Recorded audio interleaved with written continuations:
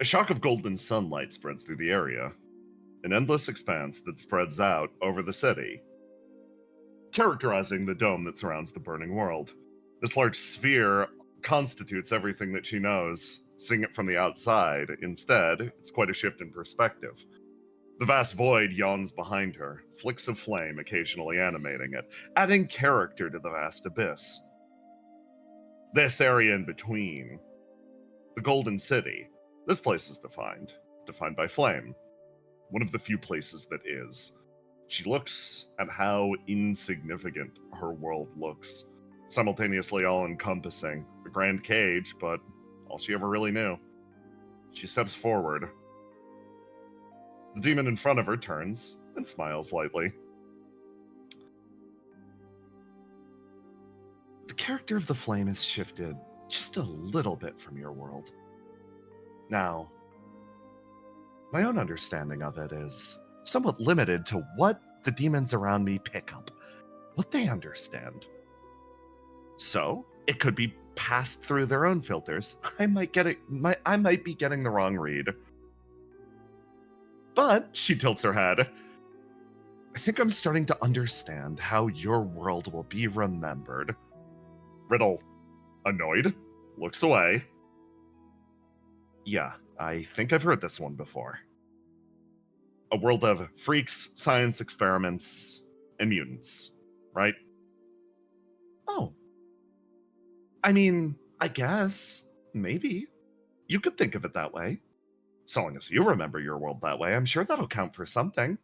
Riddle's expression falls a little more frustrated. What do you mean?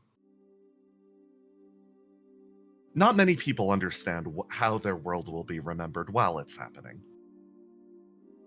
It's individual notes that tend to stand out. I believe World 11 is primarily known for its high mountain peaks and its dragons, correct? Yeah. That world didn't exclusively exist at the top of mountains. The lowlands were once lively, teeming with life, until the blizzard came. The dragons were considered large threats to the world until they became its overlords.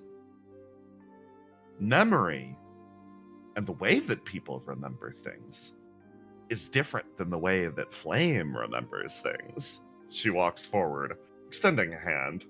The fire animates, Riddle, frustrated, looking for any opportunity to tell this being that she's wrong. Instead, listens.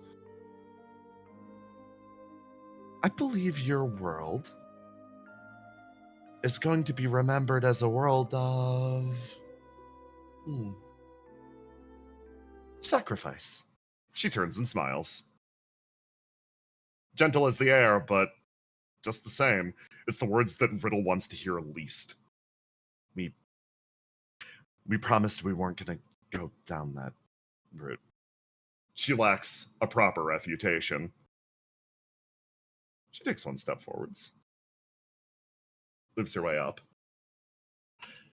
Oh, of course. I see. The smile returns to her face. Brilliant, beaming. She walks back, away from the abyss. You know what you need to do in that case, then, right? She grinds her heel into the ground. I guess. Yeah, I do. So, why are you struggling? It's not easy. Of course it isn't. That's why so few do it. Well, good luck. She walks forwards, and from behind, this large edifice, a being extends upwards. A titanic tower of a demon slowly reaches its hand down for her. She places herself within it and gently waves. I'm looking forward to your next visit. These discussions have been great, even if they seem to leave you, tongue-tied. Riddle pauses, watching the overlord of the Golden City disappear into the distance. Not once has she been able to verbally joust back.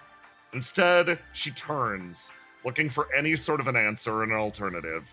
And instead, as she has over the last few days, every time she's come to this place, She has come to the same conclusion. The same answer, or lack thereof. She already knows what she needs to do.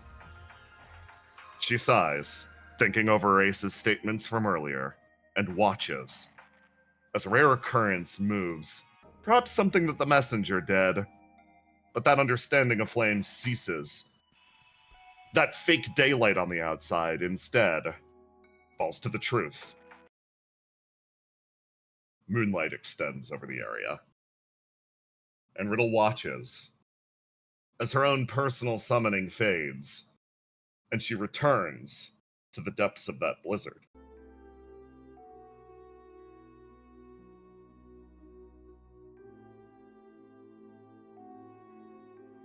A person wanders forward, placing themselves within the phone booth. Their large frame barely clearing the doorway, they duck down and dial a number. One that connects to quite literally nothing, but in an instance like this, a line is left open for them specifically. They speak out in a familiar tone of voice. Conversation carries on. Update, situation. They so rarely check in. Yeah, so guess I gotta move now. Kind of a shame. The voice on the other line laughs gently. It's turn 2 and you're already intervening? That's a little surprising. You're not gonna hang them out to dry? Nah, I think they need the help. The more I understand about this situation, the more I can see that this world is gonna either ride or die by its own ideals. So, I figured I could throw my own hat in the ring, so to speak, and try to tip things in my direction a little bit. If everything goes okay, I might buy them a little more time. If everything goes bad for me, it still might go good for them. At least they'll have earned the right to destroy themselves, right? It's an unnecessarily cruel thing you do. But I guess this is how you have your fun, isn't it? Things are so boring, particularly as things reach late game. Come on, this is my one chance for a little excitement. Everybody's taking their shot at being the cynic. Might as well, I guess. Well, have fun. Things are going wild on my end, too. I heard. Everybody getting called home, huh? Good luck. Yeah, likewise. People from this world, they turn, looking out over the top of the phone booth. They're real freaks, you know that? That's something coming from you. Yeah, it is. The phone clicks, and the figure walks into the night of the city, ready to do the very thing that they came to this world for. Ka-chung! Ka-chung! The sound of metal locking on metal can be heard over the whipping winter winds.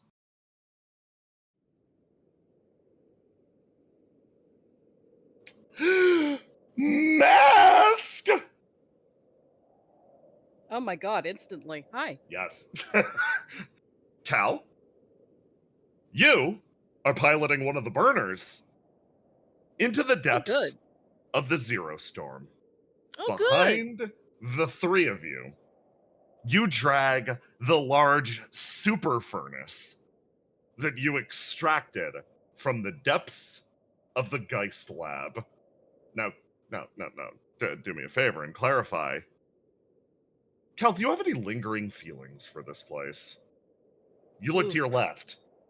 You see the path that you traced over to the bunker nearby, and you see the path off in the distance as your two cohorts actually, sort of loudly chat with each other over comms. What's running through your head? Oh boy. Of course he has feelings about this place. It's a place where they lost people. He wound up, one way or another, in charge of a group. That's not really something he'd ever been asked to do before. It's not really something he was sure he's qualified for. But it was the position he was put in, so do what you do. You do what people need you to do to help make things a little easier. So he made the best decisions he could. And at the end of the day, it meant that the people he was leading weren't there when everything went down for everyone else. And he talked to Tafio a little bit about that.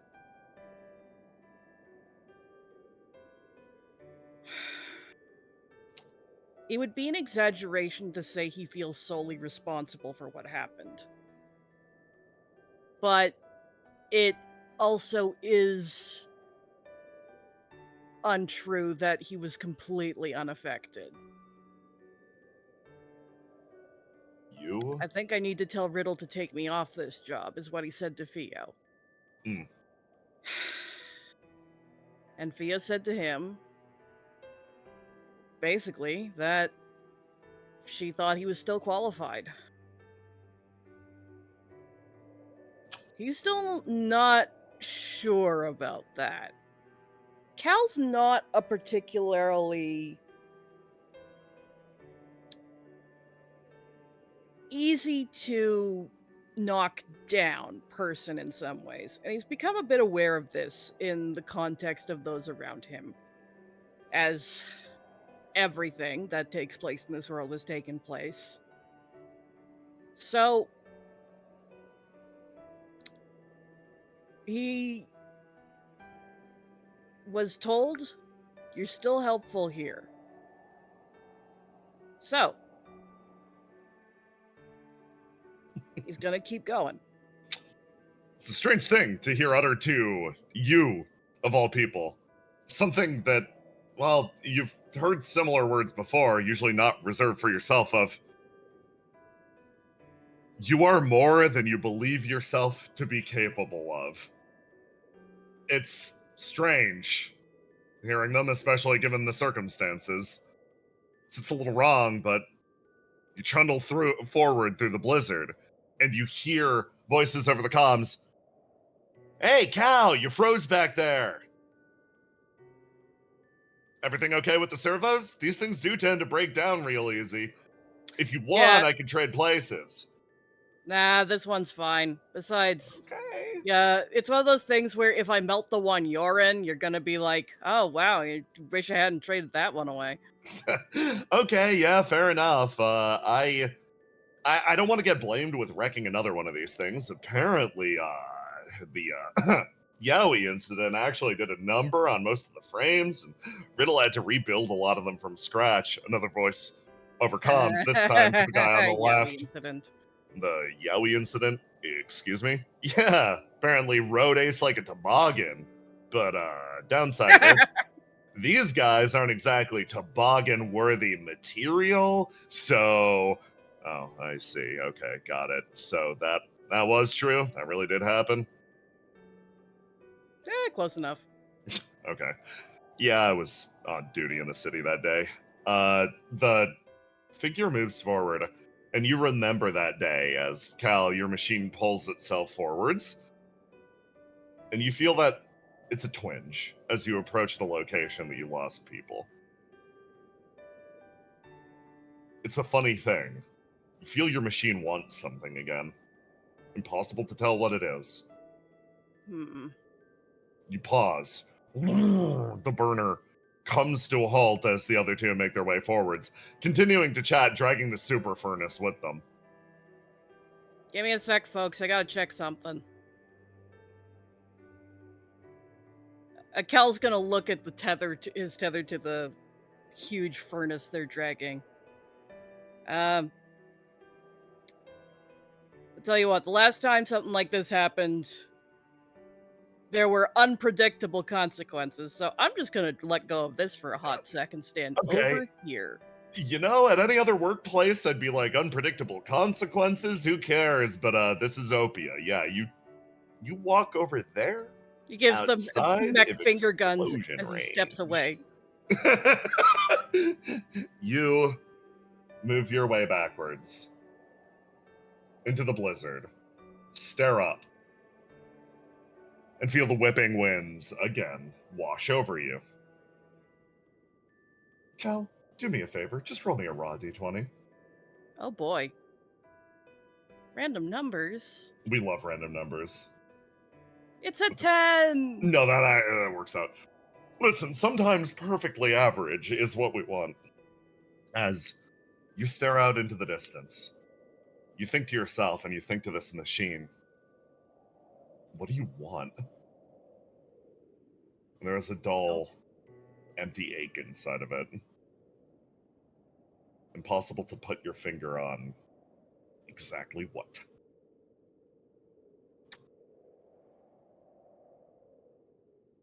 Robin!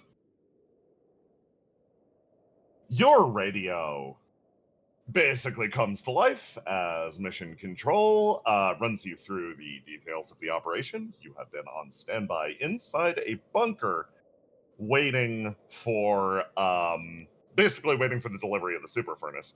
Charybdis sits there, legs crossed. Oh, shit, we're up. Okay, cool. Oh, right, okay.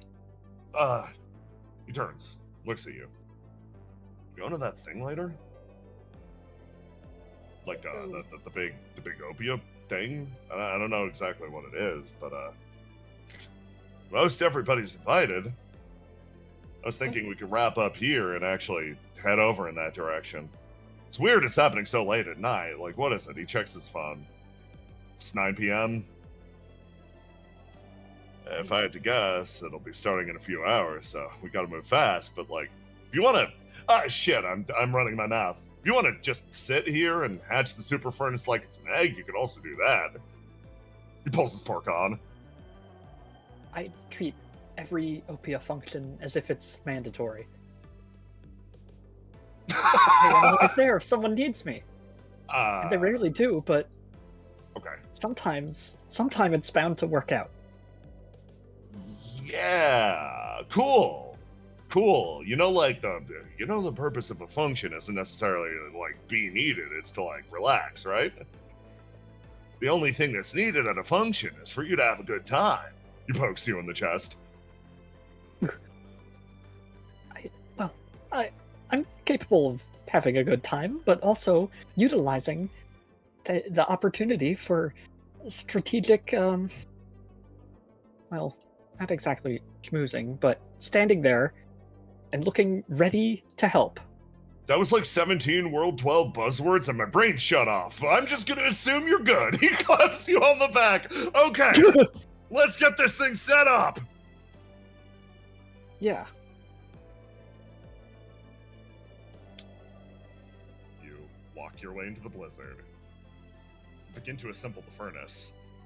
Our camera does not follow these two, though, as they disappear into the depths of darkness. Instead, it traces its way over the top of the blizzard, moving towards an arrangement of lights. This, on the very edge of the Zero Storm. An inconvenient location to be sure, but just the same, looking at it now, there's no way around. It looks lively. Positively inviting. Homie. Speaking of which, these two have been talking for the last 5 minutes. An uncharacteristic man sits in the middle of the Opia gathering. So, yeah, more or less, that's the plan. We got all the trees cut down, etc., etc. You're probably going to need a little more time to focus on everything that you got in there. He gestures to a binder that he handed you 5 minutes ago. It won't take long. Yeah. What do you mean? It won't take long. Yeah, we've only got a few hours. You're going to spend the next few hours focusing on that, right? Understanding all the subtleties? I mean, look, he looks at it, skims through it again.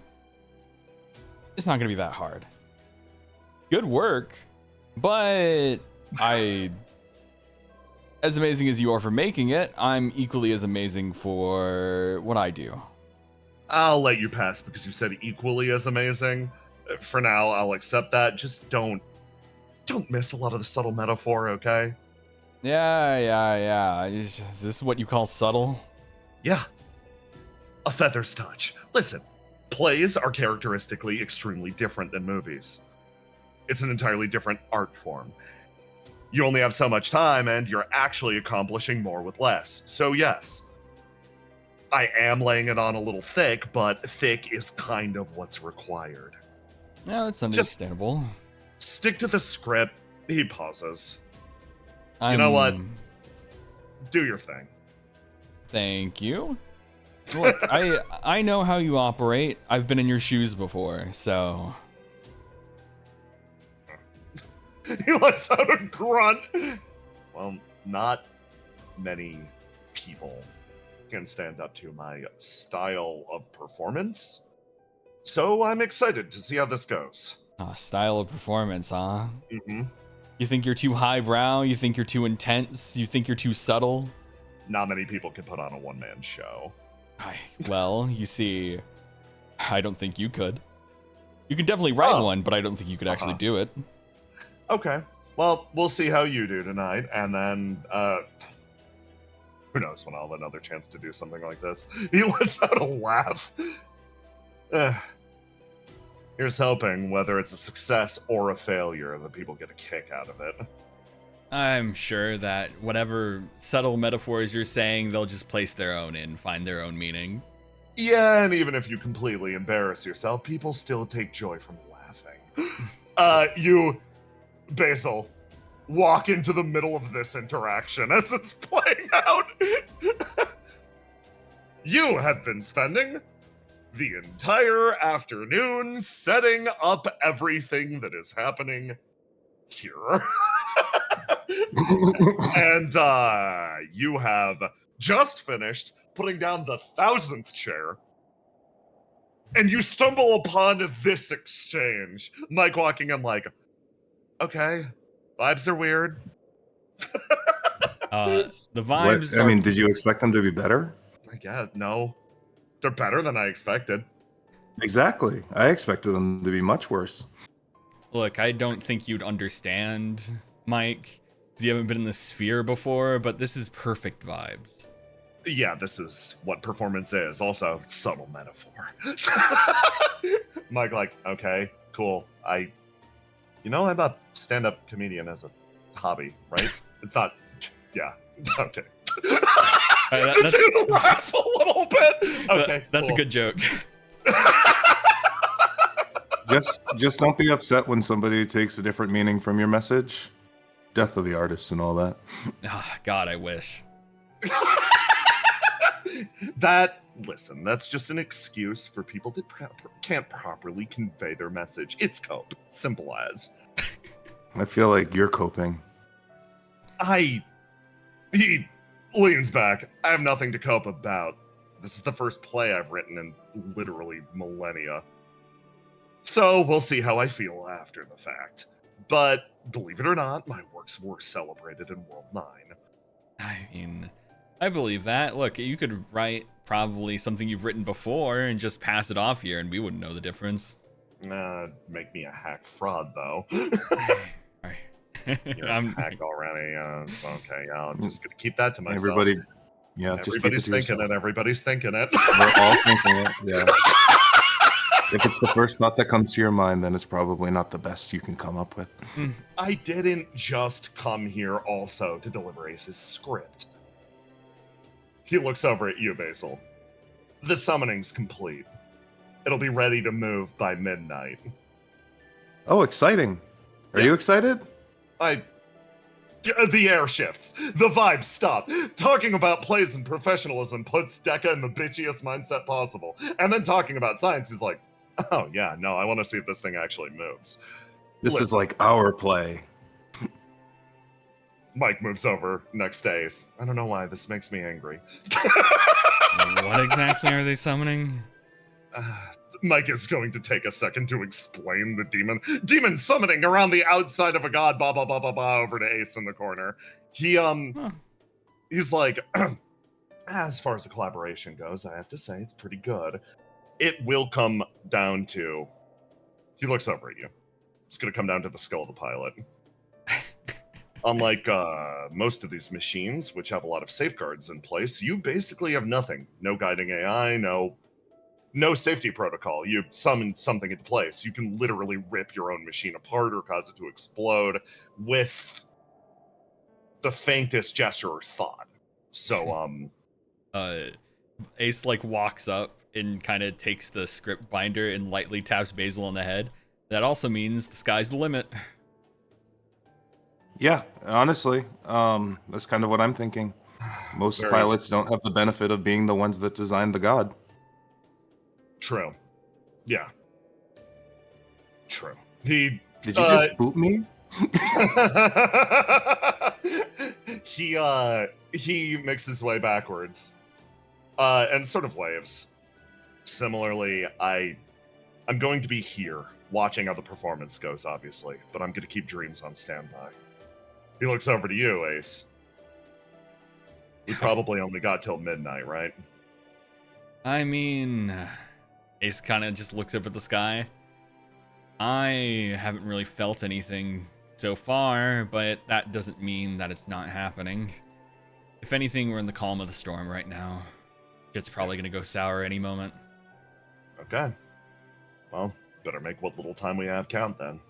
He sort of waves and starts to walk away.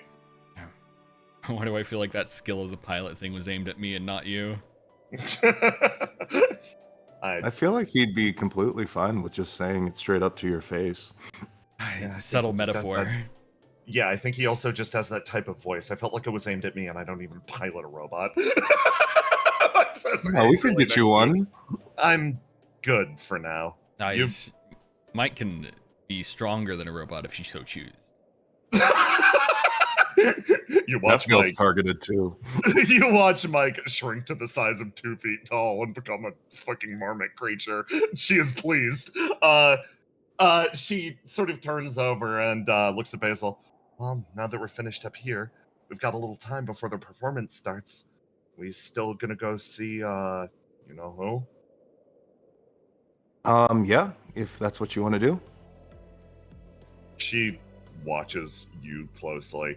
Something's changed in Basil's eyes. Yeah. I think it's what you want to do. So, yeah, let's go. It's important, right? Yeah, I think so. She takes your hand. Good luck, Ace. Yeah, What is it? yeah. Break a leg? Yeah, it's something like that. Good luck with whatever you know who is. Just Or don't. don't break a leg. I feel like you might need them. That's fine. Why would you keep up with some ancient anachronism? You watch those two sort of walk off into the distance, disappearing into the snow, and then Aloha, as per the conversation before this game, you have 0.5 seconds as you watch something happen in real time, and you get to make a decision with your life, my man. You see somebody run up, sprint, skid to a halt. Did you see where Basil went? Basil? Yeah. Huh. Aloha, the future is in your hands. Ace just kind of walks up. Yeah. Why you want to know where Basil is, huh? I think her and Mike went off. I'm worried, mostly. Worried? About what? Yeah, I think shit's about to pop off, right? Suddenly the air around everybody changed. Yeah. Uh, You not in the loop? No? Look. So you're running off to protect Basil? Yeah. Look, Danger. If you're out of the loop, you don't know what's going on, I think you're the one who should be looking for protection. And then Ace disengages like the king he is. Danger turns, he thinks, he runs, and sprints after them. Ace, you look at the stage behind you. You look at everybody getting set up, and you look at Opia filtering in. A smile crosses your lips. You open the binder again. Yeah. You got this shit on lock.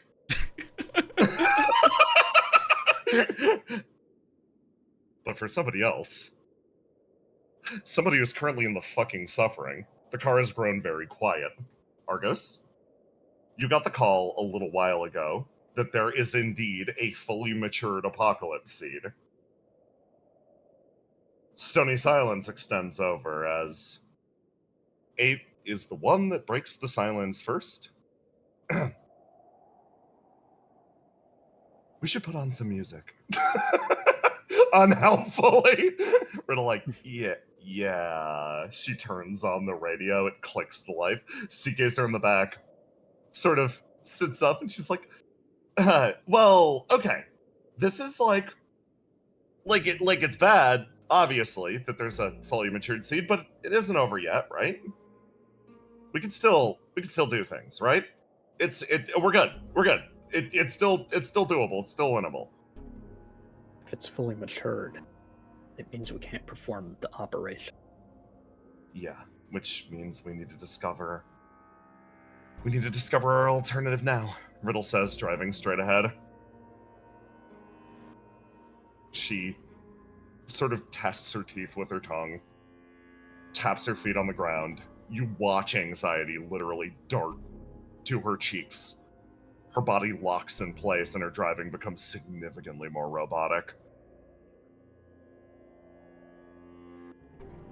Well, we're gonna. So, yeah.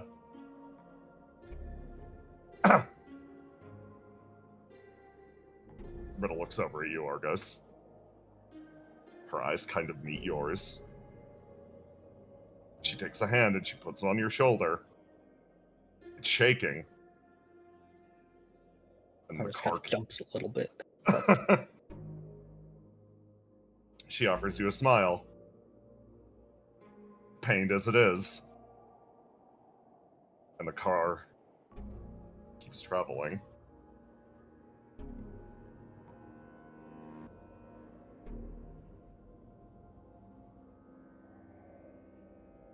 Back at the hotel. Groups of Opia have kept this area locked down while sealing up the basement at Verona's instruction. The dead haven't been fully collected yet. They look at each other, exchanging theories of what might have happened. There's a murderer on the loose, multiple members of Opia down, and there's only a single point of concern. The number of people that were taken away in the van following behind the Opia tank. Could one of them have done it? Nah, no way. I don't think Guy could harm a single hair on anyone's head. No, I don't believe so either. They look at the bodies behind them. The question of who did, though. At a distant station point, a few people have gathered around a burning barrel. This is bullshit. I know it's bullshit. I know it's bad. There's a big play happening back there, and we're stationed out here. Where's our last guy? You mean Guy? No, our last guy. Yeah, you mean Guy. Shit, his name's Guy? Yeah. Where is he? Did we lose him in the blizzard? No, he got reassigned last second. Apparently he's headed to the center of the city. Oh. This person over here. Guy's on this job? Yeah. Fuck yeah. Love Guy. Taps his foot on the ground. Oh, okay. Cool. Tell me about him. Oh, I've only really known him about a week, but how much can you really get to know a person during those times? Dude, we have almost died in a death blizzard multiple times. You can get to know people pretty fucking well. Oh, okay. Is he a narc? No, probably not. Just got an issue with, jumping on any live grenade to try to save the lives of the people around him. Oh, one of those types. Okay. It's a regular fit-in with Flo, then. There's a chuckle around the campfire. Well, at the very least, if we're not over there in the middle of all their bullshit, the odds of us getting like trampled to death or something radically decrease. So here's to a good night. Yeah, here's to a good night. Here's to Guy if he ever shows up for work. And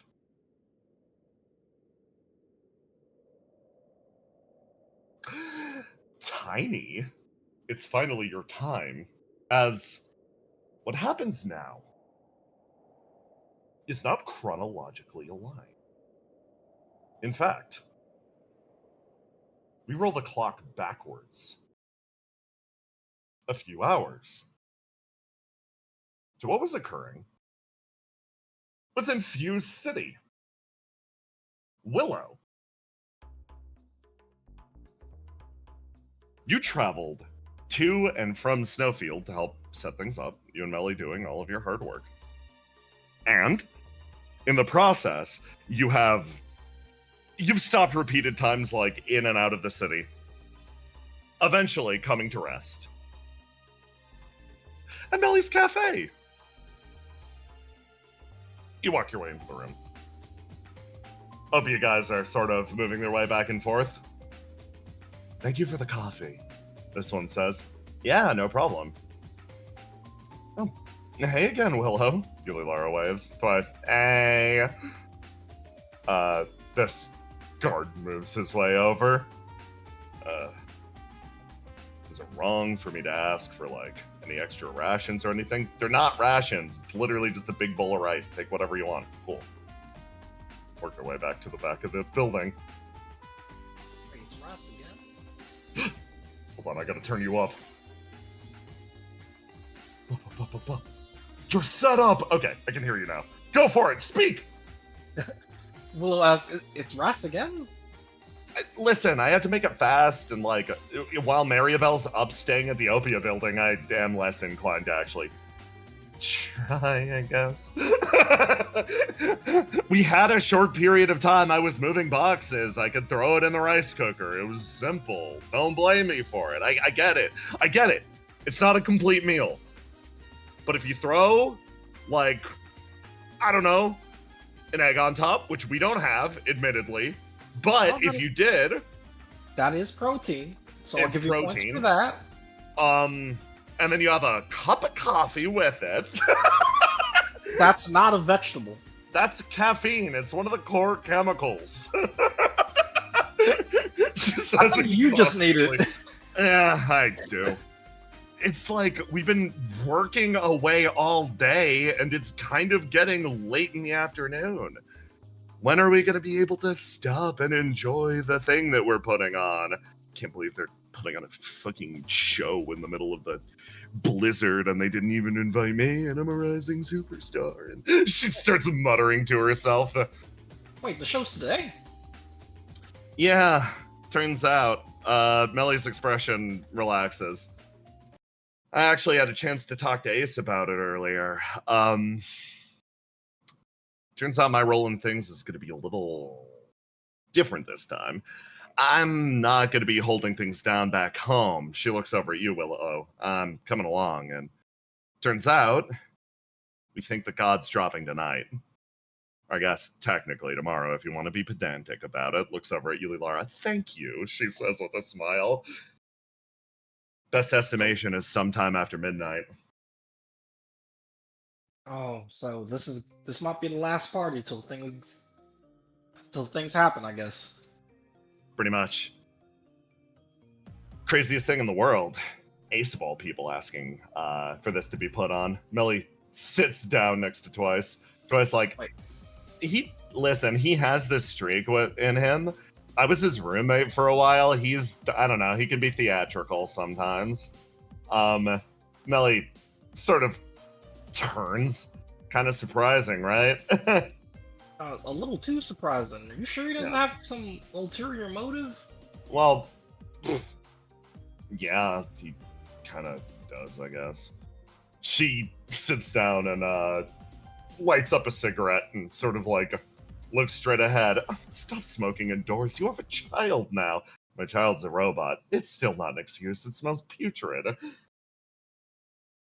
She sort of taps her foot on the ground, thinking, well, it's like this.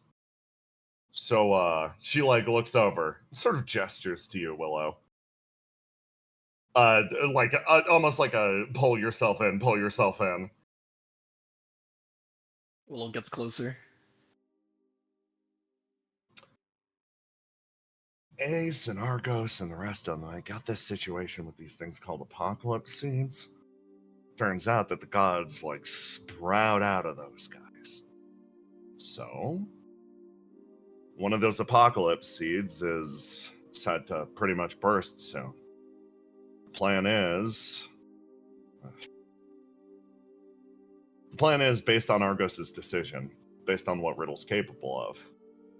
One of them is going to be turned into a big portal to yank that thing over here, and instead of letting it mess up our world, fight it on its own ground to some extent.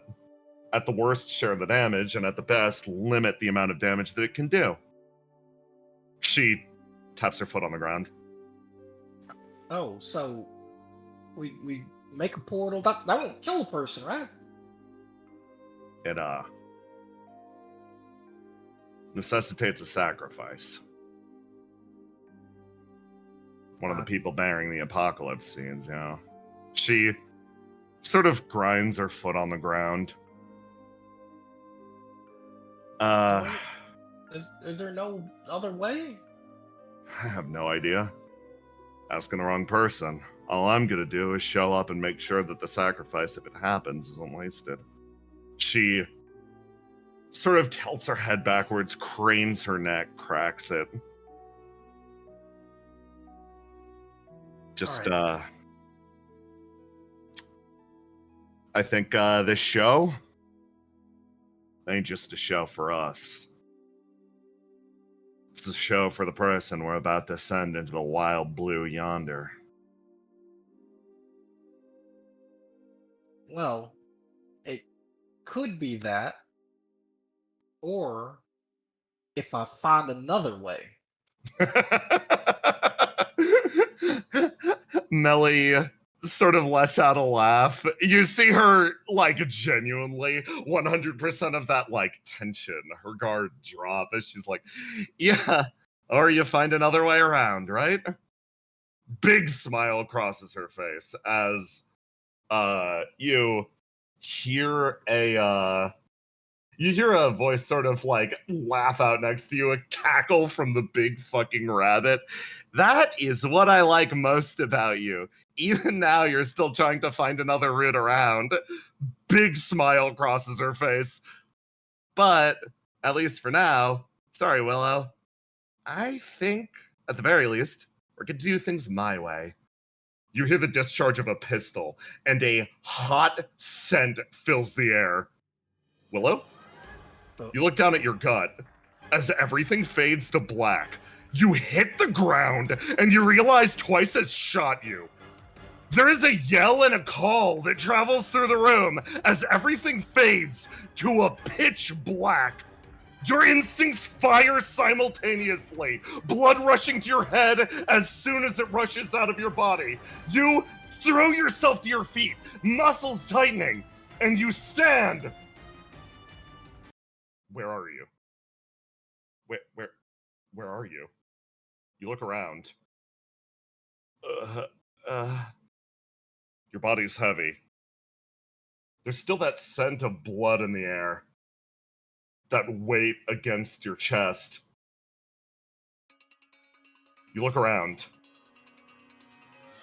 You have no idea where she's gone.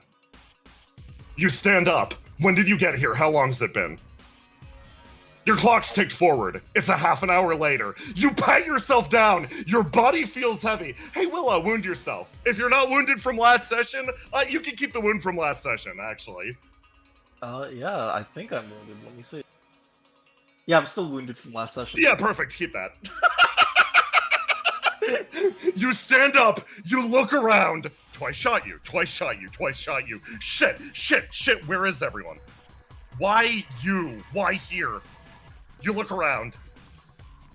Feeling spreads to your gut. Roll to die for me and tell me how Willow's feeling. Alright, let me roll a die. Willow doesn't think, she acts. She Let's immediately fucking go. drops her cloak. Yeah. Alright, something's Fantastic. going down at the party. And she's gonna immediately run in that direction. You start to run in that direction. You sprint your way forwards, and you make your way to the nearby alleyway. You turn around, you think, and then you feel the pressure of something. It's heavy. Spreads around you almost like a smoke. It whirls around your back, lightly placing its head next to yours. Well, well, well, finally awake! Who are you? A heavy presence, you can barely move. You've unfortunately been shot by my wielder, which leaves me in the unfortunate position to reveal to you your most cursed fate. It's nice to meet you. I'm the representation of the Reflection Black Cat. Sparkle, sparkle, sparkle, sparkle. I see. So my worst fate is being forgotten in an alleyway? No, absolutely not. You have only begun to suffer. The voice resounds out around you, and as you take one step forwards, you see a manifestation of the way that'll happen. Bad luck. All rolls automatically fail. All the worst will happen. Everything that can go wrong will. This effect lapses when too much bad luck is accrued. You take one step forward into the alleyway. And at this exact moment, Willow, your ESP starts to act up. It starts to spin a tale for you. A beautiful one that immediately overcomes your eyes. You watch.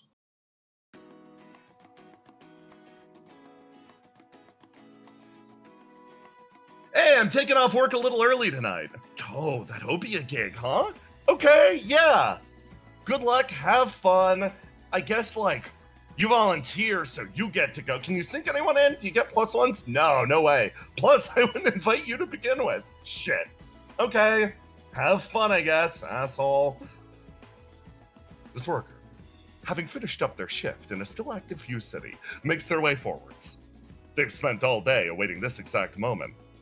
As they make their way down to the garage, they make their way down to their car, and they speed away into the depths of the city, excited to see the show. Now, at this exact moment, they've only got so much time if they want to arrive before midnight. So, instead of taking the normal route, they decide to head down a back alley. Willow, as you step forwards, you see headlights. As you raise your hands, and what would normally not be an issue for you careens towards your body. And Willow, the car skids, coincidentally striking you, sending you flying backwards. You hit the wall and slide down. You're at full HP still, but I'm gonna dock you 20 health as the driver screams and then heroically drives off into the distance. Okay. That hurt. I'm so sorry about the bad luck. It's only going to get worse from here on out, but, well, there's always an even exchange. The demon curls its way around you. You want to know what my wielder is here for? What are they here for? Well, she's doing it to give you a chance.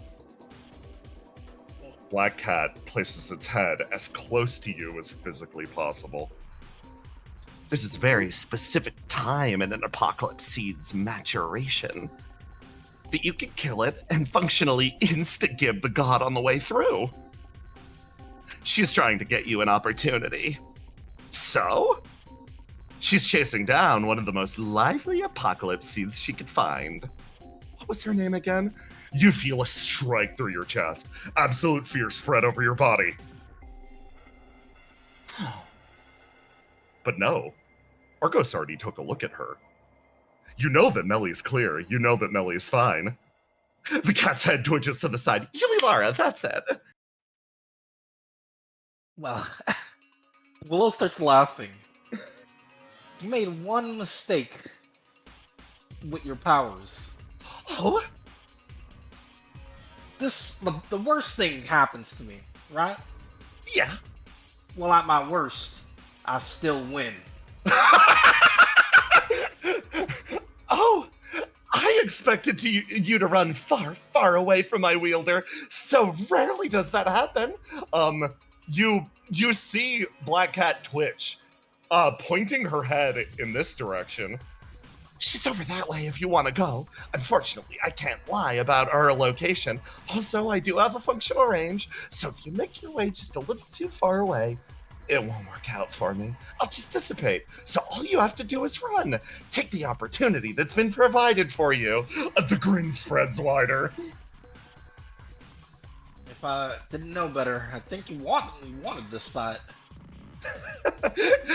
The only thing I want is to watch how you struggle against the inevitability of your fate. Yeah, it's inevitable that I win. Willow, you start to charge your way forwards, and your bad luck continues to manifest. You feel it. At this exact moment, you stomp your way deep into the city. And I post the most recent bad luck manifestation. Bad luck, GM favoritism. When the scene would cut away to grant you a chance to breathe, it doesn't. We're staying on you. What the hell? Willow!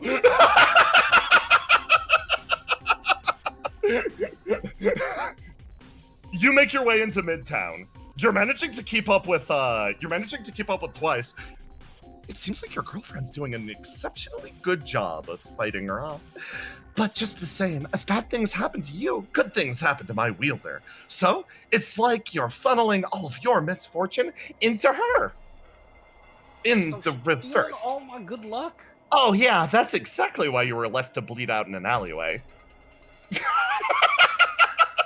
I'm gonna pay back Twice tenfold. Willow, you make your way forwards as you start to see them careen to the side. A drone above you starts to malfunction. It breaks down, carrying something with it. No, that couldn't be. It's carrying one of those experimental furnaces. It weaves its way back and forth. What do you do? Alright. The first thing I'm gonna do is I'm gonna try and punch it. You reach your hand up. Willow, give me a roll to do. You reach your hand up and the roll automatically fails as your hand flies its way up and gets caught in the propeller. You take 10 damage as it over to the side and explodes in the distance. Blood leaks from your forearm. Oh, that was unfortunate. I hate this ability. You take another step forwards, and at this exact juncture, these Geist Guards turn, and another bad luck manifestation. They look over at you. The only Geist loyalists in the entire city happen to lock eyes on your location, and they stumble forwards as a man in the background, who honestly shouldn't be at work today, squints. Oh shit, is that my target? Oh no. These two guys are running over. Hey, you! Ah! Like myself, thank you. Alright. I'm Will-O-Wisp, and I'm in a very, very bad mood. We got her, Okay, let's bring her in. They start to run their way over. What are you going to do? I can't fight them because I'll fail. Alright, you! He looks at the first Geist loyalist. We gotta go this way. The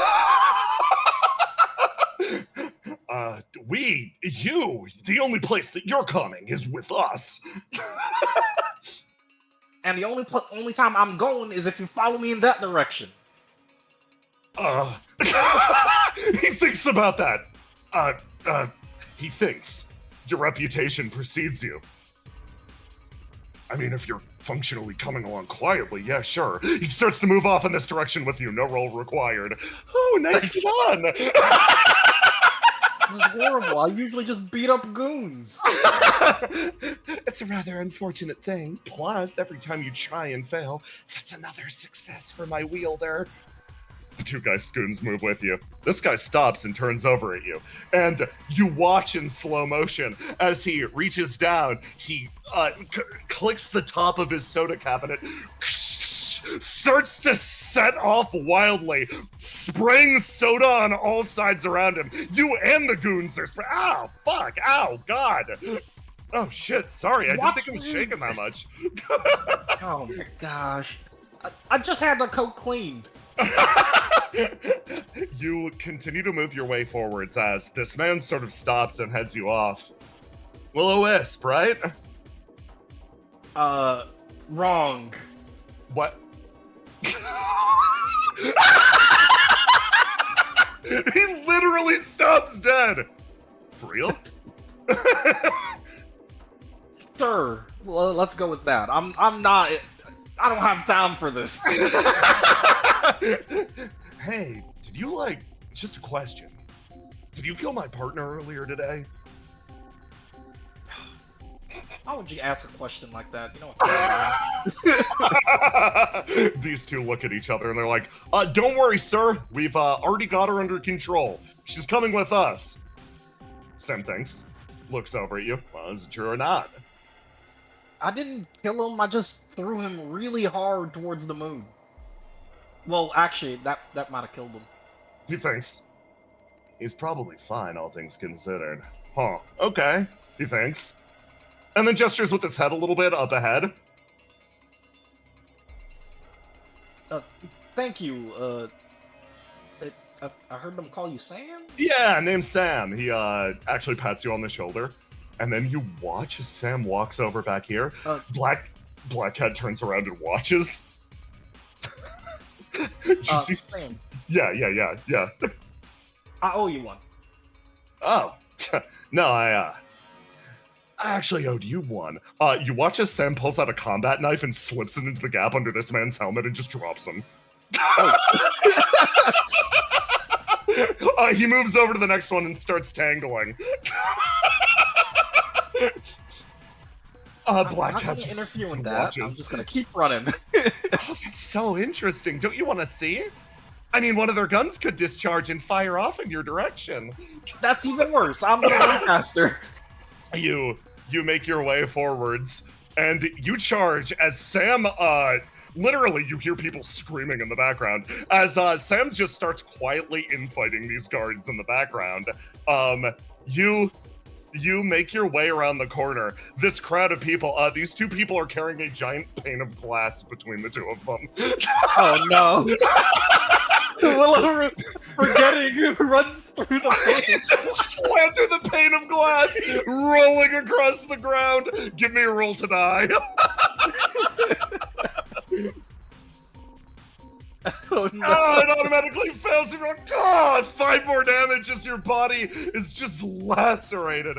And Willow, you make your way around the corner as Black Cat stares down the local this little alleyway, and you hear a call from behind you. One that sends a shock of pure dread through your body as you hear a "Stop right there!" And a group of people that you've never seen before enter the area. They sort of stumble their way in. And for some reason, you can tell by their aura, they mean business. We're debt collectors from the Silt Islands. Based on our understanding, you, Will-O-Wisp, have an outstanding, absolutely horrific, dare I say, apocalyptic credit rating.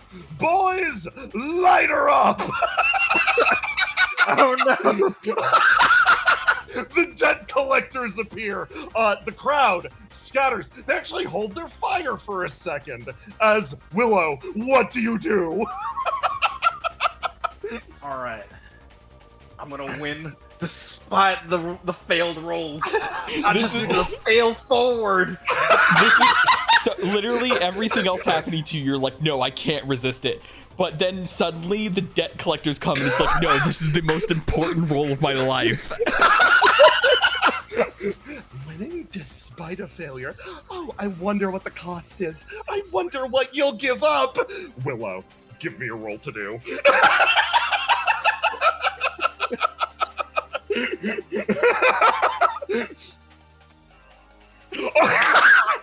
I could feel it coming as you make your way forwards. You charge, you leap, and you throw yourself at these debt collectors, a group of local thugs hired by a chain of banks to eventually collect the massive bounty that has appeared above your head at the most inconvenient time possible. But with a roll that good, there's only so much bad luck that Black Cat can bring you. In fact, it's enough bad luck for Willow to be dealt damage and, quote, only achieve a partial success. But it isn't enough bad luck that there can't be a convenient aside to move things along. Two people find their way to an alleyway as Twice reaches down, sort of braces the weight of her gun against her body. Oh, wow. That was a really impressive one. I guess it can only negate so much luck. Willow's a real force to be reckoned with. Melly, again, moves in front of Yuli Lara, raising her shield high. Yeah, just the best in the goddamn world. Back over here. On the other side of the convenient aside, Willow. They lie scattered and broken before you. You've taken multiple gunshot wounds, but you did it. You just brute force through the bad luck? Are you kidding me? You can't fail every time. Oh, but that's what my ability does. A failure every single time you try. And when the outcome is unfailable, she turns. Oh, no outcome's unfailable, Willow. You should know that by now. She whirls her way around. My wielder, she's trying to spare you from risking it all on something stupid. If she manages to take out that god, if she manages to get Drift before he ever spawns, then, and only then, will you Opie lot, avoid the most tragic conclusion possible. The cat laughs, rushing headlong to your death. But then again, she looks at the bullet wounds. Maybe you could just brute force that too. well, if she thinks that way, I don't need her help. Black Cat lets out another laugh. You make your way into the next area. Catching up! Willow, I put you down here. Where the fuck? Why did only Black Cat spawn? Willow obliterated. Not allowed. The worst luck possible. Truly, the worst luck. Your air conditioner breaking and not being repaired. Exactly for this session. Being condemned to the bathroom. You continue to rush your way towards Twice. Black Cat's head seems to always need to be trained to some extent. Either an eye or some other part of the expression over on her wielder. You stomp your way forwards and you see it. In that alleyway. Between you and your destination. You see a man who just reached his lucky break. Yeah, after all. This man. Things have been working out for this man ever since the Geist split. He stands. Fucking finally through with this shit. Done with the cults, done with the Ascalatines, done with all this horse shit. Opie is imploding. There's a big fucking festival tonight, and I'm not showing up there. I'm just gonna be here, View City, minding my own goddamn business. He stumbles his way forwards, pauses at one end of the hallway, makes eye contact with you. He thinks. Can you help me out? What?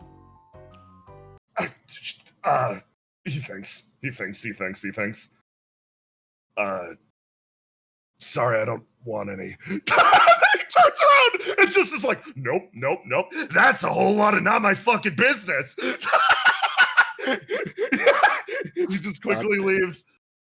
If that man had attacked you, you would have been gutted on the spot. I can't believe that scared him off more effectively than screaming at him. I thought he'd come and help, honestly. I'm sorry, it looks like you're unfortunately all alone. Except for me. Yeah, except for you.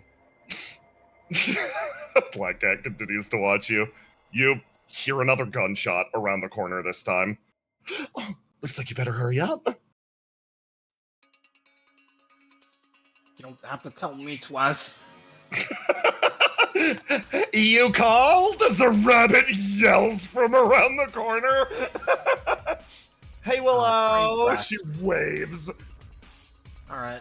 Willow looks left to right, then left again and crosses. I didn't even fucking think of that. You win this time.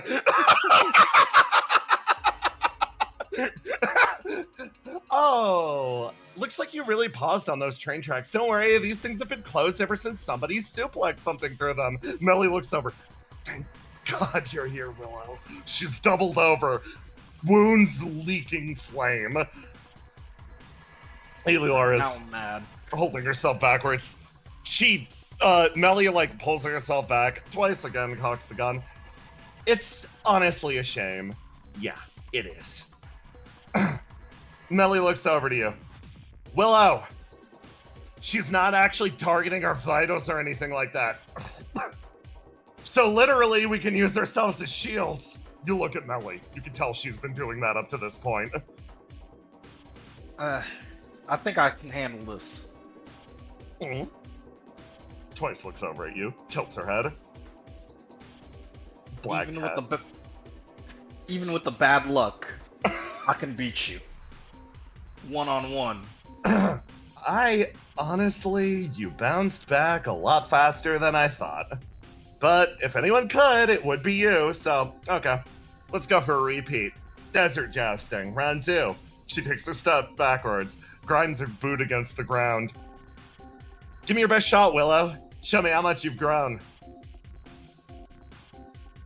Alright. So, I'm going to use Keyhole.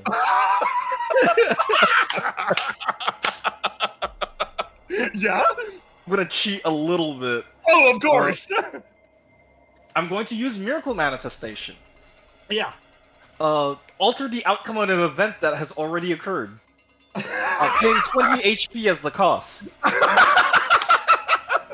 I'm going to alter the events of the bad luck over and over until it is good luck. And literally just square up with the rabbit in a contest of raw luck.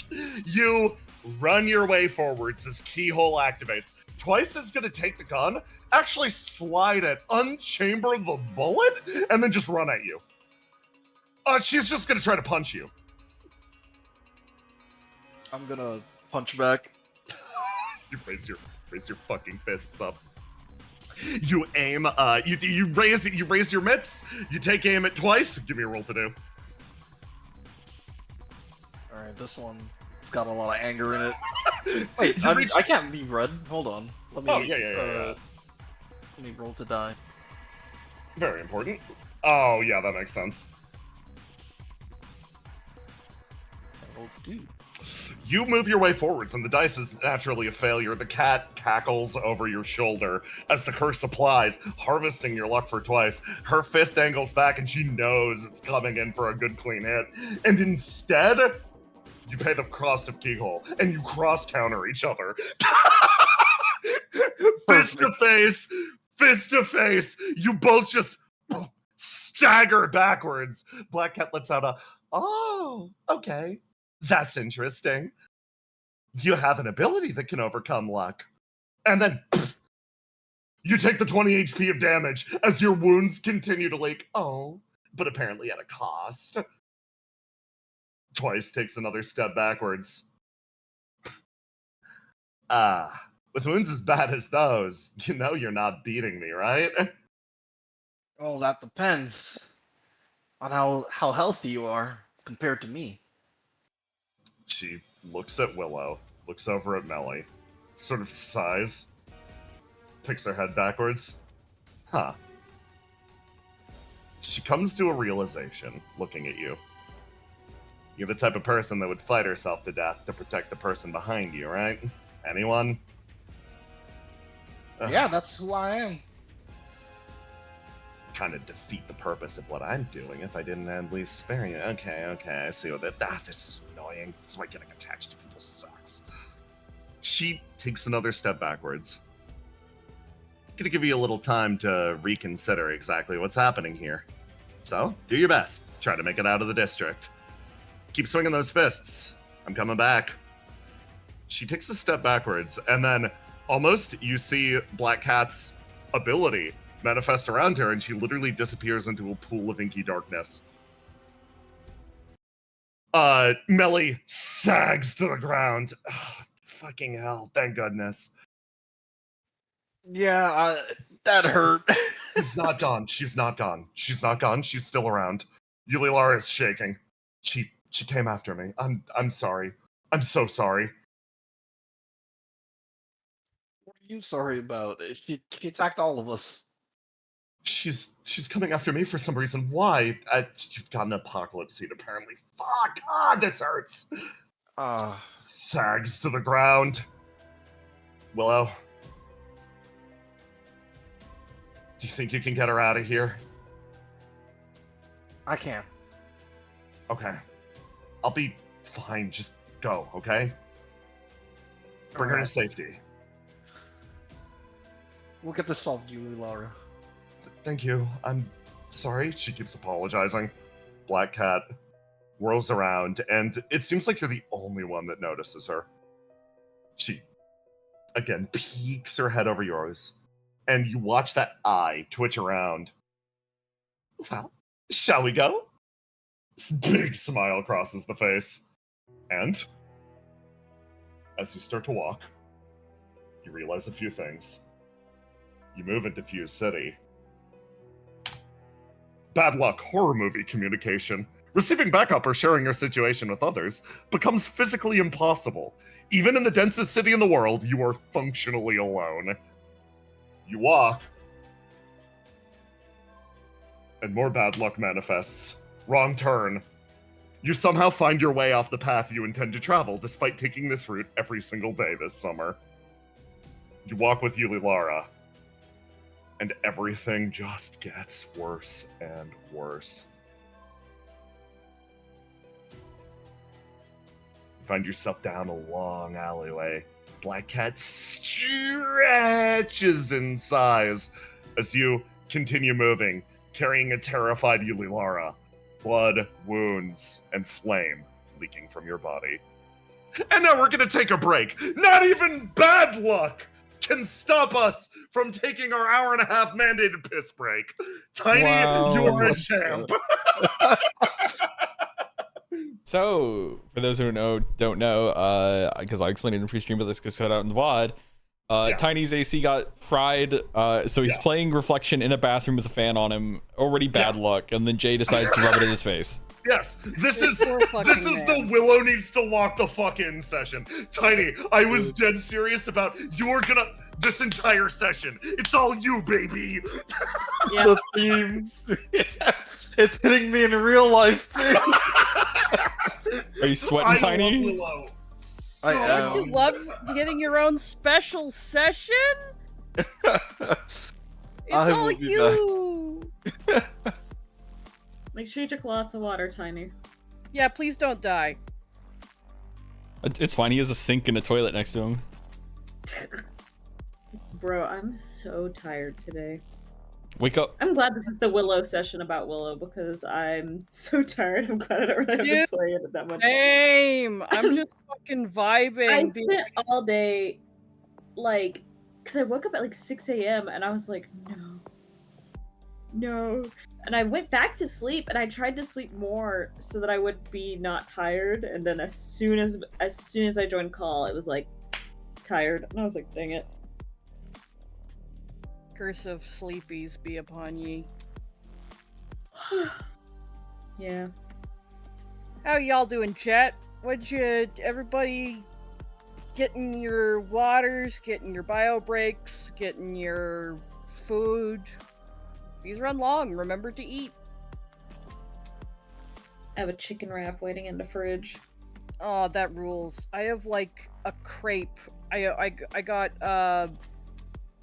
breakfast from a breakfast place, and I got a crepe, and the crepe it's got strawberries and banana and some chocolate drizzle, and it's really good cold, so I'm fucking looking forward to that later.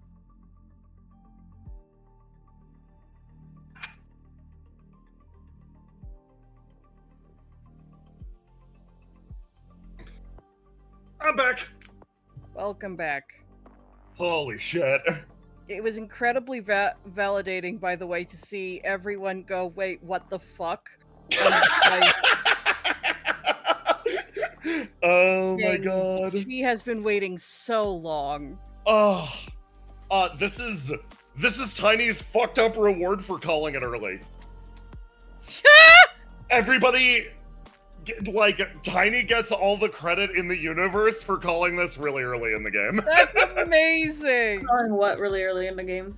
The twice thing. Yeah.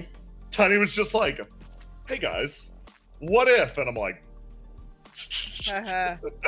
Haha, lol. I don't know exactly what got said because my computer was exploding. oh no. I have to reset my Firefox every once in a while, or my computer will explode. Yeah, sometimes I'm not going to be in the Roll20. That's yeah. fucked up. Firefox has a memory leak. It'll just start chugging after a certain point. I'm back. Welcome back.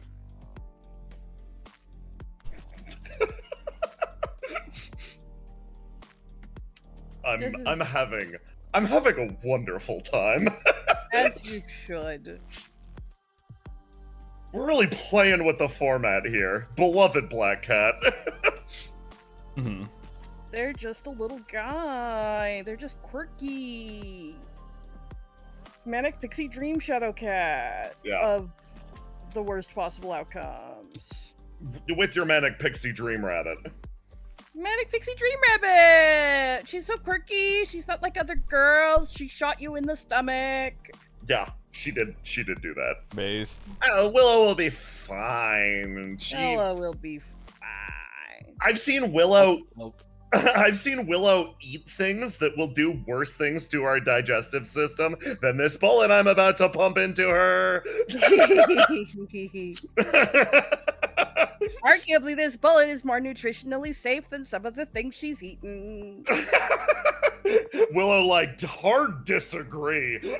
My diet is balanced. My diet is perfect. How dare! Now those are fighting words. Now she kills twice. How's Willow feeling, Tiny? Willow is incredibly angry. Yes, my goat. She got shot by someone she trusted. Yeah. Yep, that'll happen. Hell. And then No. they said she couldn't handle it. The bigger insult here, honestly. Listen, getting shot is one thing. Lots of people have shot Willow. But a personal insult. Yeah. Dude, I love it because Willow... So, there is... it's written in the text. It can only negate so much bad luck. So, Willow rolls good enough that it goes over and lets you do traditional, like, yeah, and then you get a scene break because you rolled good again. And then, no, the scene changes because you rolled really good. No, you get that convenient reprieve over here. No, you get to take out all of the debt collectors. Literally just brute force. Okay. Even on her worst day, Willow will not accept financial responsibility. Will still doesn't know who those guys were. Yeah, no, she's like, I don't know, who's weird. I was under the effects of an enemy stand. Okay, Tiny, we're going back in with you because, Aloha, are you back? Yeah.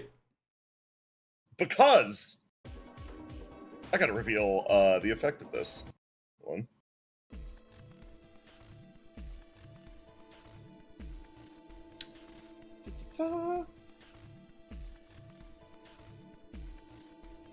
Bad luck! Violation of the rule of threes. An extra map has been added before you reach your destination.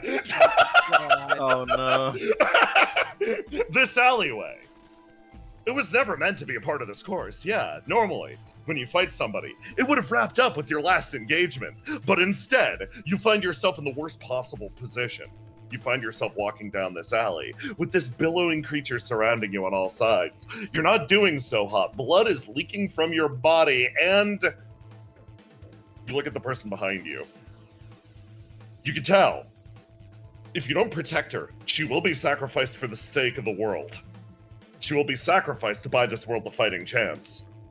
And it'll happen under your watch. This figure whirls around you again and sort of watches you carefully. Be careful now. Don't worry. I'll keep you safe. Thank you. Thank you. She shivers. I don't know why this is happening to me. Neither do I. Is it Just how things are. Is it because I got involved with Opia? She's trying to do mental math. No, it's not because of that. It's complicated. If oh man, if Argos was here, he'd be able to explain it completely. It gives you a good idea. Yeah, you gotta get to Argos. You look around and you might not know this area, but you'll be able to get up to the God's Arms soon. You'll be home free at Opia. All you gotta do is leave this maze of alleyways.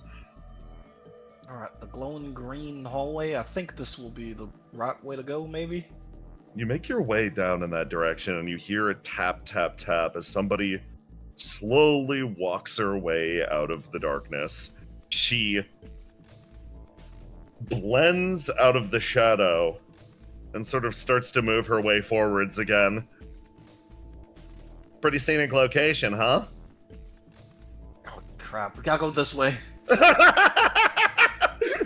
You start to move off in this direction. As you turn and you look at Twice, you watch the air billow around her. You see her focus in, she closes her eyes, and she manifests for the very first time an ESP field. It seems to chew up the area around her. And you're always told one thing. There was always one Master Level Esper before Riddle gained her abilities, before any of the others appeared. There was one at the very start. The rabbit slaps her hands together, and you feel an oppressive aura touch down behind you. Her ability is very simple. She sort of rounds the corner, big smile still crossing her face. Twice has the ability of 0. If she has the ability to swap a number to 0, she can. Whether that's dealing 0 damage to her or reducing your hit points to 0.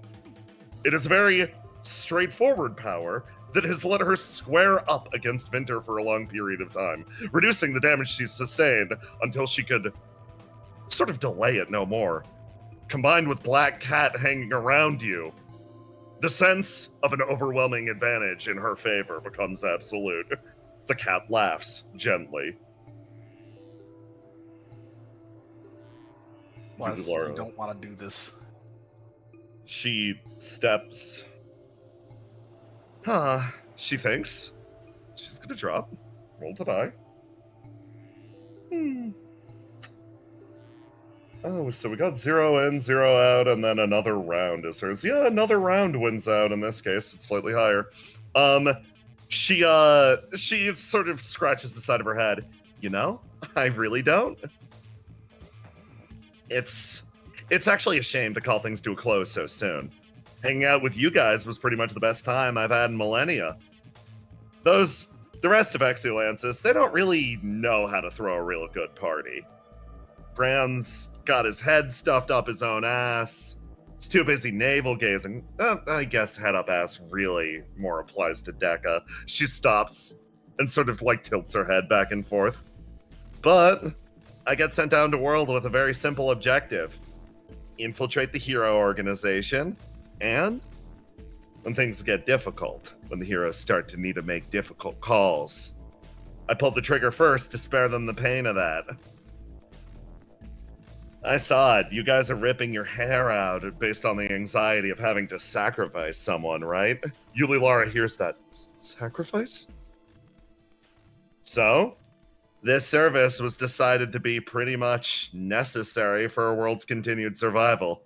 Gives you one freebie to learn on, I guess. Twice.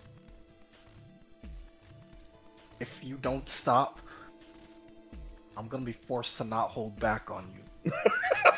And the only people I never held back on was Eternity. She looks at you. Looks how bloodied you are. Smiles even wider. And then pulls herself backwards. Waves. And disappears down that hallway again. Black Cat remains on you. She didn't leave. She's still here.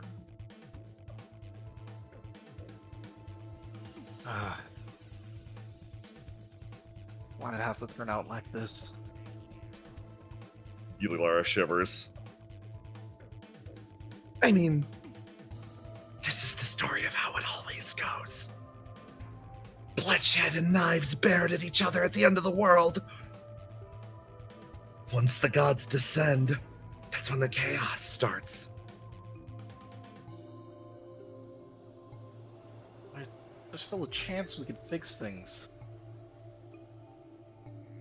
She won't even let us try. Believe it or not, this is her way of letting you try. Do you know how many worlds tried and bet it all on a vain hope and lost everything for everyone? This form of cruelty, this is her kindness. Killing someone so that you don't have to. We're not gonna sacrifice anybody. The figure continues to laugh. Yulilara hears the word again, shivering. I think it's this way. She tilts her head in this direction. All right, I probably shouldn't lead the way. Things are getting mixed up for me. I'm not thinking straight. Your head is swimming. Blackhead continues to stare down at you. Smile spreading across its face. And Willow, then you hear the gunshot rip through the area. Tell me, what do you do? I push Yuli Lara down. The shot is simply... no, you've got to give me a roll to die first. Right.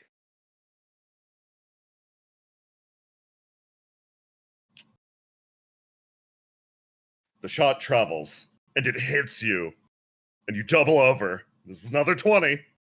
I believe that's a wound. No, not yet. Oh my god, how close? How close are I'm you? at 22. You're 22? Okay, I'm math wrong. You... The blow hits heavy. You look around, trying to strain against the darkness. You expect her to follow up. She's not going to pull herself back. She's not going to come face to face with you.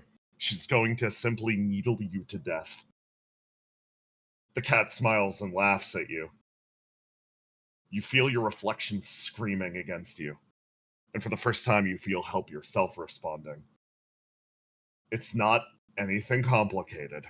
It's not even a surge of power. It's a simple call of you need to do something. They're going to die if you don't. All right. I'm going to spawn in the...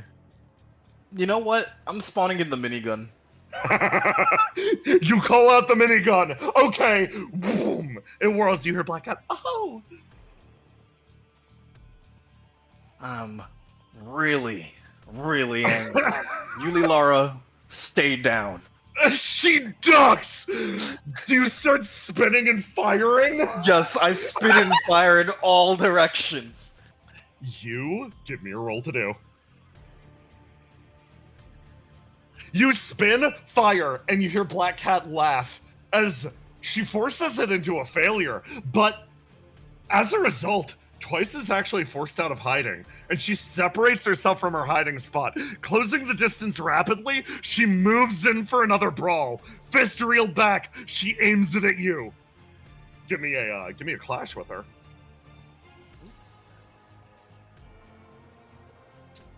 The punch travels straight towards your face, and you manage to actually overcome her hit. You bypass her shot, aim for her chin, and actually manage to land a strike. You feel her ESP tingle around her palm. She was trying to get you with this. 0 ESP, reduces health of the target to 0. She's trying to hit you with her death touch. She moves backwards and raises her arms. You have another opportunity for a counterattack or anything similar if you want. I got a feeling that a wound is coming around the corner. Yeah. I think I'm going to activate Use it up. Broken Future Manifestation. You summon Grasp. You manage to manifest a shattered version of Grasp that binds hard around your wrists. You reform your older reflection, and she lets out a call. Oh, I see. Black Cat sweeps her way over. Oh, it's barely holding together, isn't it? Twice is like, knowing Willow, she'll make it enough. Okay, let's see what you can do with it. You said you were going all out. I wanted to see you at your peak. She draws her arm back again. Alright, I activate Grasp's ability, where I don't take damage until 99. Then I activate Keyhole's ability and force my auto success. You armor up your arms, and you begin to twist and alter fate around you as she... No, I think it's this moment, yeah.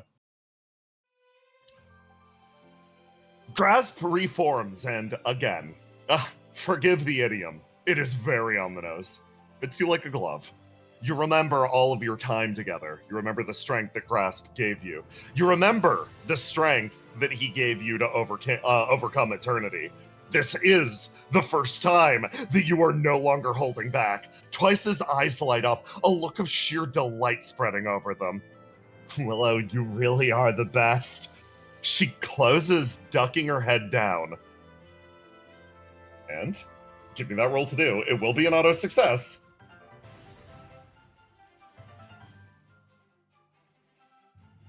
In this moment, your attack travels towards her chin.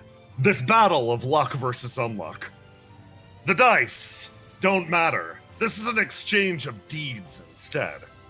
And Willow, as your legendary technique closes the distance, you can tell, Yuli Lara looking up, Twice still holds the advantage. But then again, your strength isn't limited to simply your own fists. What she would have done. 0 ESP reduces the damage taken to 0. Her goal was to wall you. Her ESP pings and flares. You hear a crack of a sniper round. As over here, the world's shittiest opportunist sort of signals you on. Hey, do me a favor. When you guys are rolling through and offing all of Geist's squad, don't snap my neck, okay? This man, considered the least lucky member of Geist Squad, decides to enter the battle for no reason other than currying favor with his enemy. Sam has a very simple goal, a simple ambition. Your fist travels towards Twice's face. He does not want to die. Your attack actually connects and Twice stumbles backwards. Black Cat, oh, wow. Who's that? An ally just at the last second? That shouldn't be possible. Twice grips her chin. Huh. Ah. Tell me what. Even at my worst, I still win. Sam, ka-chung, locks in another round as Twice closes the distance. So that'll be your guaranteed 20 damage. It ticks up. She's going to close in and start beating the absolute shit out of you. You guys are just going to punch each other. Let me, since in this instance, you are literally just trading unavoidable damage versus unavoidable damage, we can actually predict an outcome extremely steadily. Willow, you trade blows with Twice. Her fist impacts you, yours impacts her. You will drop immediately before she drops. She pushes you to 84 health. Your body reels backwards. Sam firing another shot, disrupting her ESP. Again, the rabbit towers and attempts to headbutt you. What do you do? All right. I got two options in front of me. One option is get Yulilara out of here safe. The other option is beating Twice at her own game.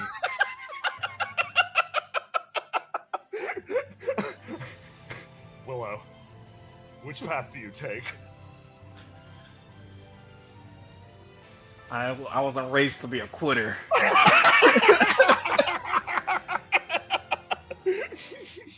Willow is going to spawn a weapon from Help Yourself. Fantastic. She's going to spawn... You know what? Yeah. I think I know exactly what Willow does. She's going to chuck Yulilara over towards Sam. Honestly, brilliant. While spawning a very important weapon from Help Yourself. From Oscar himself. The explosives. And as the next punch from Twice goes towards Willow, Willow grabs Twice's hand and shows the explosive. How about we both have a little bad luck? And I'm gonna let it explode. You hold your hand up as she manifests her ESP again. Sam is gonna catch Yulilara, pull out his sidearm, and literally just shoot her once to pop that shit. And then turn around, salute, and be like, yeah, just remember it was me. And he ducks and makes his way back over in this direction. You hold your hand up, and Twice makes eye contact with you. Willow, what expression are you making at this point? Explosive sending billowing smoke from your hand. Sparks starting to spread. Having second thoughts about me not able to handle it? She looks at your face, sees that look, sees that smile, and things start to click for her as the explosion starts to grow. She smiles. It deepens as she comes to a realization. A few things happened in this moment that made her realize something. Black Cat continues to cackle. She isn't one. That reflection isn't one to cling to somebody without reason. No. If Black Cat reached out personally, it means that the amount of luck that is coming off of Willow at this exact moment, the amount of bad luck, requires direct intervention. Enough animate strength for Black Cat to manifest and grow frankly swollen. But the bad luck has a cap. Twice smiles, feeling the flames overtake her. It's simple. She should have seen it from the beginning. This was always destined to hit that cap. The man disappears into the distance, carrying away her target. After all, for Will-O-Wisp, the least lucky scenario possible is something that she walked into already. exchanging blows with a friend for the sake of another. Nobody can really win this fight. She smiles and sort of looks at you. Yeah, I think you can handle it. And the two of you are blown apart and heavily wounded, instantaneously slamming into opposite walls of the alleyway. You hit the fucking deck and slide your way down. Now take your wound, Willow. You aren't dead, but you're close. And you can tell you're actually making twice sweat. It's a pretty mean combination of abilities you've got there. Yep. I got one more trick up my sleeve though, but don't make me use it. Not on a friend. She stumbles her way forwards, looking at the figure of Sam disappear into the distance. She stares you dead in the face. Huh. Honestly, I'd like to see it. Regardless of what happens, I'll come back. But she sort of clicks her tongue. Damn it. She listens to what Willow said. Those words. Snaps her fingers. The shadow disappears with a what? Walks her way forwards. Sort of kneels down, looks at you. You seriously hard-hardened enough to do something like this? Or naive enough to go in the opposite direction? Well, I guess the thing about World 12 is we just don't know when to quit. I think you don't know when to quit. But you know what? You're the one at the forefront. So who am I to complain? And Hey. don't worry, Argos is gonna come up with a way. He's gonna solve it. If not, then Riddle will solve it. And if not, then I'll solve it. There you go. She flicks you in the forehead. It hurts a lot.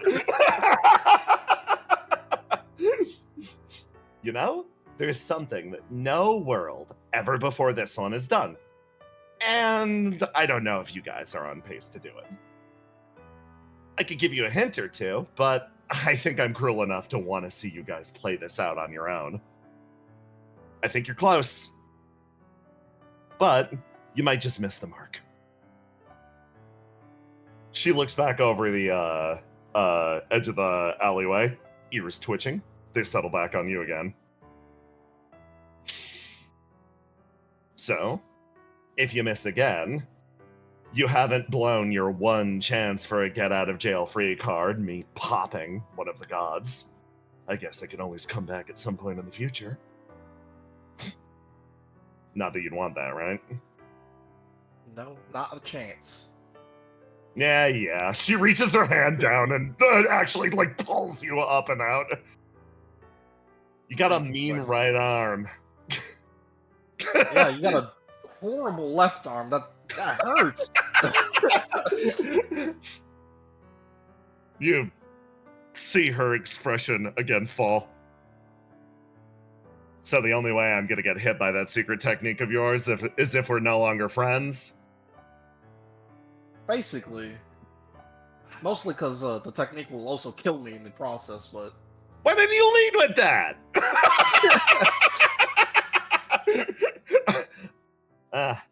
For a second, I actually considered it. I considered it might be worth it. This sucks. I can't believe I actually value this more than. Hey, If I didn't have any hope, I wouldn't have been a hero in the first place. so annoying throwing lines at me like this. I mean, You're- you kind of believe it too, don't you? You're not the type I usually get along with, Willow. She ruffles your hair. Usually, I'm the stone cold cynic that stands up for fucking get. I'm the clown that nobody expects, and she looks down. Fuck you for making me believe. I'm glad you believe. She like I do want to ask a question though. shoot. Back in your world, were you a hero? Not a chance. Believe it or not, I've always sort of had a grudge against you hero types. Yeah. World 2 was a miserable place. Too many heroes or not enough? You know that guy who snuck away over the rooftop? Everybody was kind of like him. Ah, I see. And normally I'd give you a boost back in that direction, but I'm pretty sure you broke a few of my ribs, and I definitely broke some of yours, so we're gonna walk the normal way. Yeah, I'm kind of lost, so I was hoping you were walking in the right way. Twice moves her way forwards. It's such an unusual exchange for her. She tilts her head off to the side and sort of scrunches up her expression. First time, she's got to admit, at least to herself, she's ever declared war on the heroes of the world, and then, after 1 or 2 good punches, been welcomed back a few seconds later. It's a strange sensation. She expects when she makes it back to Opia somebody to put a bullet in her, but at least for now, she'll walk the remaining distance with Willow. The two of you walk into the depths of the city as an unexpected outcome happens. The end result of this exchange is the one who called in the apocalypse seed. It wasn't Willow who was affected by bad luck and taking the long path back. It was a random Geist soldier. Argos. Mm-hmm. You rush your way back in. First fucking thing. You see, my friend, as you make your way back into Opia HQ, is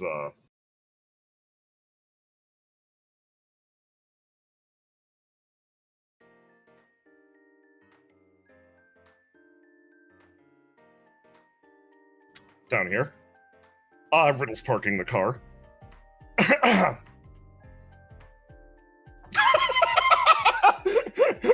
You see a man carrying Yulilara over his shoulder. He sort of turns, talking to the receptionist. Not the vibe that you expected from an apocalypse seed, an already matured apocalypse seed being discovered. Yeah, so, like, I guess, like... So, is this the part where I get a bounty? Hey! He turns around. Argos!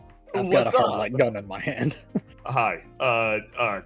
This is not what it looks like. Tell me how. I just met your friend Willow, and she said to bring this nice lady over here. I think she was kind of in the middle of something. Scratches his nose. But yeah, here she is. So all yours, man. Look, she's doing great. Hi, Argos. Oh, are you doing great? I'm really confused. I was told I was an apocalypse seed. Okay. You've had a long day, haven't you? It's been a lot. She fidgets in place. They said something about a sacrifice. Alright. Can I take you to a room and we can talk about this? Yeah, that'd be great. Okay. And I turn towards Sam. Put away my gun, of course. Okay, nice. Thank you. Yeah. Sorry about the reaction there, but Yeah, Obia talking about sacrifices and shit. I didn't realize you guys were also deep in the cult shit. I'm not judging. Oh. This isn't me judging. that's, you know what? I don't have the time to address this. Cool. Just remember when the time comes for all out warfare, who performed this mild convenience for you. You got it, pal. Walks his way away. He was trying to shake me down for a bounty.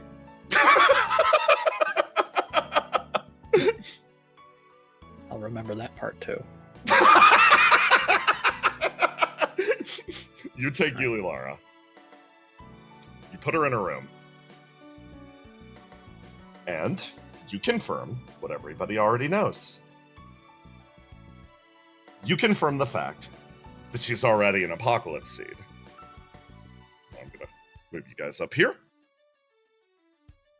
You confirm the fact that she's already an apocalypse seed, and yes, this is already beyond the operational point.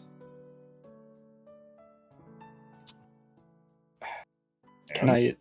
Yeah. Can I scan her to try and see when it's going to trigger?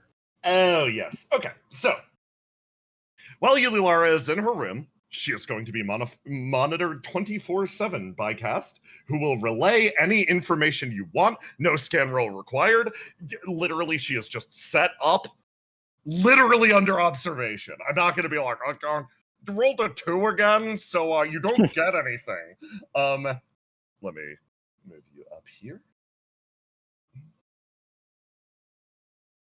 When is the apocalypse seed going to properly mature? When is it going to open up and create the god and fuck up the entire world? It's going to be midnight, because of course it is. What time is it now? Right now, it would be 9 p.m., a little past. Got a few hours. Ugh. You close your eyes as somebody very wounded walks her way into the room. Hey, Argos. Got Hey, me more of Laura. them healing bullets. Oh wow, you're in bad shape. Yeah. I start pumping rounds into Willow.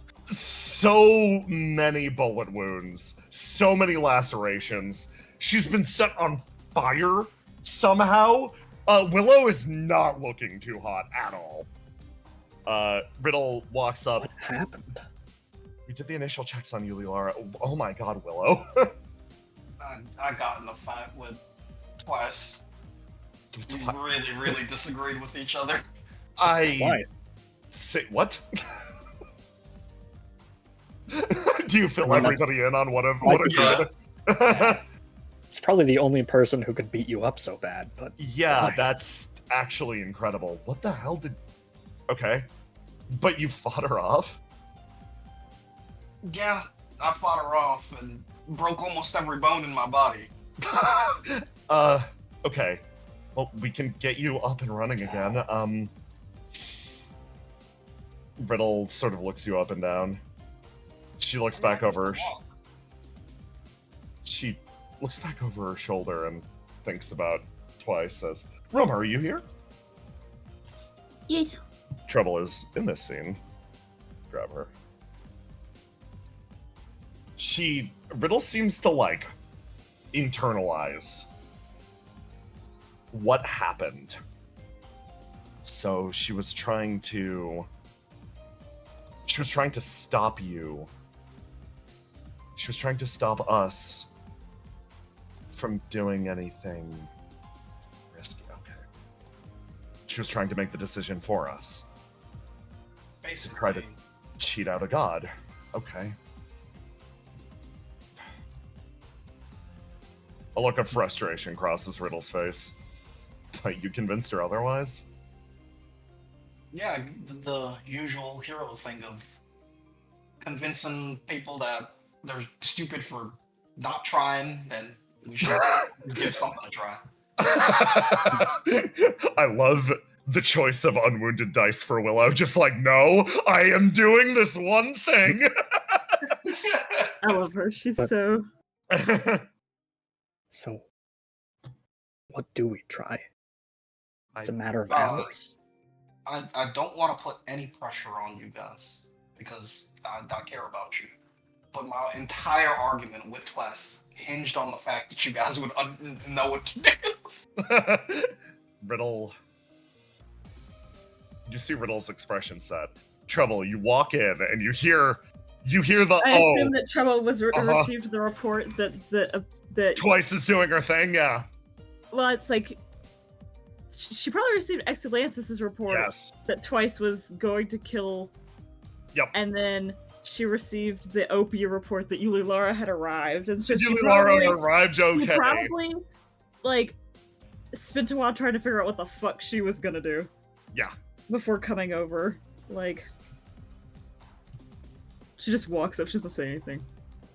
You make your way forwards, and Riddle sort of turns. Yeah, I actually wanted to. She thinks. It's weird. Trouble? You feel a shadow around Riddle's heart for a split second. It's like a shade of an emotion spreading over her, and you see almost the manifested shape of a demon form around her. It seems like a memory comes to Riddle's mind, and you see a look of frustration cross her face. You're okay. I'm doing it. Yeah, if you guys are good to talk to me. She turns and tilts her head lightly, and your quartet heads outside. Grab you all. Trouble sort of speaking up, like, so you actually managed to convince her not to do it, then? Yeah. That has never happened before, Trouble. Yeah, Trouble's been kind of approaching this with like a desperation. You know? She's been slamming her head into this problem, and she keeps saying, we're so close to never having to do this again. And it's like that realization for her of like, okay, at least this time, I'm not racing against Twice to solve the problem. Which is what she was doing before. Twice is somebody that can... The diplomacy route usually doesn't work with her, is the best way to put it. Treble was tweaking out because she knew if she couldn't find the solution fast enough, Twice would. And then if Twice didn't, then you guys would just do what Ace was going to do. Yeah, Your... Twice wasn't the problem. We're still in the same situation. Twice was gonna just spare us from having to do it. We convinced her that was based on thinking that we had a solution. I can go over the information that I have right now, and then we can start there if you want. Riddle closes her eyes. She sort of rubs her brow. Okay. She inhales and then exhales. Yeah. I think it's about time that I come clean with this. Her eyes open.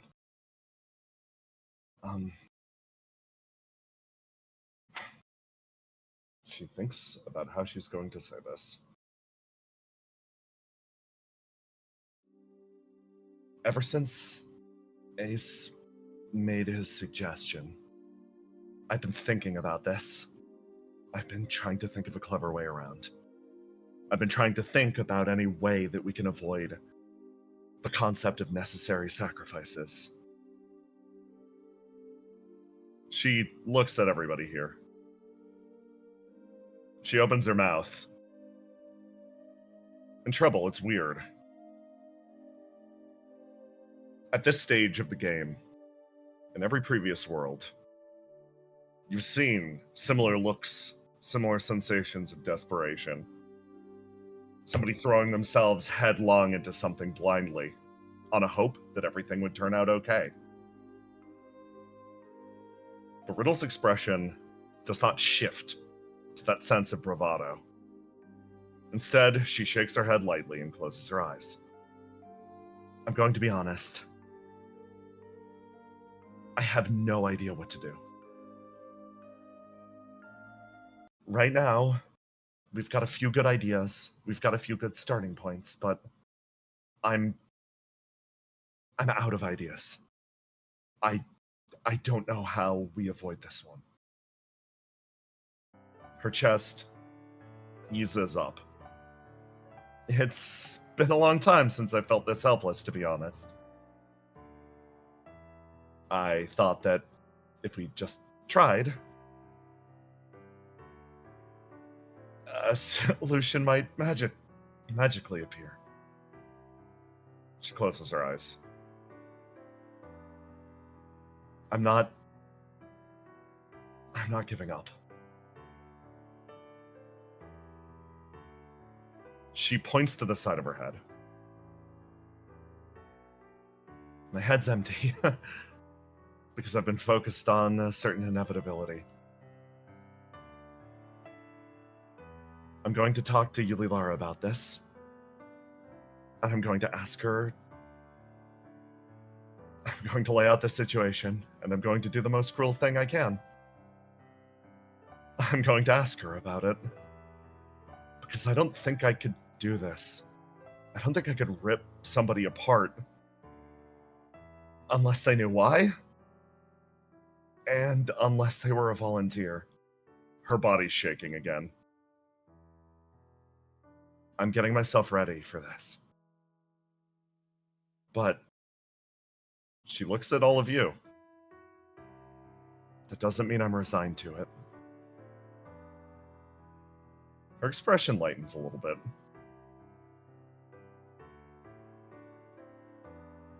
What do you do in a moment when everything seems hopeless? When you don't have an idea of how you can rectify anything?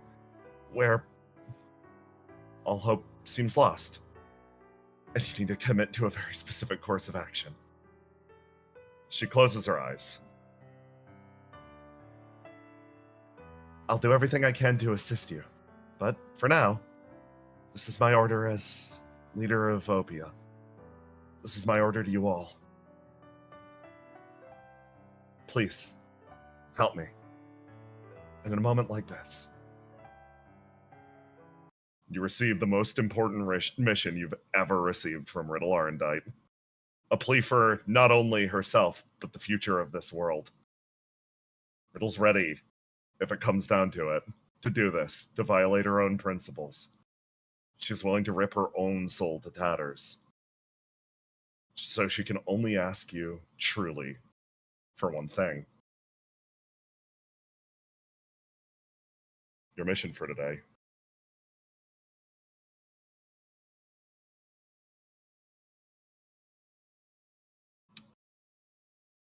And I bring us to BRB for 2 seconds.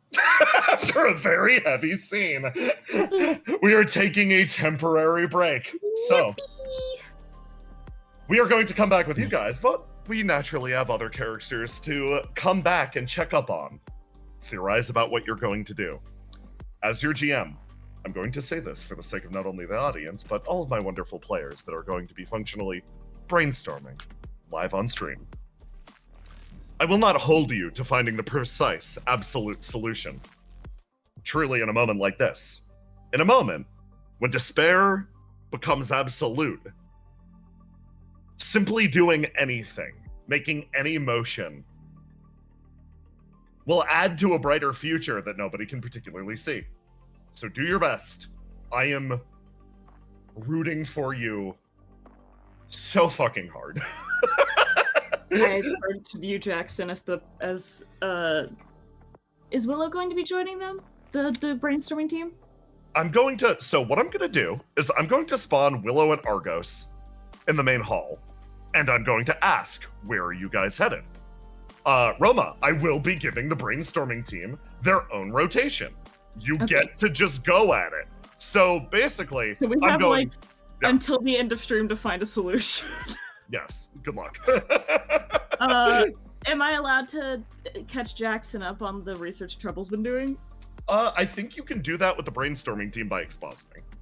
Okay. Like, if you do brainstorming team stuff, you can exposit, and we could go, and Argos was filled in on all of that. Okay. And then I will turn to Willow and Argos, and I'm going to spawn you in the main hall. I want you to take a look around. I'm going to spawn a variety of different characters in the area. There's a lot of people that you can talk to. There are a lot of resources at your disposal. Treble, you have your science team, which will be thrown entirely at the issue. Well, let me grab Desi. I Where are wish you? my brain was like any good. I wish I was not so seepy. Let me throw destruction over here. Destruction over in the corner. You got her working on the surrogate. And it will come down to you guys to come up with a plan. But first, think about what your next step is. Yeah, think about what your next step is. We're gonna check in with the other players for a little bit. I think it's time. Open your mind, consider, DM each other if you need to. But in the immediate, hey Ace. Yeah. Feels like a good follow-up.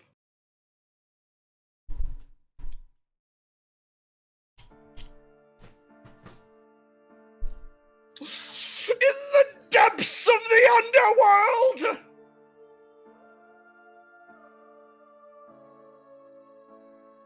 You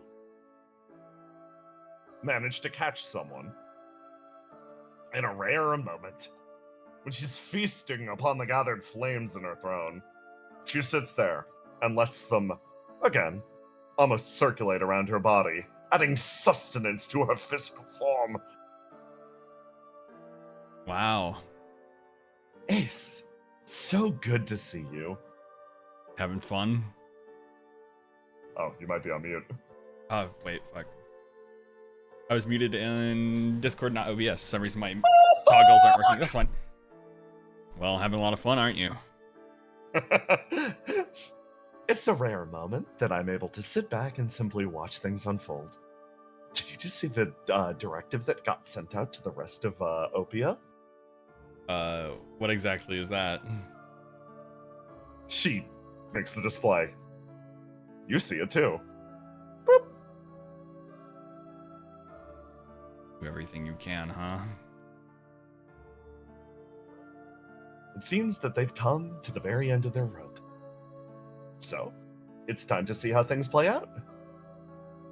Yeah. He just kind of scratches his head. I'm sure they'll figure out something. I'm not exactly the best in this kind of scenario. She lets out a laugh. I mean, every little bit of participation helps. Are you sure you aren't just pulling yourself to the side because you feel personally responsible for giving them this moral quandary? He thinks about that for a second. A little bit, yes. But what would happen if I didn't give them the moral quandary in the first place? She lets out a laugh. Well, chances are most of your world would be turned into a giant... She thinks about what she saw. That opening attack. The way it rearranged the entire world around her into a large obelisk. Pillar of meat? Yeah. That One checks life out. to save millions. It seems like a pretty simple bargain, right? Yeah. But one that puts a lot of pressure on certain people. Yeah, and that's why people like us are making that decision. She lets out another laugh from inside the throne. Yep. Exactly why. I got So- different issues. Clearly, she rattles her fingers. I as well. I've been up there for so long, my body has lost its material sustenance. I've been lending you all so much flame. Functionally, the repair rate of my physical form has decreased, and now I need to spend time on the chair again, and it's uncomfortable, and everybody's gone, and honestly, nobody is suffering more than me. She says, gesturing over to herself in the chair. Sure. So you're stuck here right now? I am, yes. That's boring. What about If that? they call, I'll answer, but otherwise, I'm going to sit back and watch, because I am genuinely curious to see what answer they arrive at. That's... I mean... It's what you're used to, I guess. She tilts her head backwards. I have a rather persuasive way of presenting my line of thought. Usually most people wind up agreeing with me after I just run my guns long enough. I just think you're lazy, but that's fair. I mean, it could be a pinch of that too. She smiles. So, why have you dragged your lazy ass all the way down here? Aren't you supposed to be studying for something right now? You really think that's hard enough for me? I'm used to kind of just having to learn things on the fly. Skateboarding, mathematics, archery, everything like that. This is easy compared to everything else I've had to do. You learn mathematics on the fly? Movie I was in, Quadrilaterals, watch it. Do you know how annoying it is to learn math? Especially to teach it? I was a math teacher in that movie. You feel her squinting. How old are you? When did you act in this movie? Were you like... Okay. Do you think they care about the age of the actors? Usually get 30-year-olds acting as high schoolers in movies. What do you want from me? I want to know if you put the old man makeup on or not. No, I was a young teacher. Oh, okay. That was the whole point. A new, young, fresh teacher offering perspective to young students. Oh, wow. What a natural fit for you. Hey, have you been to school? Just a curiosity, I haven't. Some schooling, yes. She leans back in her chair, sort of stares straight ahead. So, what are you learning on the fly right now? Well, figured out some interesting stuff about the world. It relates to the job you gave me a long time ago. Oh, yes, cosmic janitor. So, why are the others sent human blood, and why is there a giant lake of it on this world? The lake is a surprise. Ace, I have a question. Do you believe, still, that the dead should stay dead? Let me roll the die. It's very important. Yes. Do you even care why I think that? The reason why is secondary to the intention. I'd be happy to hear it anyway, though. So, one of the problems with the world is that people like you, people like the Tormented, live too long. Without death, everything stagnates, everything cycles. With people like you in control forever, nothing changes. Why death is important. She leans backwards in her seat. It sucks that we lose people, but that's the course of things. If we stick people around for too long, things will never change, things will never grow, and things will just become disastrous. That's why I think that. She nods.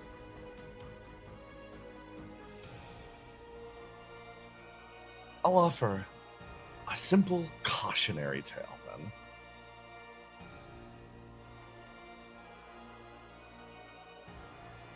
Sometimes, an act of rebellion may become a championing of the cause of the very chains that bind you. You all are actually the ones that gave me a lesson in that. Sometimes, you argue for the prison that you know. She points. As somebody who has walked arm in arm with death, it is a sensation that you are more familiar with than most. She folds her hands and sort of leans in.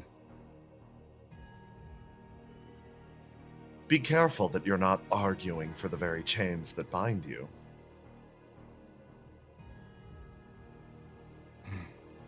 Well, you answered my question, so I'll answer yours.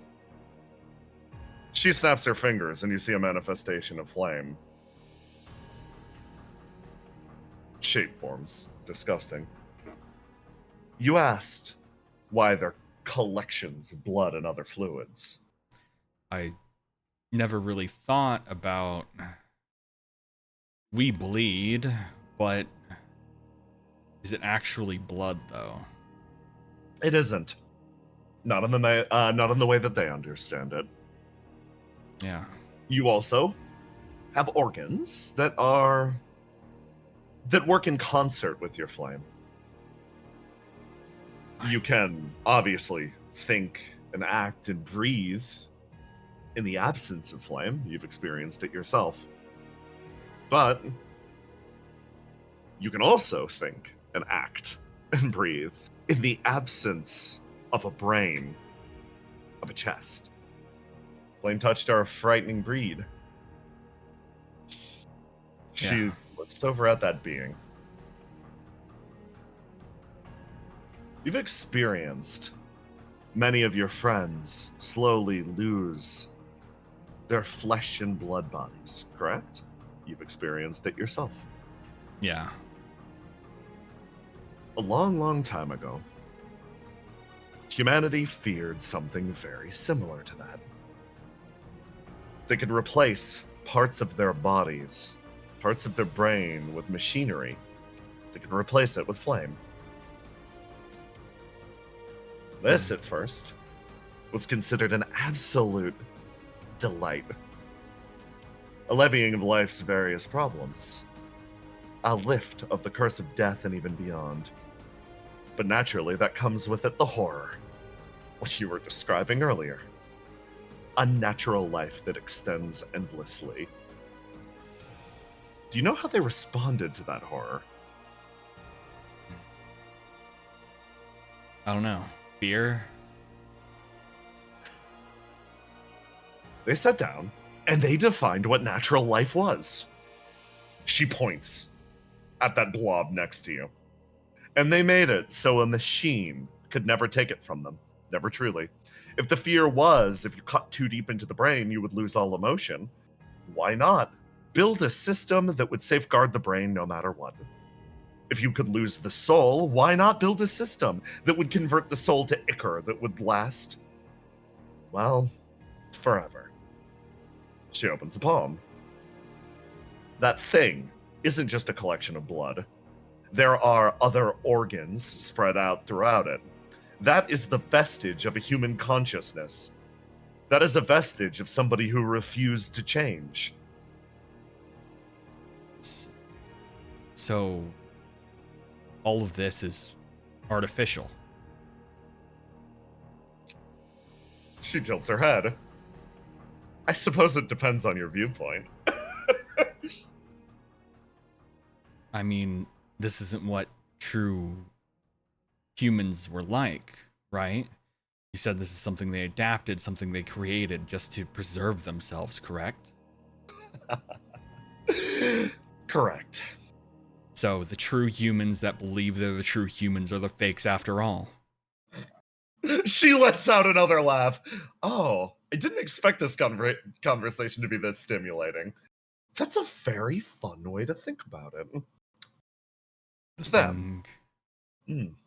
Yes. The thing they condemn us for is something they're guilty of themselves. Isn't that what you were just saying to me? You feel her smiling.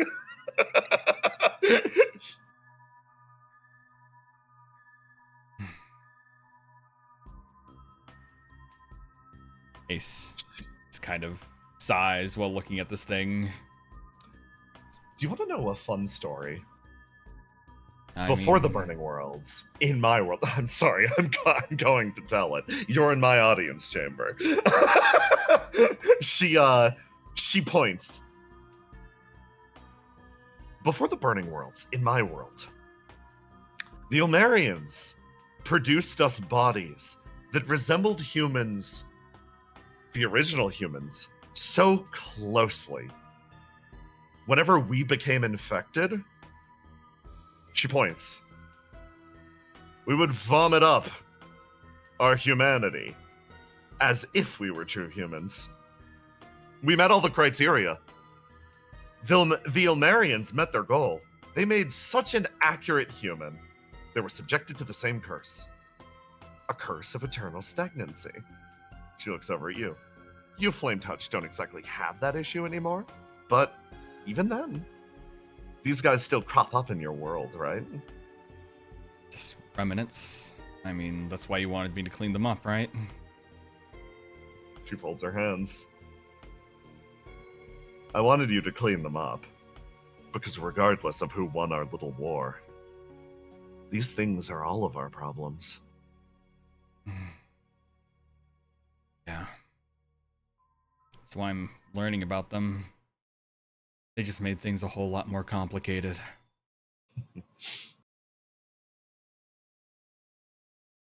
She grins. That is, of course, until you abandoned your job.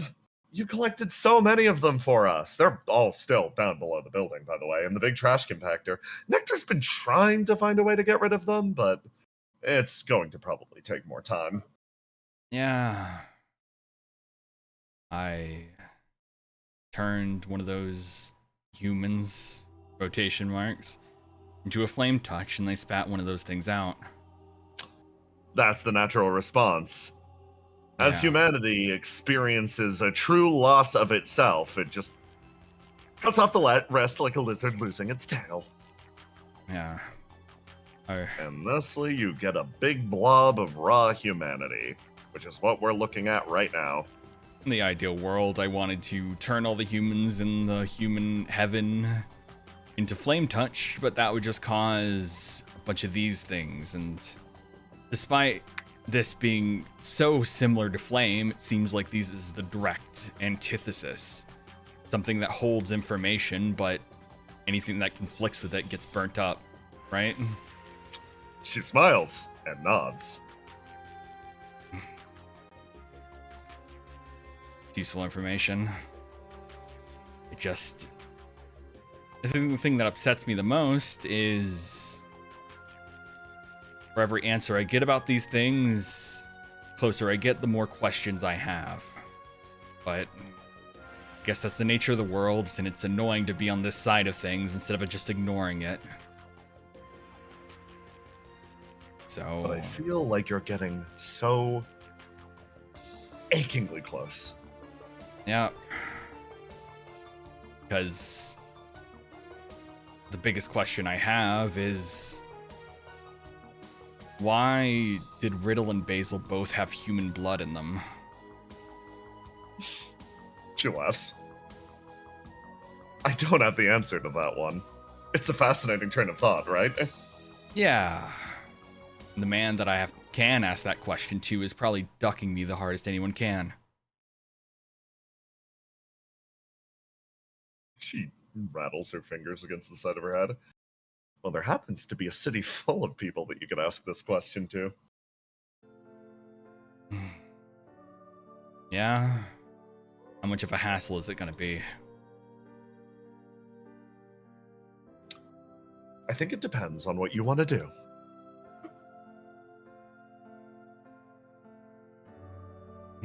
What is your goal, Aeseleus? I found a book filled with answers, and none of the answers were things I enjoyed. Yes, it said why the purpose of me and Riddle, but he holds up like a hand to represent that option, and then he holds out the other, but it didn't answer anything.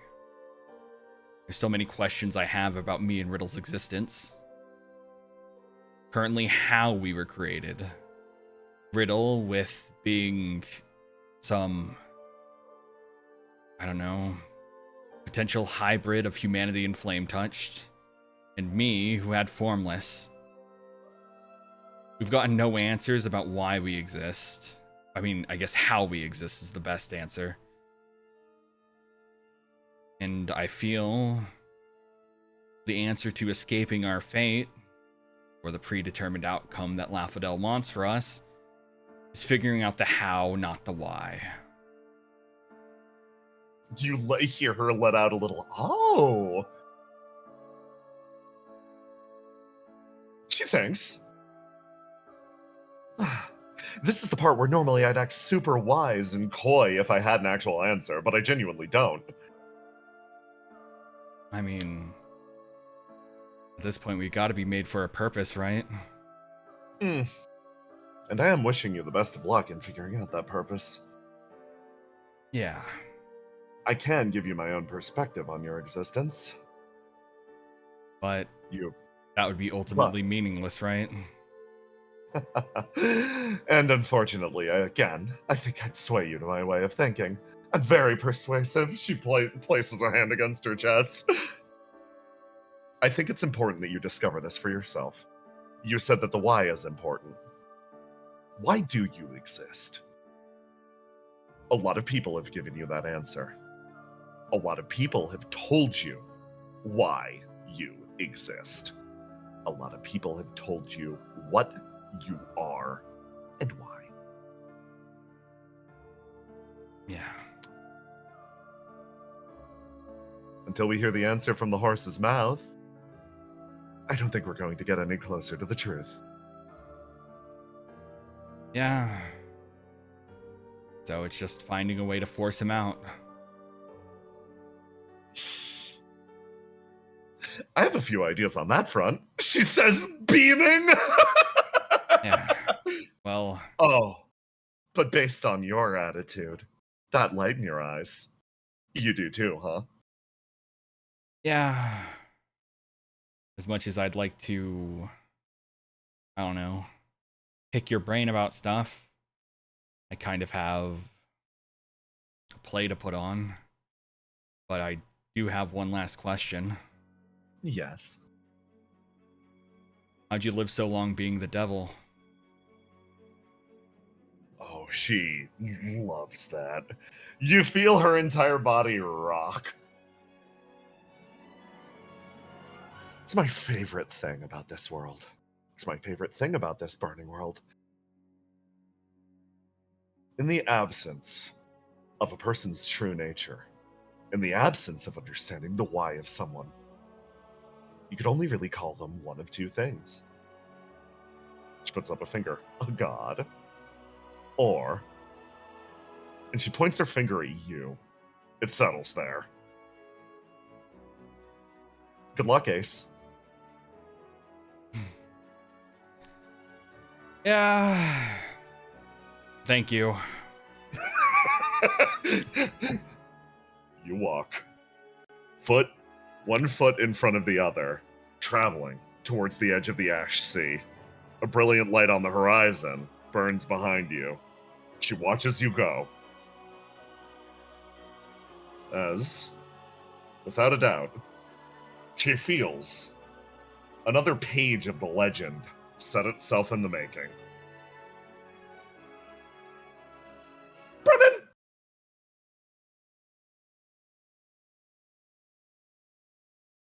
Brennan, it's time. If you're there. Oh, yep, I'm here.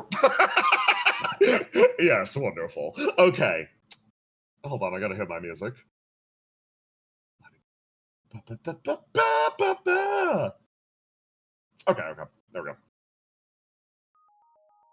Bright! Your eyes struggle again. You got a fucking face mask on. You're fine. Mike has artificial eyes. You take your face mask off. The gold sears your eyes as you come to this place.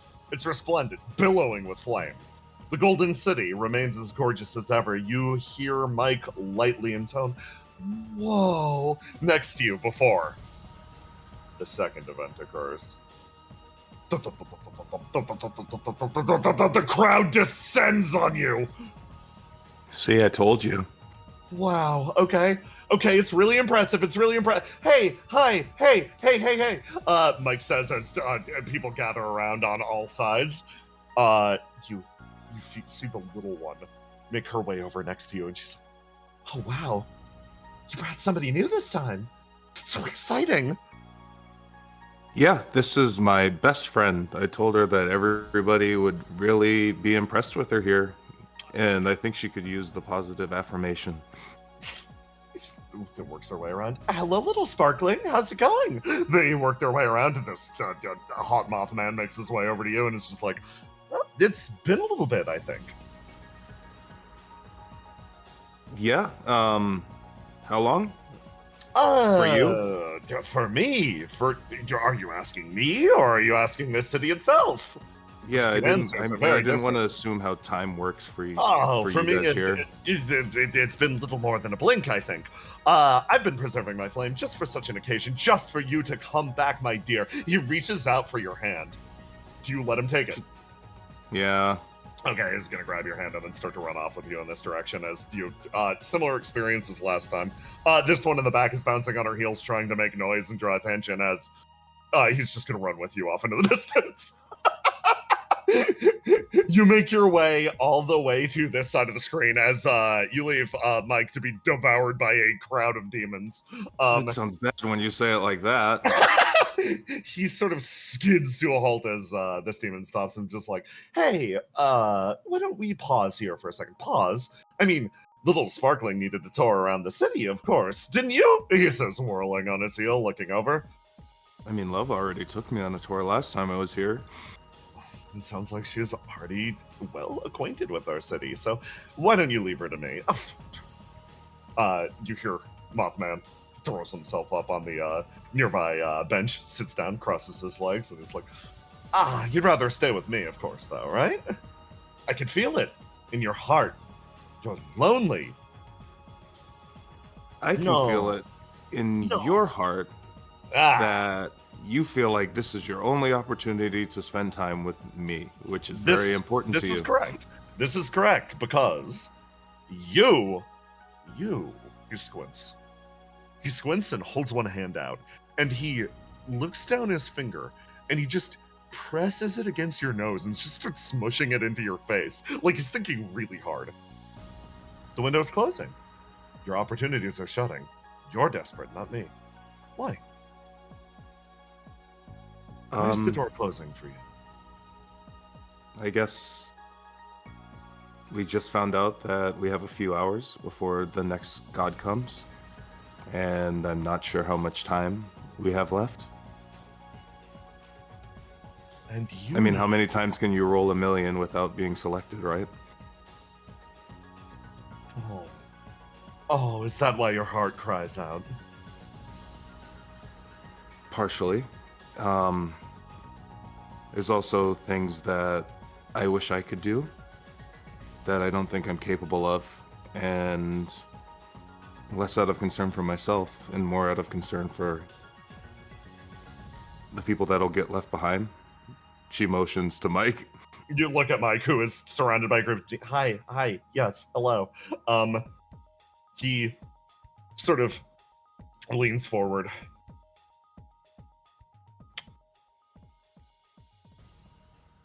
That's so funny. I think I've seen this before. Traditional demons deals with demons. A rare thing. For your world. You need power, huh? Very funny. Yeah, don't get me wrong, I really value what I am able to do. I think that the little things are very important. But at the end of the day, I look at my friends. I'm not as strong as Willow. I'm not as smart as Argos. And my destiny is like copy of a copy of Ace's destiny. I just feel like all I can do in these 3 hours is worry. You look down. Your phone goes off. You read the message. And it's like feeling a lightning strike move through your body. He looks down, realizes that that just happened. I shouldn't keep you to myself then.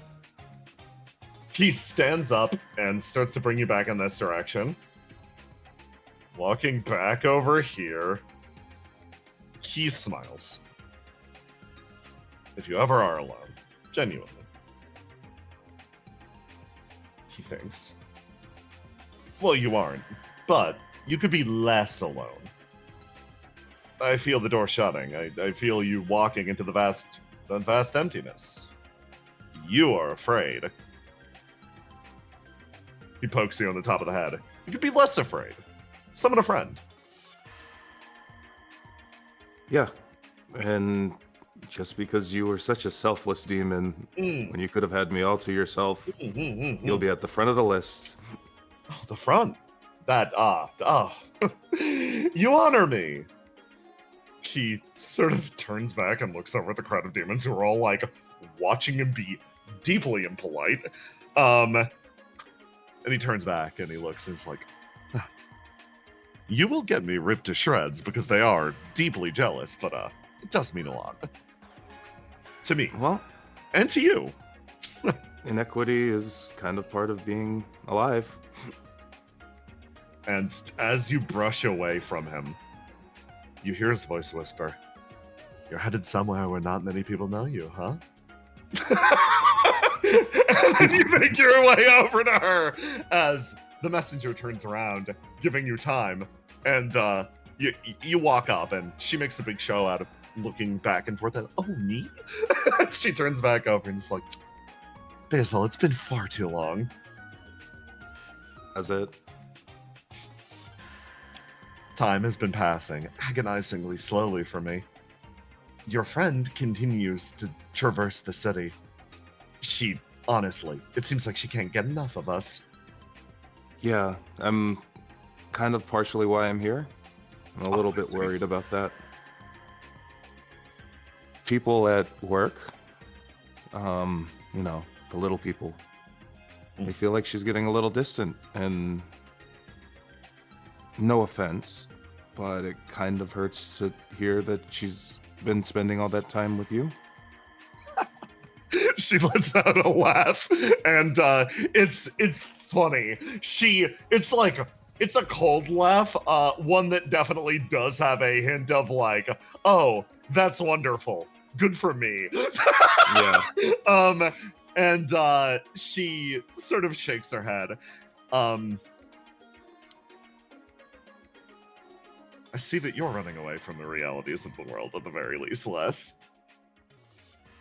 I'm trying to. It's kind of the nature of things. I was just telling Mothman over there. A lot of people that I care about, she waves back. A lot of the people I care about, I know are going to be here for a long time, whether or not things go to plan or not. And I know that I'm not. She turns. Perhaps this is a bad time to state it again, but I might as well take every opportunity. Are you sure you don't want to stay with us?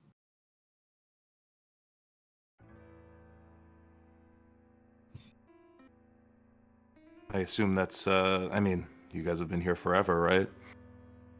If you need a long time, I can't think of a better place to spend an eternity. I think that's the thing, though. I see people who live for long times, they extend their lives artificially for forever, for eternity, and they're only slightly more developed than me, who's been alive for 2 years. Like, what's the point of living forever if you're not going to grow or develop? You see What's her the point of stagnating? You see her expression actually fall. Oh dear. Oh, poor dear. Every time I see it, I'm reminded of something miserable. See what? They taught you how to die, didn't they? She smooths the hair back from your forehead and almost takes your temperature. Oh. Poor thing. What a strange thing. Is that not the natural progression? She reaches a hand up to her mouth, and again, the entire city almost cackles with demonic laughter. Not for you. No, not for you at all. Walk with me. She starts to move. she walks with her. As this figure moves, you feel the presence of the city focused in on you at this point. Mike sort of catches up and moves behind. There are beings in your world that once lived and died. She hops her way up on the orb, balances on it, and slides her way down the side. Mothman catches her. Mike will hop and do the exact same thing. Let's orb hop. She holds her hand out and catches you and continues to lead you forwards. Dear, those were your creators. My creators? The origin of you flame-touched. The ones that put you into functionality. You are... She really struggles with the word for this. You call it stagnation. Have you ever considered a reality that you might need all of those long years to make any sort of meaningful progress? Yes, but if that's the case, then why are we, I don't know, thrown around in a washing machine every several millennia? She looks. That's the secret, isn't it? She reaches forward and boops your nose in the same area that Mothman just fucking mashed his hand into it. Everybody's pooping my nose today. Look at the ones who are dying.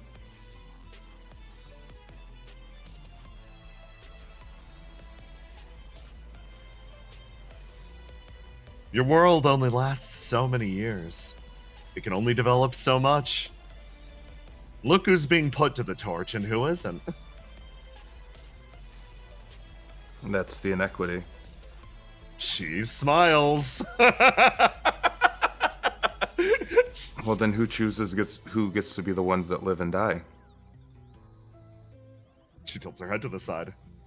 The ones that taught you that death was a virtue to begin with.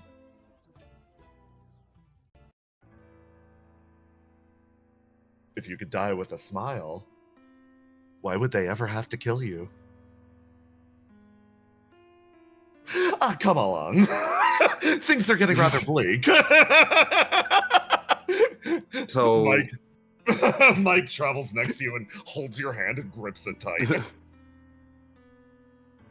I understand what you're saying, but I also understand what you are. You're a reflection of me, in a way. And in that way, you're the aspect of me that wants to live forever. That's arrogant enough to think that I'm the one that should survive, right? I get that much about this world. She watches you.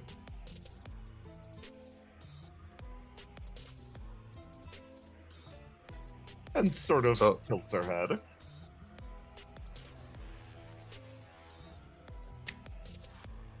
I guess what I'm asking is, what's the other side of the coin? There should be a version of you that thinks the opposite. She looks over and stares again at that expansive, brilliant orb. The version of you that's arrogant enough to believe you deserve to live.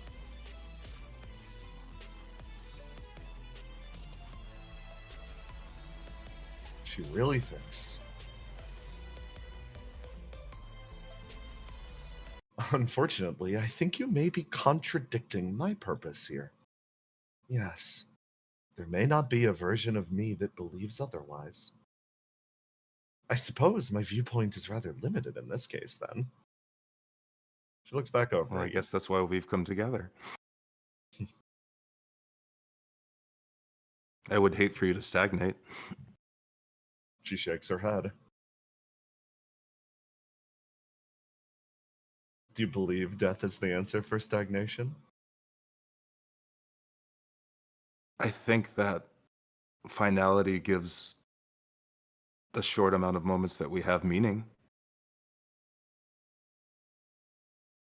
She looks at the city. The world that I come from, its tale is closed. It's finished. It's achieved its desired end. Do you know why we still stay around? I don't. She puts a hand on her chest to pass along a message. To not make the same mistakes.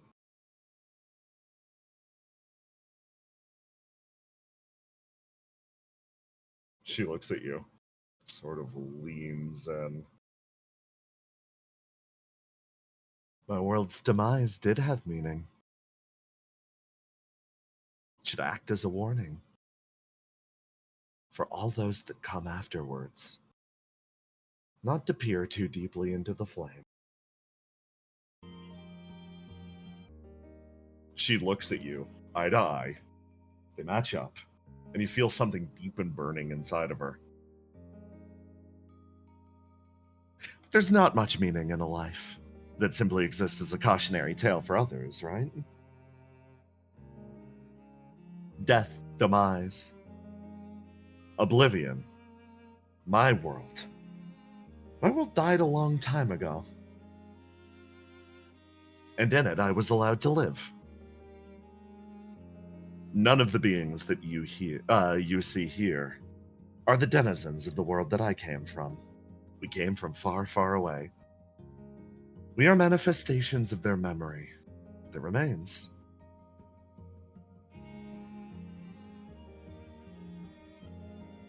Basil, there is one thing that I have learned in my long, long travels.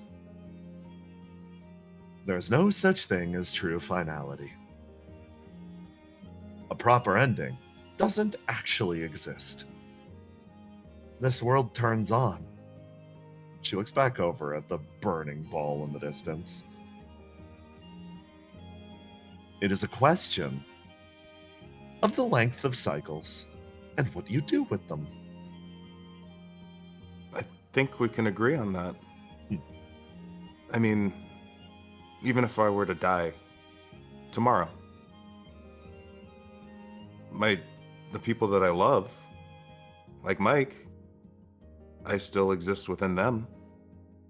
The message gets passed on whether or not I'm the one that does it or not. It's funny. Why is there an instinct wriggling around in that mind of yours that can look at this thing called potential and see a problem? She taps the side of your head. I believe you'll find it's the same reason that your world can only last about 4,500 years.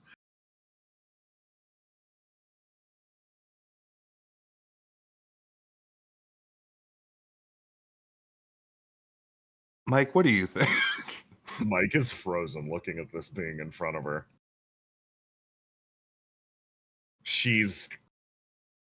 Her expression has been fixated on the messenger this entire time, as she almost... I can feel what she's feeling. She shakes her head. Why are you helping us? Why do you want to help us? You should be our enemy. Mike's voice punctures through the small silence. Oh, well, that's... Off put, the messenger pulls herself backwards. Well, that's a little awkward, actually. Jumping straight to the point. You didn't even give me time to warm up there. She looks over at you, Basil.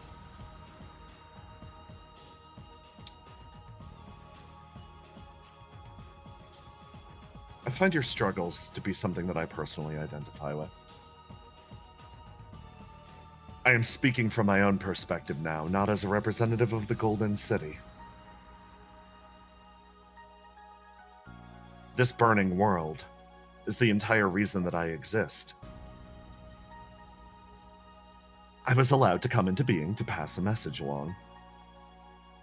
It is why I'm selected as the central consciousness of this place.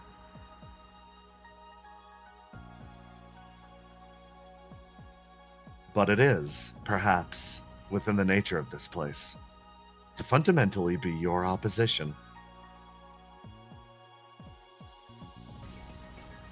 She makes her way forwards and she starts to say something, Basil, that you somehow already know. In a distant place, at the far edge of space, there exists a brilliant second sun. It is a ball of flame so dense and terrifying, it draws the consciousness of all those who peer into the stars towards it. Many civilizations have come into contact with this orb. Do you know what they all say? She flashes you the most brilliant smile she's ever shared. Stay away at all costs. I am a warning bell. I am, in theory, the one to say, you fucked up. She puts her hands on your shoulders. And yet, I find myself drawn to this life, these lives that you live in there. And why is that? Because I was always intended to carry the message. My opinions on that. I was allowed to decide for myself, she says, big smile crossing her face again.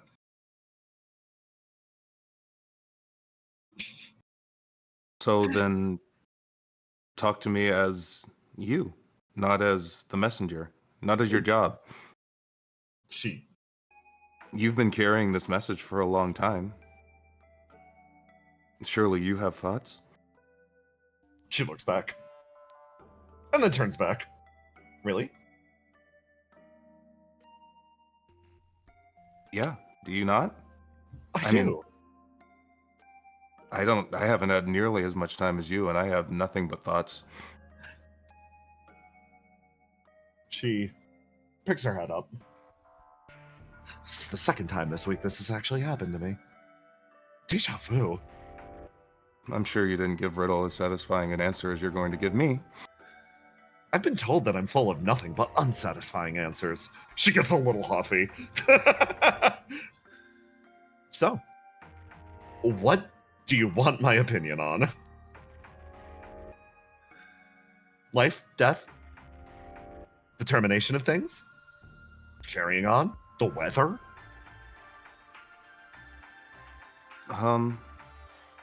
Let's start with life. She looks into the distance and sees the burning world. My own personal opinion on this. No influence from the Golden City or any of the other Mies whatsoever? Nope, just you. Her face stops its perpetual smile.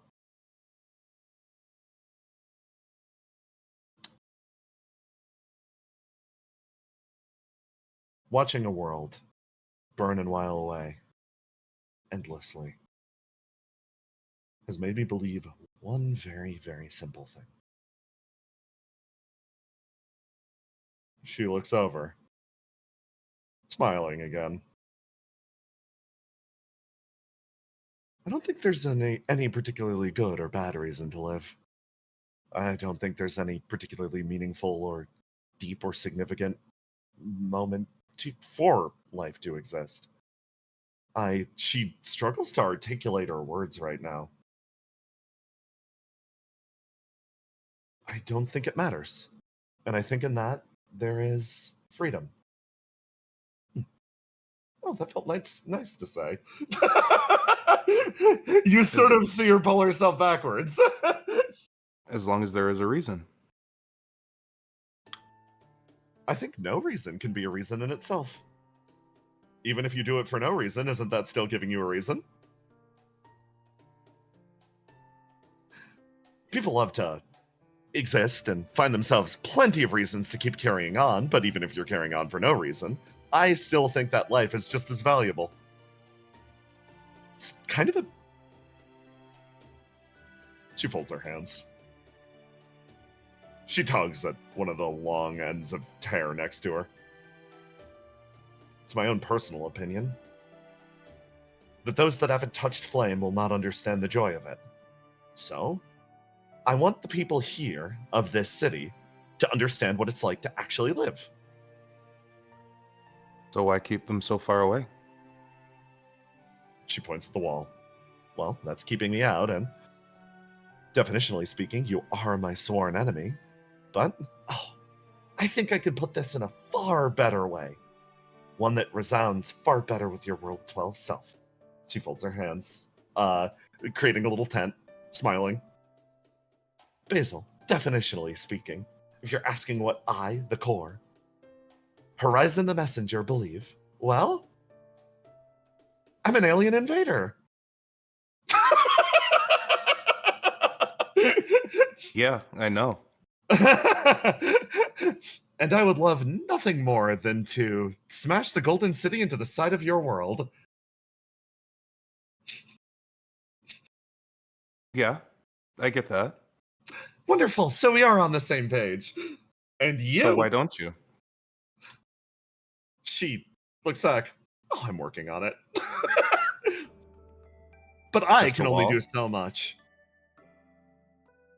I mean, slowly, bit by bit, I am corrupting your minds and souls. I don't know. I don't think you're doing anything that I haven't already thought. That's I the think- problem, isn't it? Yeah, I think I'm kind of hung up. We're not humans, right? Hmm. But I still cling to some kind of value in the concept of humanity. Is that just brainwashing? Would I be better off if I just thought like an alien? No, no, no, no, no, no, no, no, no, no, no, no, no, no, no, no, no. She stops. Mike actually opens her mouth. She's like, I don't. And Horizon makes her way over. She holds your hands. No, don't say that. Never say that. You, more than anybody else, should already understand this. You feeling an ache, feeling that misunderstanding, feeling the gap that your humanity should be in. That's a beautiful thing, actually, because it means you haven't found your answer yet. Listen, it is the answer of what you are, of what humanity means to you, by which you define it. And I'm the only one that can answer that question? For yourself. Because answering that question for someone else, that is tyranny. That is brainwashing. You don't understand what humanity means to you yet. And that's a beautiful thing. I think you're getting closer. Again, this is coming from somebody that doesn't understand. But I am so eager to see what you decide on. Because when you decide, you will have become the person of your own volition, of your own choice, of something that has surpassed your environment, your brainwashing, your upbringing. You will have become you by your own virtue. She holds tightly to your hands. Basil, I would be honored to see who that person is. So hold on just a little bit longer before you make any decisions, okay? Give me a chance to meet her. Okay. I can do that. Mike looks over at you. Nods. Scratches the side of her head. Huh. I guess that's an area where I always struggled. Figuring out what this definition of humanity even is. Because I feel human, but I didn't have a body until pretty recently. Right. And the people that we found out are actually humans don't feel very human at all. And they certainly don't consider us human. And I So- feel like that's crazy to say as a non-human, but it feels inhumane to deny things humanity, right? Horizon laughs. I mean, even you, sworn enemy of us, I don't know, maybe we're looking at it all wrong. Maybe we're not two sides of a coin, maybe it's a different shape.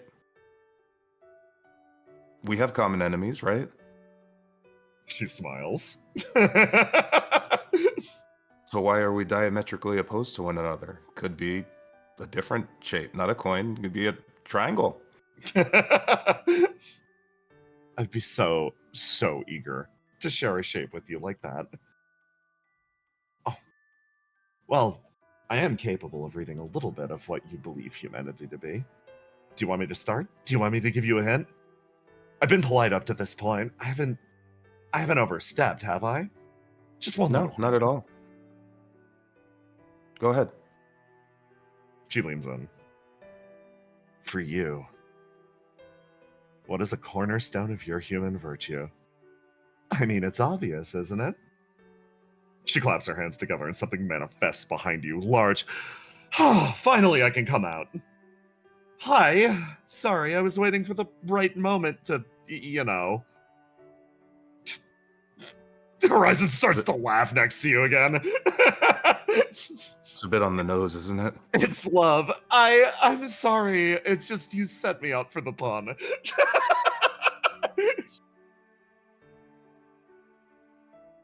She settles on you again. Good luck, Basil. Thanks. Good luck growing into yourself. Yeah, I'll make sure to do that before I have to make any kind of crazy decisions. She nods. And you feel something's changed between you and Love. Love actually has the reaction first. They really did a number on you, huh? Oh, shut up. She makes her way over. She smiles, looks over at you, Basil. I'll take care of them while you're gone. Thanks. That actually makes me feel a lot better. Big smile. Take care of yourself then, okay? Self-love is a form of love, too. Of course. She I snaps guess her I'll see you around. She snaps her fingers and disappears. Does everybody hear tell puns? Vix is quietly behind. It's Horizon. complicated when their names are very literal. That's enjoyable. Microphone. Horizon says, looking down. Mike, like, okay. She sort of looks between each of you and gets an understanding of what's happening. Want to go to the festival, Basil? We only got so much time. Yeah, and if I only have so much time, I'd like to spend it with you. Fantastic. Danger freezes in the cold winter. Okay, everyone, take a break. Then we are going hard into fucking science time. Get your brains a moving, gang. That was fucking brilliant. Oh my god. Okay. Hello, chat. Beautiful. I'm so sorry, Jackson and Tiny, for the fucking 6-page essay I have had delivered onto your doorstep. Hello, chat.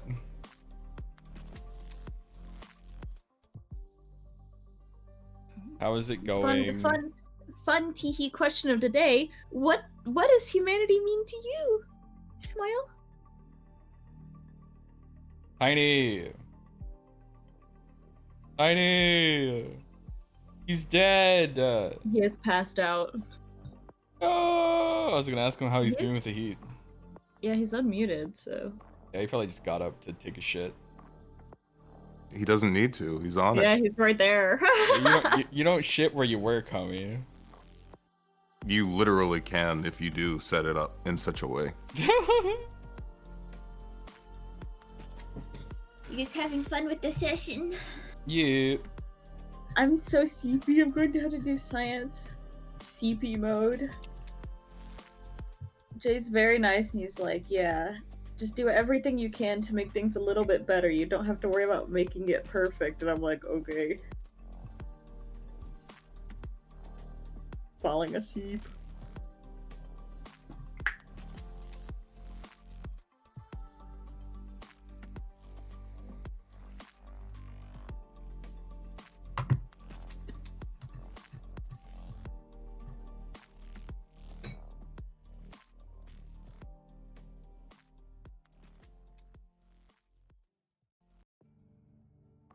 Wow.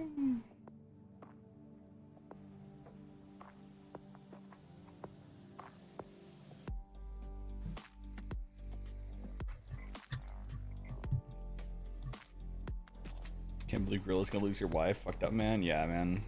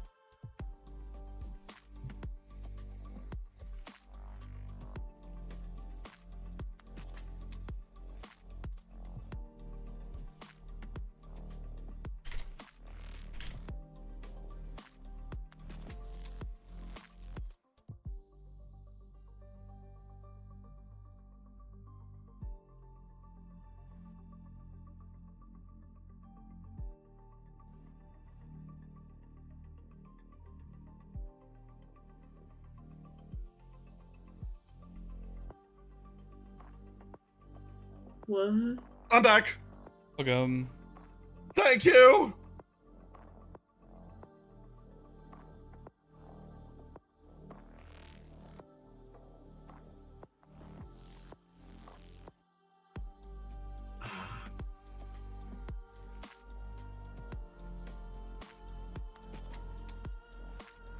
How's it going, gamers?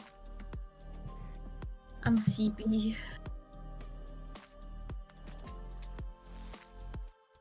Tiny is no responding. Oh shit.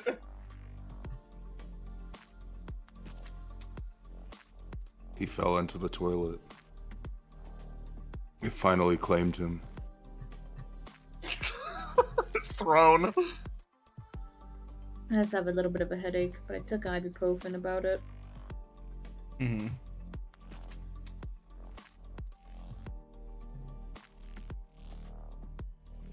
Okay.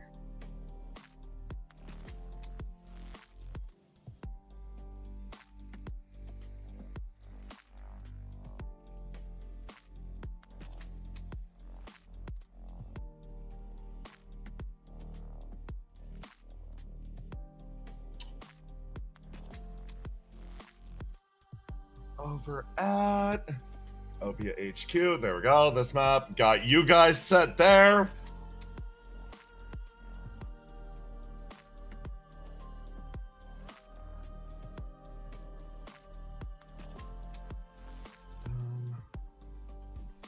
Okay.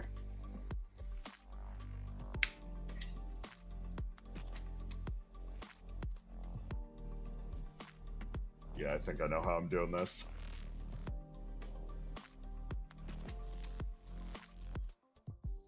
Tiny. Today! Hello. Tiny.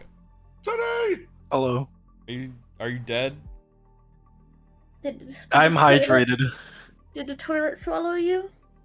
No, I was just getting ice. And then I had to also get Rainiel ice so she wouldn't die. It's very important. Thank you for suffering through this. I Thank think- you, bathroom warrior. I think you could suffer more though. What do you Yeah. mean by that? I think we should go back to the bad luck dimension. No! Actually, kind of cooking. Kinda cooking. Good job, Jackson. That was my cat. Sure, dude. I play my cat all the time. She has bad knees and can't jump. I hope Oh, you're proud of okay. yourself. Oh, Oh, shit. so Regret your words oh and deeds. My God. Yeah, that doesn't stop Brennan. Yeah. Hold up. Jackson, Tiny, did I answer all of your questions? Yes. Okay. No. Oh, okay. Okay, so here's how we're gonna do.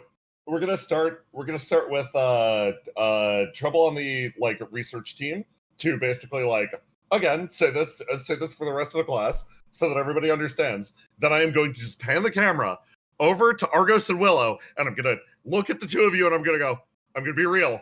What are you guys doing? What's the plan? Yeah, we're gonna do it in that order. Let's fucking go. Okay. No, we need more serious music. It's time to fucking race for the cure. Midnight is approaching. Catcher on in-world? Or is he Catcher on in-world? comms? He's in-world. Oh my god! Yippee! Okay, I know things are really bad right now, but that's awesome. yeah. I'm so happy about it. Let me add some He's on the couch. let me add some fucking pressure to the situation. Where's the Aura plushie? Why is he not sandwiched between Riddle and Aura plushies? This is a crime. Crashing everybody's computers really fast. One by one, people start to filter into the big performance at the end of the day. Basil and Mike, having recently finished their journey, travel forwards, chatting lightly. They place themselves amidst the crowd. There's only so much time remaining. Before it's too late, the people over at Opia will need to start heading in this direction. But, on the other side of the blizzard,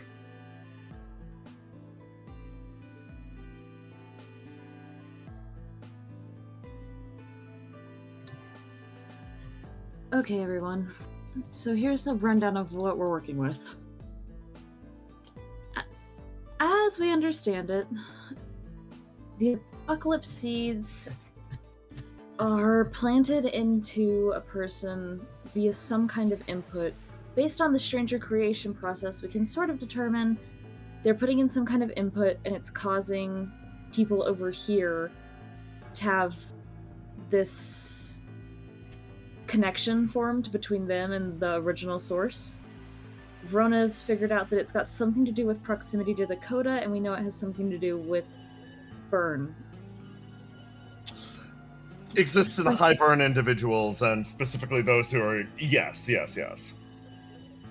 I assume this is because, well, we know that the coda is an instrument. The closer you are into it, the more likely you are to hear the input, right? It's like a phone call. Verona thinks. That might be your background as a musician speaking. I think of it more pathologically. Proximity to the coda increases rate of infection. Well, isn't that... it's objectivity. Carry on.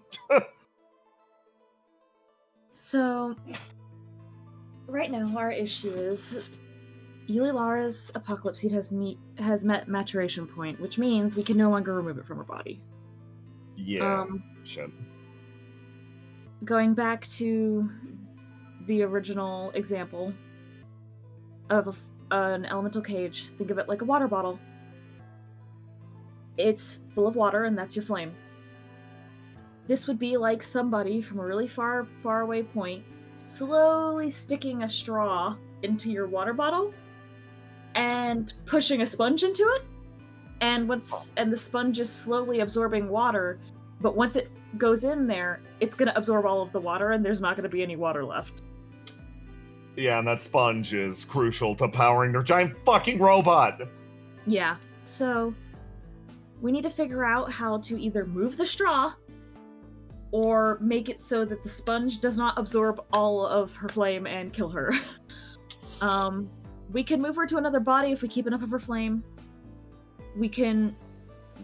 Ideally, it would be moving her to another vessel. The issue with moving her to another vessel would be, from what we understand, in order to receive burn, you need to be able to perceive information.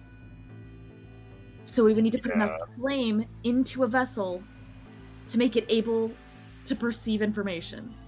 We would be making something just to kill it. Functionally adding consciousness to something for its few brief moments of life, specifically so we can sacrifice it. It doesn't exactly solve the problem. Not really. If we can't come up with any other solutions, I have an alternative, but I don't think it's much better. What's that? Well, if we don't want to have to create an entirely new life that can't consent to being sacrificed, we could at least try and put bits of somebody else's flame who can consent into it and effectively make a clone. Or something similar. It won't matter, it won't be alive long enough, really, but she sort of shrugs. It's not He's right. staring at you. He's staring at you. Oh yeah, I'm about to take 3 guesses who the volunteer for that's gonna be. She waves her hand. I'm sure there will be... Obviously I will, but I'm sure there will be plenty of people. Yes. She's like, so this is sort of the jumping off point that we're starting with. We need to figure out Argos's ideas using some of the spare bodies we have as a vessel. There's the idea we could try and just directly transplant this figurative straw, but we don't know how safe that is for her. Okay, so we'll need to test.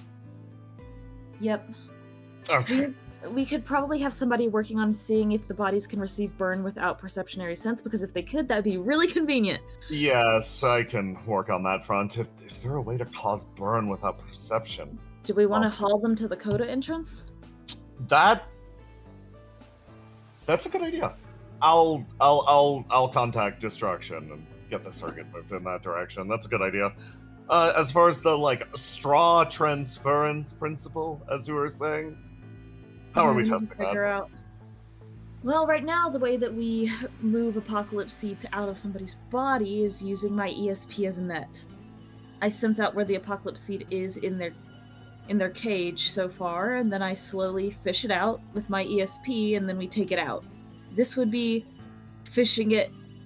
I would be casting the net simply to move it is the only real option we have based on our current pre-existing procedures. Okay. So you need to come with us then. I suppose so. Aura actually stands up as the door cracks and he actually moves his way over to you. Yo, so you sure? You sure you want to be here for this? I know this is are you doing a good job of running the... He thinks. You just suggested a procedure that literally requires your presence. Zeka's putting on his play over it, you know. She has a moment where she sort of pauses and she sort of grits her teeth.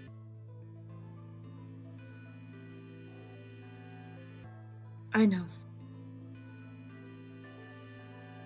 And you need to be here for... Try that stuff out. It a really long time for him to start doing these things again. I wish I didn't need to be here, but I don't think I would be able to forgive myself if I didn't at least give it my best shot. Yeah, and if it's a process you need to... Okay, yeah. Gotcha. Cool, I'll fire up the van. He makes his way over. Stands up. I'm going to have that basically be a clock that's ticking in the background. You guys are going to drive down and try that, and I will get back to you with the results. Next. That's very fun, actually. You guys! Riddle makes her way back. I talked to you, Lilara, about it. You're gonna have me for a little bit, then I'm gonna head over to the field with her. Okay? So if there's anything you need me for, make sure to do it now, I guess. But you'll have me. See, as she says, making her way forwards. So don't worry.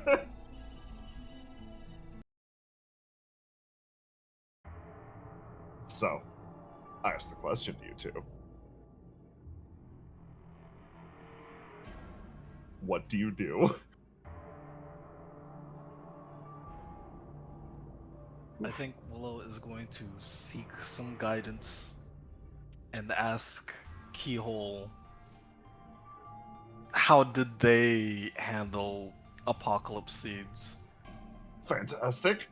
If it's cool with you, Argos, I will let Willow make this move first. Mhm. It will be actually pretty brief, I think. You make your way over to the VR chamber. I am not going to make you go through the process of RPing all that out. Cass gets it fired up, and you render yourself in to a communion with Keyhole. It's been quite some time since we've spoken like this, hasn't it? Yeah, usually when I'm in here, it's a life or death situation. Which it is currently, is it not? Here, pull up a seat. He pulls it out for you. Yes, yeah, sorry about that. I'll try and come when things aren't exploding. He tilts his head back and forth. So, you want to know our procedures for handing the apocalypse seeds? Yeah, I heard you guys lived so long that the next world already kind of started, and you were still around. Indeed. Our world was mostly destroyed by our own hubris. The eyes all twitch down to you. I'm trying to What do you mean think by of- that? Oh. Our creations, he says, pointing a tendril over to you. And us. Went to war. Oh, yeah. I think I remember something like that. As far as how did we withstand the plague of apocalypse seeds, he raises a tendril. Many of our methods are not immediately useful or usable for you, but he points. The signal that the apocalypse seed uses is. He tilts his head. You have them in your world. There are things that are automated or automatic, correct? Like an automatic door when you go to the supermarket. Yeah. The tendrils unite, pushing themselves together, a little proud. Apocalypse seeds operate by an automatic metric. They respond to the largest signal, usually. And also, at the point and time of confirmation. Maturation, as you call it. Yes, that's the word. That signal ceases automation and is manually overseen. A tentacle wiggles back and forth. We would send false signals, primarily, to redirect interest from one point to another. We would functionally summon the apocalypse seeds in chosen areas that could easily be contained. You've been to Ilmeria. You've seen the large drums. Tendril pokes you repeatedly. So, think about it this way. There is another person on the other side of the apocalypse seed sitting at a computer. They need to make the decision of when and where to open the portal. If you mess with them...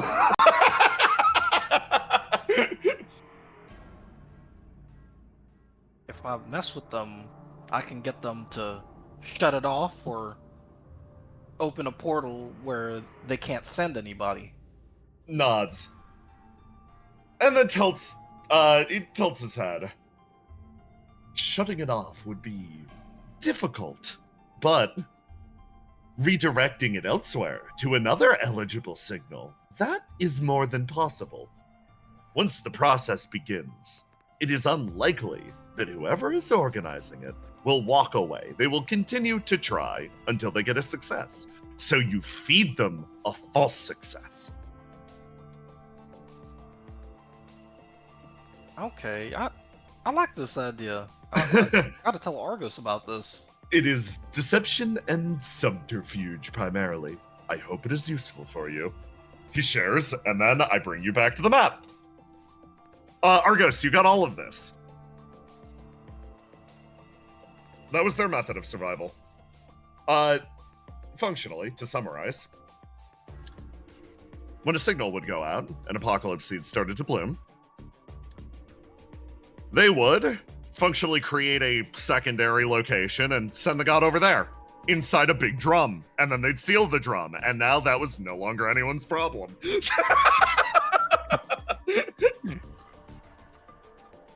Well, I don't know if we have any big drums. We don't really have a giant prison on standby.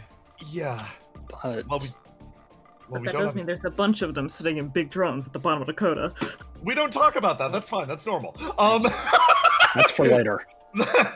Riddle's like, well, if we redirect the signal away from its source designation, we can still, the signal can be sent to somewhere else. Right.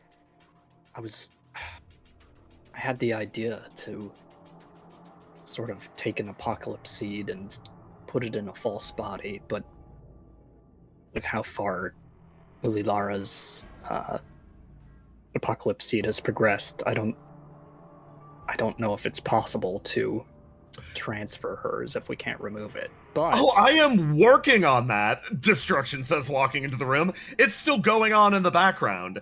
Don't throw in the towel quite yet. I am functionally racing the level of burn that Yulilara is experiencing with that surrogate body of yours. So don't worry, that iron is indeed in the fire. Stickies are like, okay. what are you doing How- here? Well, if we can change, if we create that false tunnel that the god comes through, if we can put one of the apocalypse seeds that we removed from someone else into a fake body, trigger it before Yulilara's goes off, then we can sort of trick them, just like And then- Kihol was saying. Somehow trick the signal. How do you trick the signal? Sigizer says. Well, Destruction shrugs. I have no idea. Well, I have no idea how you guys would do it. The Omarians had entire large satellite array linked towers dedicated to messing with signals. Good luck on your end. I'm gonna go back to brainwashing a body. Argos, aren't you part computer? You know how to do stuff on the computer? Can't you just like hack them? Those are two very different.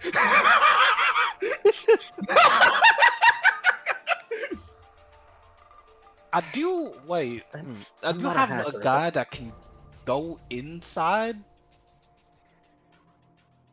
Go inside. Go inside. Where the guy's getting the orders to make the portals.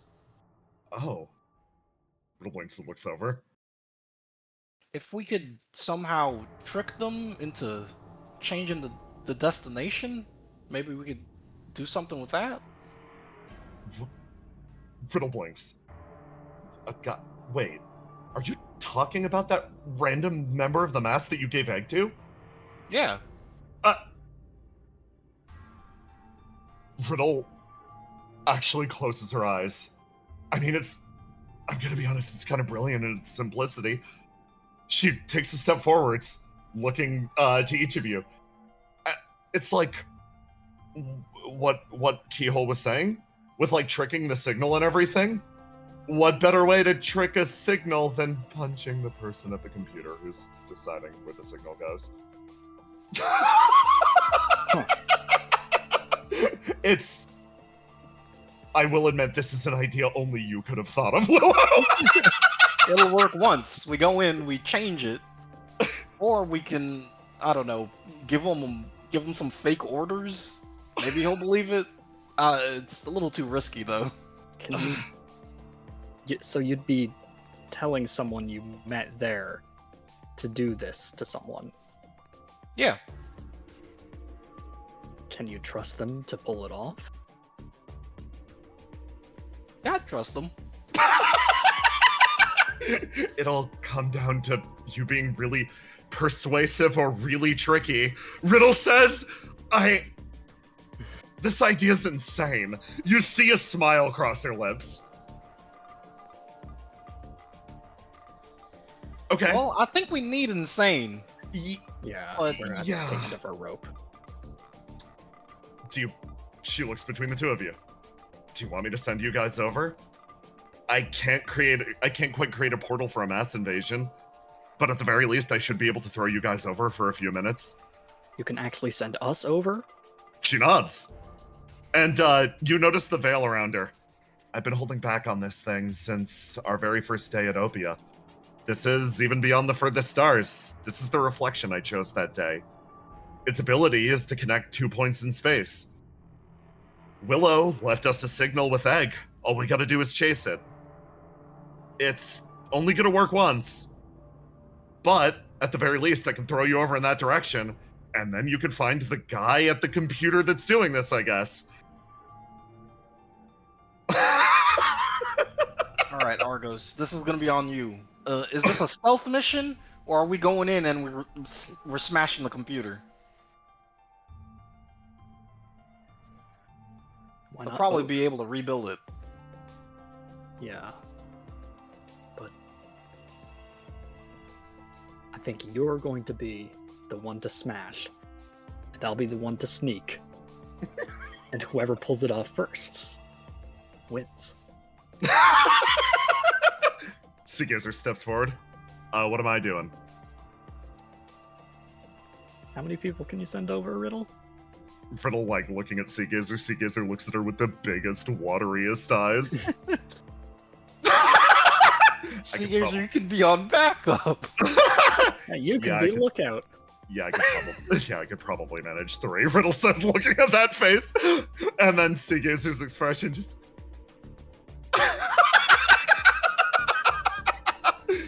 Okay. Here's... We've got that part down, but...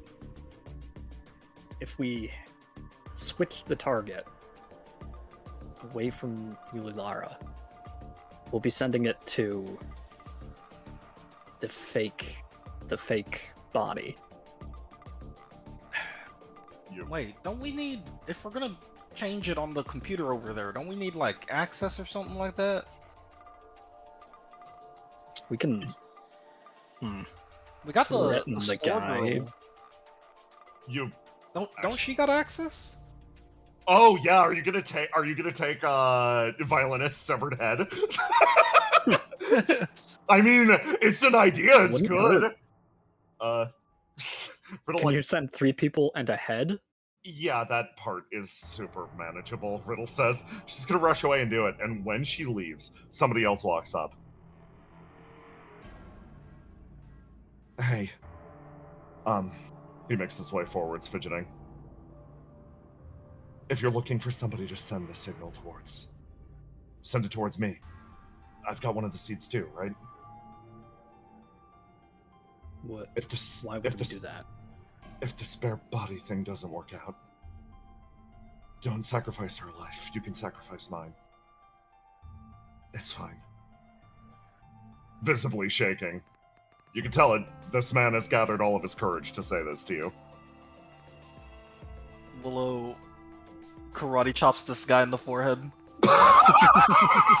How hard? Not hard at all. Okay, I was about to say, is he unconscious or is this?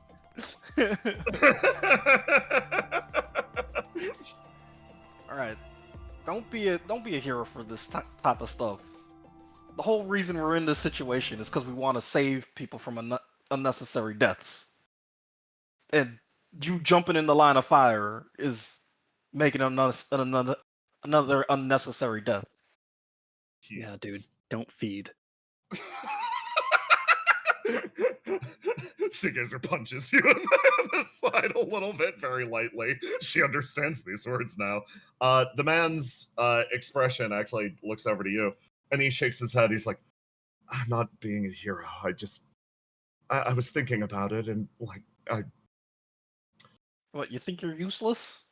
Or comparatively, the best person to her be life, the next ruler? life has to have more value than mine. So, this isn't me saying I want to die or anything. It's just make the right decision. If you need to give up somebody's life, give up mine rather than hers. Both of you get a sense of this person's emotions this time. Both of your abilities activating. This guy has lived his last few weeks in overwhelming shame. He's offering his life up at this moment as repentance or atonement. It's a painful and bittersweet thing to feel.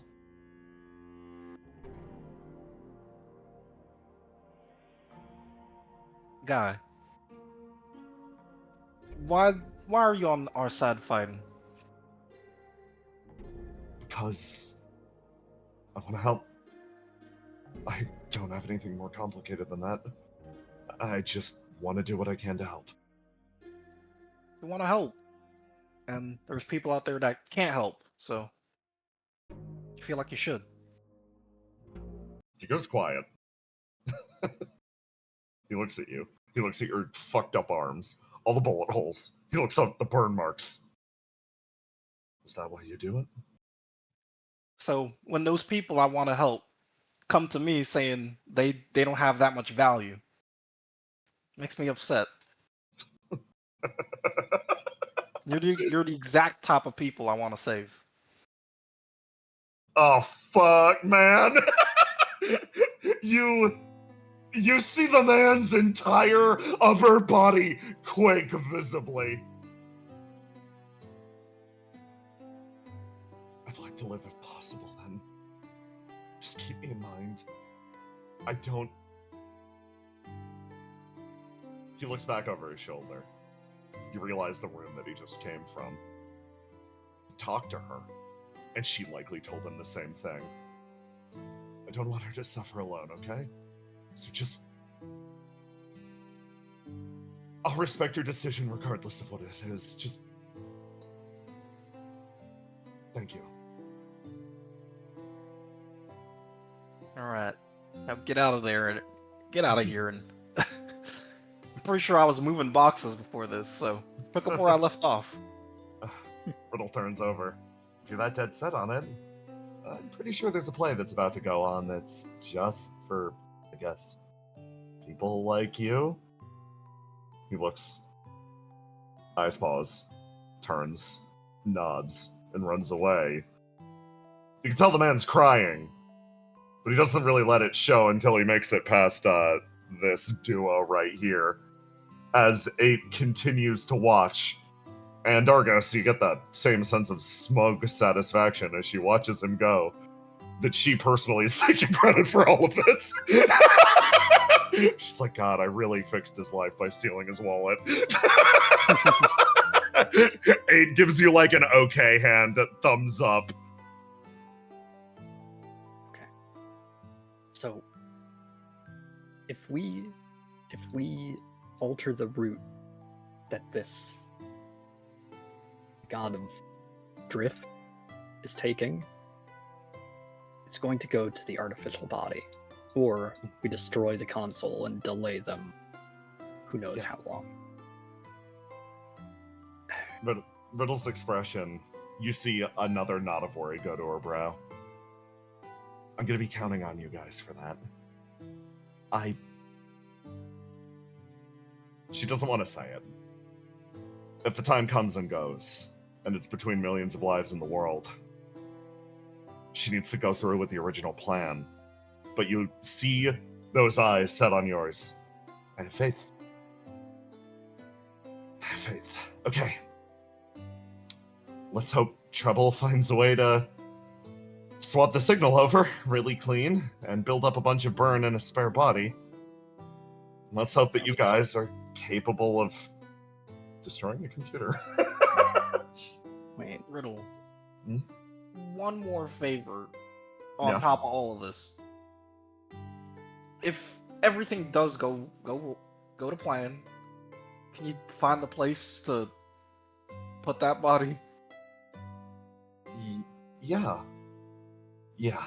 Okay. Absolutely. Yeah. Don't worry. I won't have it pop out of nowhere and just start rampaging. can't Sure. we? Ace's plan was to use the blooming of the apocalypse seed to trap the god as it comes over so we can fight it sort of in the tunnel Yeah. between worlds. We can still do that with the artificial body if it comes over. Absolutely. Then Yep. we should do that. We should prepare to fight. Instead of Well- smashing the console, we send it over. Then we can fight it. We don't know how many consoles they have or their ability to do this, but if we destroy the thing that they're sending over, they can't recover from that as easily, right? Riddle nods. We fight it in a contained environment, and then we carry through with Ace's original plan. Okay, I like it. Riddle steps backwards, holds her hands apart. Okay, you guys ready for a little trip? Wait, Huh? Seeker pauses, looks over at you. What's up? I turn to Willow. Willow, you're going to need to do this. You're going to need to change the target instead of smashing. Sea Gazer, you're going to need to help her. Okay. I need to stay here. Why? What? I know how to build up burn in the body. Oh my god. Okay. I'm gonna leave you off on that dramatic note. As you're gonna catch up with Trouble Squad. Okay. I put us to this. That's exciting. Ooh. Oh, that's so spicy. Oh my god. Okay. So, God, I gotta add more pressure of the time to this, naturally. Let me go pull up.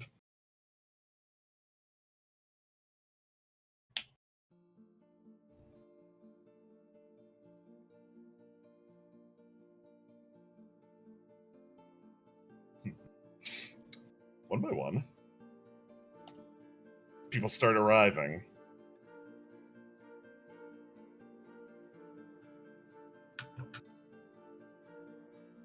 At the venue.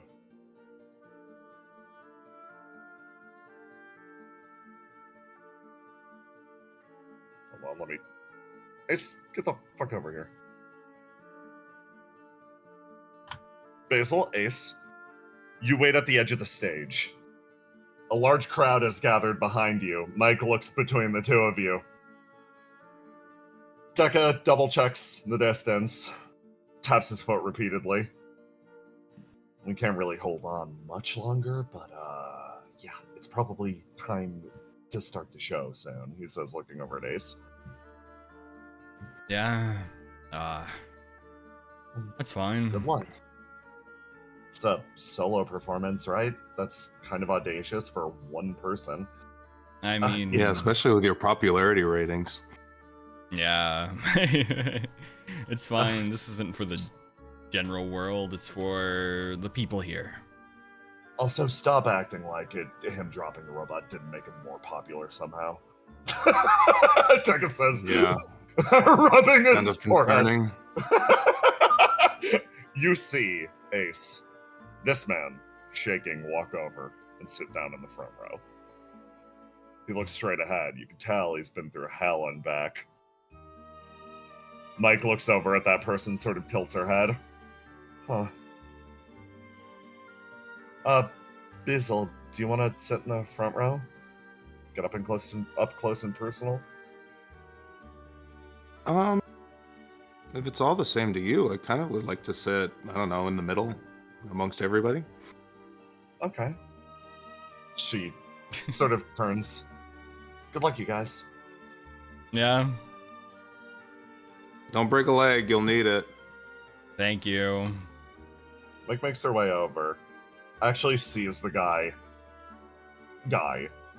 having a rough time, smiles at him, and like talks to him briefly, and actually pulls him back from the front row. And you watch as the trio places themselves in the middle of everyone. Guy separating himself a little bit.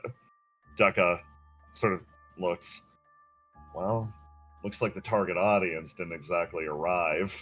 And then you watch her walk through. Somebody who moves their way into the crowd. She sits down. And she sits with Yulilara next to her. Book I pog. love that her default pog is just a pile of books. They chat quietly in the background as Dekka just wrinkles his nose. Okay, guess she is here. Mm-hmm. So, you feeling nervous? Yes.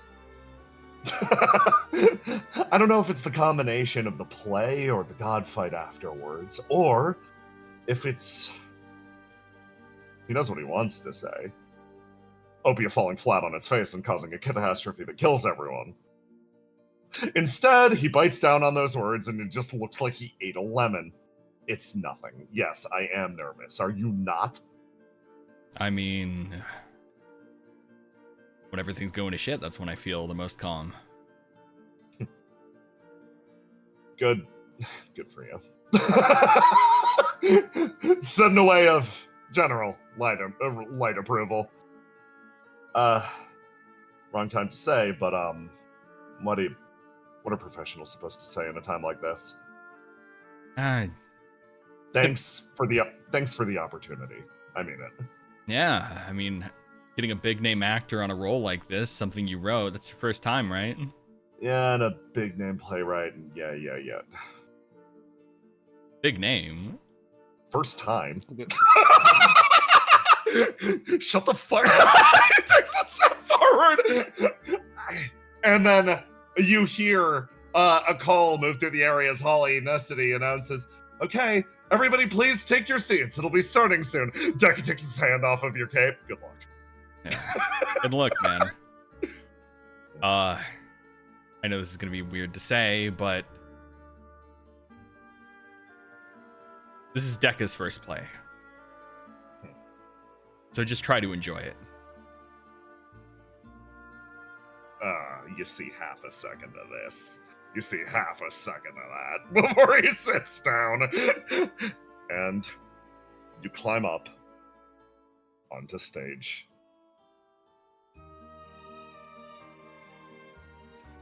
Elsewhere. Hey Jackson, I'm subjecting you to even more horrors. Hooray!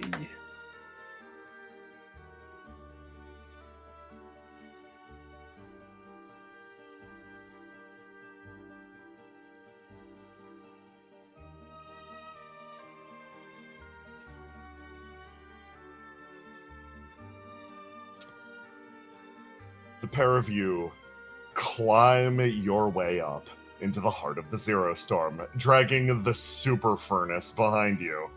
Just a little bit further. Come on, come on. Okay. I'm doing good. So, we're stuck here instead of setting up the play, huh? That sucks. Yeah. I hope they're not mad at me for not going. I mean, we're kind of doing the most important fucking job. Listen, Before the next god arrives, we gotta clean up the scars of the last one, right? Uh-huh. Well, that's what we're about to do. He plops down, sitting on top of the furnace. It sits in the center of this large area. A mountain. An almost bug-like mountain spread out on all sides around you. Well, it's not quite the same, but I got this radio, and if you look at the lights over there, you can almost imagine what's happening on stage. Oh? We can listen to it? Yeah, I mean, we're still in communication range. He Well, puts it down. I mean, like, okay. we're super not supposed to do this, but, like, I'm doing it, so get ready. He puts down the radio as the opening act begins. He sort of starts to laugh as a familiar voice calls out. At this point, Dekka is used primarily as the narrator.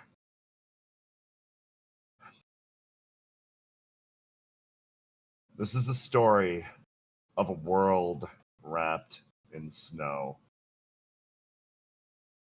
This is a tale of one moment of flickering flame amidst the boundless blizzard. This is a reminder. This is a tombstone. This is our tribute to all those that live.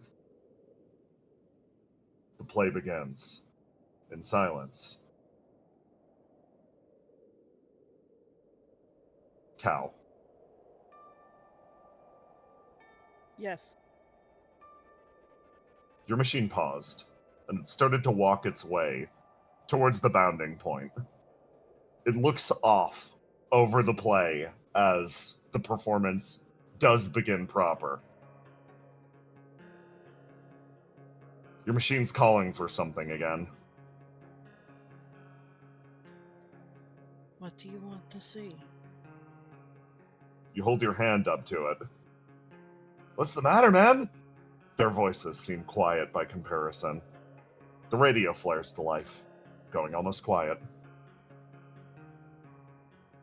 The flame inside the device flares up again. And I turn that question back on you. In this place where you lost someone, in the middle of this machine, what does Cal want?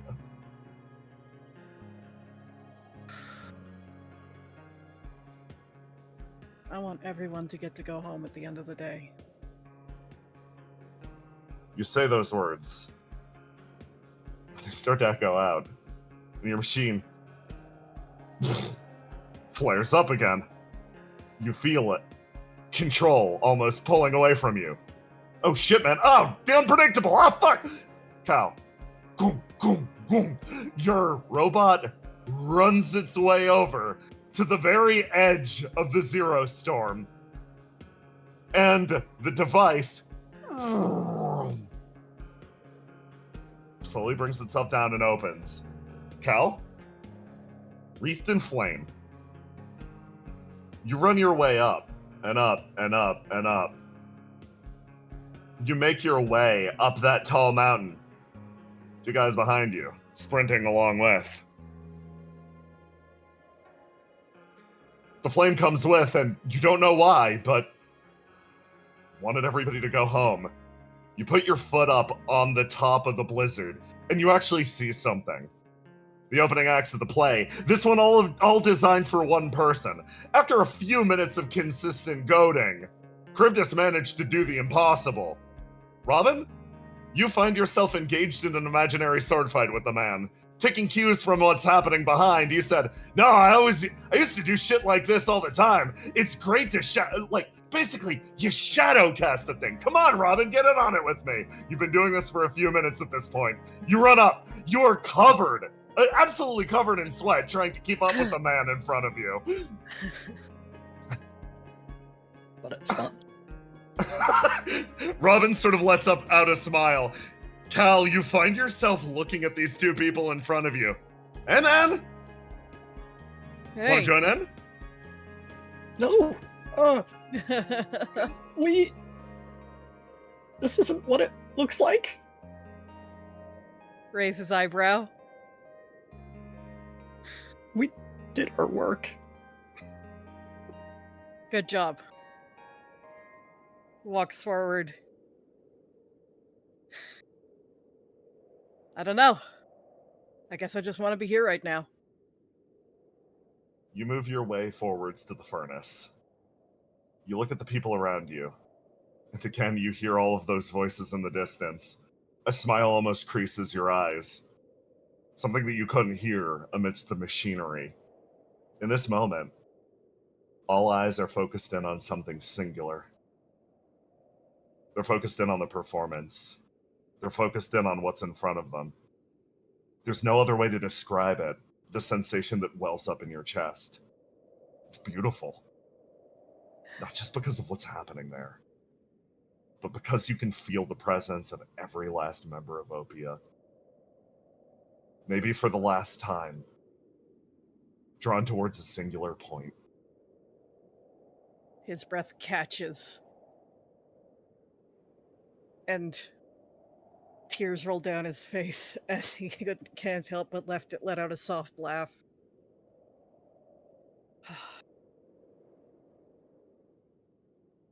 Okay. Then let's watch. Let's remember. At the venue.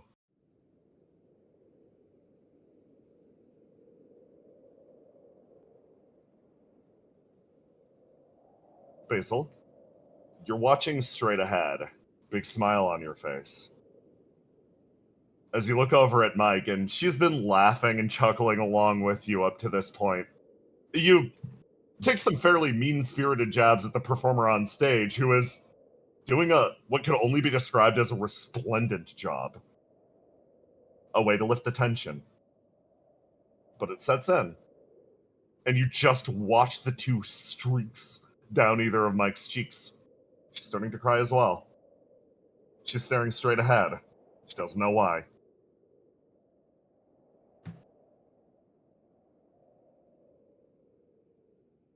What's you're not having a good time? Oh, I'm having a great time. Then why are we crying? She holds your hand tight, sort of shaking her head. And she mouths something. Only for you. Overheard exclusively by the person behind you.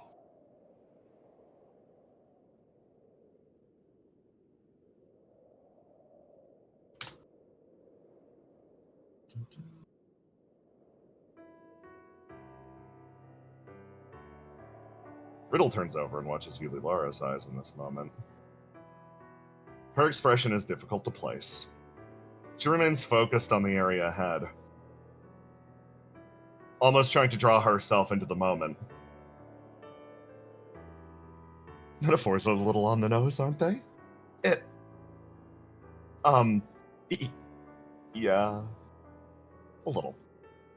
For what it's worth, Ace didn't write it. You're defending Ace here. Yeah, I mean, it's just performing somebody else's work. I see. She smiles. Well, I'm glad at the very least they seem to have put together a play for me. Yeah.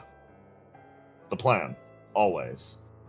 If a sacrifice was necessary, to put on a performance just like this, to give somebody, to give everyone here something to remember.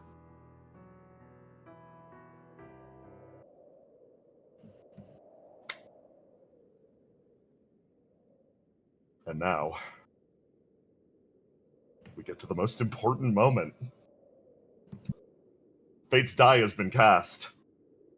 Everything is moving towards its natural terminating point. The city over.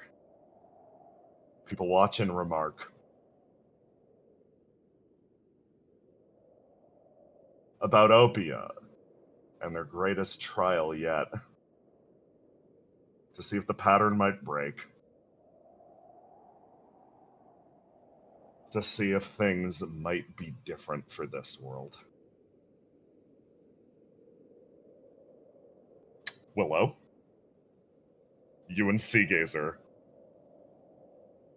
hit the fucking ground hard. I gotta get maps ready. I didn't expect to get ready. So we're gonna go through fast. It's time. Holy shit. Okay. I've got to find where it is.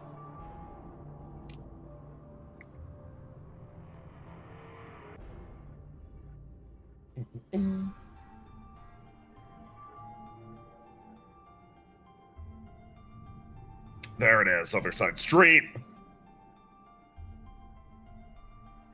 So, for context, Riddle throws up in the portal and moves you through.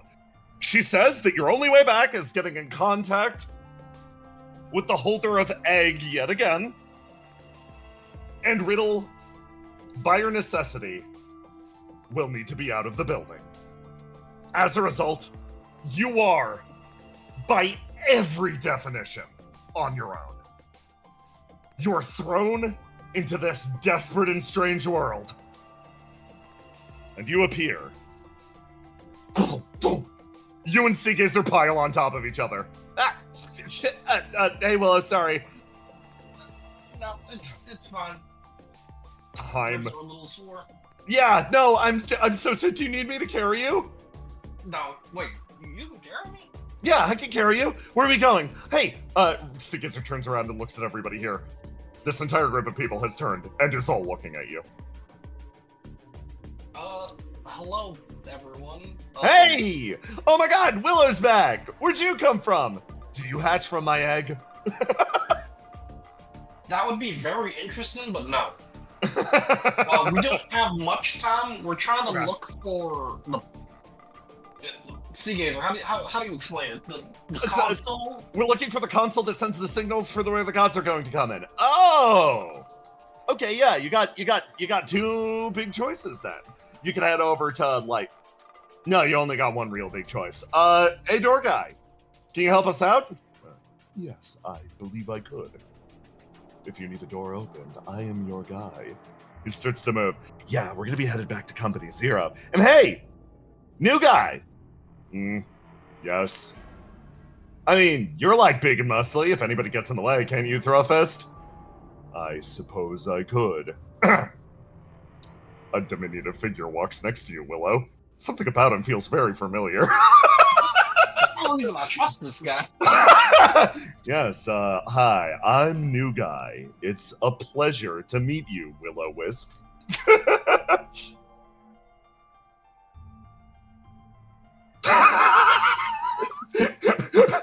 Winter, New Guy, walks over next to you quietly as Door Guy sort of makes his way forwards.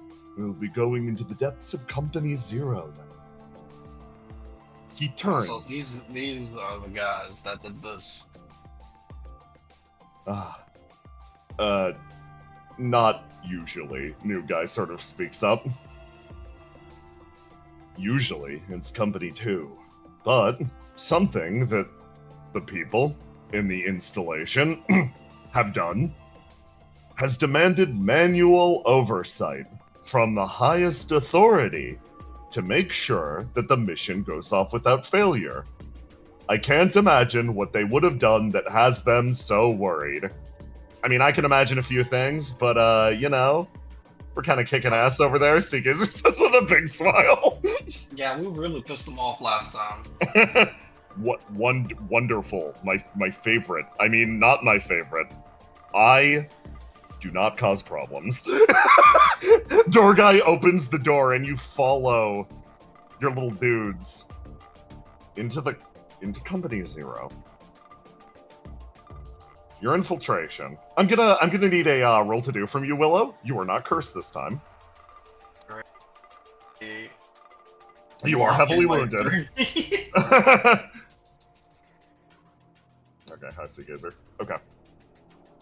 Seagazer So, without much fanfare, Seagazer does. Your little squad is caught almost immediately, and Seagazer does wind up leading them away. So I'm going to drop her while she goes on for the chase of a lifetime, and you make your way deeper into the facility.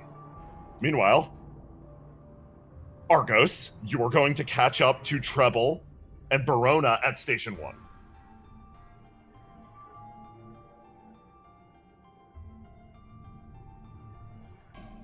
So at Station 1, our current objective is we have the surrogate. Yeah. And we're trying to pump it full of burn? Pump it full of burn at the edge of the coda, yes. I'll drop you guys here. If there's any spares on this map, no, there aren't. Let me grab a riddle body. And then my next objective would be using Treble. Treble needs to find a way to swap the signal. Or find the signal, so she would be needing to use her listening and calling ability, right? Yes, correct. Okay. This riddle only appears as an ambiguous cube, so instead you get an Act 2 riddle design. Let me drop this one. The cube is gone. Riddle. This riddle is slung over Treble's shoulder. Verona, Argos, you brushed down here. How's it going? I've got an idea. Okay. Okay. So, the apocalypse seed. It gets triggered when there's a bunch of burn, right? Yeah. The person accumulates a lot of burn, and then it goes off. And it consumes their flame. Yes. Okay. So, what is burn? It is the phenomenon of your flame being stoked by information. Exactly. It's when your flame kind of... The information is too much, and it makes your flame burn, and you burn your elemental... It's the restriction. Right, it pushes up against your elemental shell, right? Exactly. Yeah. So burn is it's a process of something happening, rather than... Flame is the byproduct. Right. But if burn is the process of something happening to create an overabundance of flame, then that means the seed isn't being triggered by the process. It's being triggered by the result. The overabundance of flame. Fascinating. Carry on. No, where are you going with this? Verona moves close. This is the closest you've ever felt Verona to giving you science eyes. If that's the case, we don't need anyone to perceive data to get burn. We just need the overabundance of flame. Well, we need the overabundance of flame in one spot, then. What keeps them from... We have all those barrels of flame at the bottom of the Opia. How do we keep them... What keeps them from being the host, in this case? Presumably the lack of an apocalypse seed. There needs to be... How do they distinguish between us pumping this body full of flame and the barrels full of flame for implanting the apocalypse seed? Is it the presence of the cage? Verona taps her chin. Perhaps it is the corrosion of the cage that in itself contains data. Oh, the cage degradation. The cage degradation! It's... Verona's entire expression lights up. This is the happiest you've seen her in so long. The flame-touched body contains within it locational data. It is the consumption of the... everything makes sense. I understand everything. Okay. It is literally the consumption of the body via flame. Yeah, yes. And then, she's gesturing wildly. I understand. The body will still need to degrade to some extent. Okay. Well, but since this is just an ambient cage, we can just burn this body up. It's almost like when we make artificial reflections. She thinks. Argos, you were about to say something? Oh, so that body has a cage, then? Yes. All of these bodies have cages. They were... when Lafadel was trying to create... Should we head over to the lab? There's a lab in the top corner. Oh, yes, of course. Probably. Verona's beaming. So, Lafadal, when he was trying to summon Riddle into this world, he needed a body that could hold her, but he didn't know what her elemental alignments would be. So every day, a new Riddle body with a different elemental alignment appears, and eventually she just possessed one of them, because it was the right configuration. So, if I'm understanding correctly, we pumped this body full of the pure flame that we've collected. Mm-hmm. And the problem is that sort of creates a life that then dies. Not necessarily. No, we can fill it full of pure flame and it'll be fine. The problem is, it needs to start burning. Yeah, effectively, it would... So, we would be filling it with pure flame and burning it faster than it could become sentient. And if you don't like the process of setting it on fire immediately in front of you, because that's risky, I'm pretty sure Argos just handed us a method to give a body like this plenty of burn, consuming the outside material, with absolutely no issue, no strings attached. There is a way to give an unconscious body burn. All we need to do is, well, literally consume part of the body. She looks over at you expectantly, tapping her foot. I'm gonna leave you all in suspense for a few more moments before I answer the question myself. Oh, Treble just thought that she was asking it for Argos. No. I think that was a situation of Treble thought that Verona was talking to Argos, and Argos thought Verona was talking to Treble. Yeah. So they both masturbated. Argos, do exactly as you suggested. Fill that body with flame. It is, as a result, it is the end result indeed, but you have a tool to move that flame around. You can possess that body and literally burn part of it. Yep. If I go into the body, then it's even more like a real person. But I also, Fate Weaver conducts flame, so I can essentially direct it where I want it to go, away from my own personal elemental cage and to the Riddle body's cage, so I won't be damaged by the burn. Exactly. I look at the others, right? Exactly, she says, holding both of your shoulders, and then she turns. Eventually, we will fill it with enough flame that it will be able to receive the signal that whatever computer or input device they are using, the automated device, will eventually pick up on the amount of burn we're putting in, right? Around an apocalypse seed. And then she looks over at you, Trouble. Do you know a way to rapidly increase a person's burn? Argos will functionally need to sit and listen to whatever that is. I mean, I can just play music. It would be low tier burn. I could probably tell you high tier burn information, I guess. Let me think of something that I haven't already told you. So this is my chance to hear all kinds of cool secrets without, exploding. Yeah. It's for science this time. Yeah. I'm trying to think which detail she would even be like, and this is the thing I'm going to tell Argos. It's like Treble's gonna like 3-prong attack you here, probably, where it's like she starts playing music, like burn-inducing music in the background while explaining like detailed tier 3 knowledge to you. It's like I used a cheat code to unlock all the codex entries. If you want, also, you can just go, Treble tells Argos ambiguous, horrifying secrets, and then you can decide on what those are when you have time to think and consider. You will have time to mull, but you do play music. But I will want to know. Yes. Do you have a particular world you want to hear the soundtrack from? Ooh. Yeah, you know what? What's your favorite?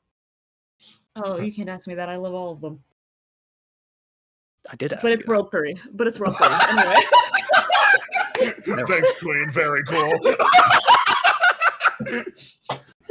So she's like, Listen, I have to wrap my homeworld. You start to play the music. To the body. There you go. So- You're gonna play your theme. Once you get enough burn, you wanted Willow and the others to move the apocalypse seed over to you, right? To change the, the location that it's The going location. to this body. Yeah, To this to body. this apocalypse seed. So we've put we've put an apocalypse seed in this body. Yes. Yes. Oh, Okay. So I have a question. Once that tunnel opens, how long do we have because this... Are we just blowing up Station 1? Yeah. No, we will need to get the body over to Riddle ASAP. Okay. Just checking. So, you start to play the music, and you race against time. You swap, and you do everything you can to make this happen. Meanwhile, Willow, you and your squad rush your way through Company Zero. Seagizer throws herself off as a distraction as you run up and up and up.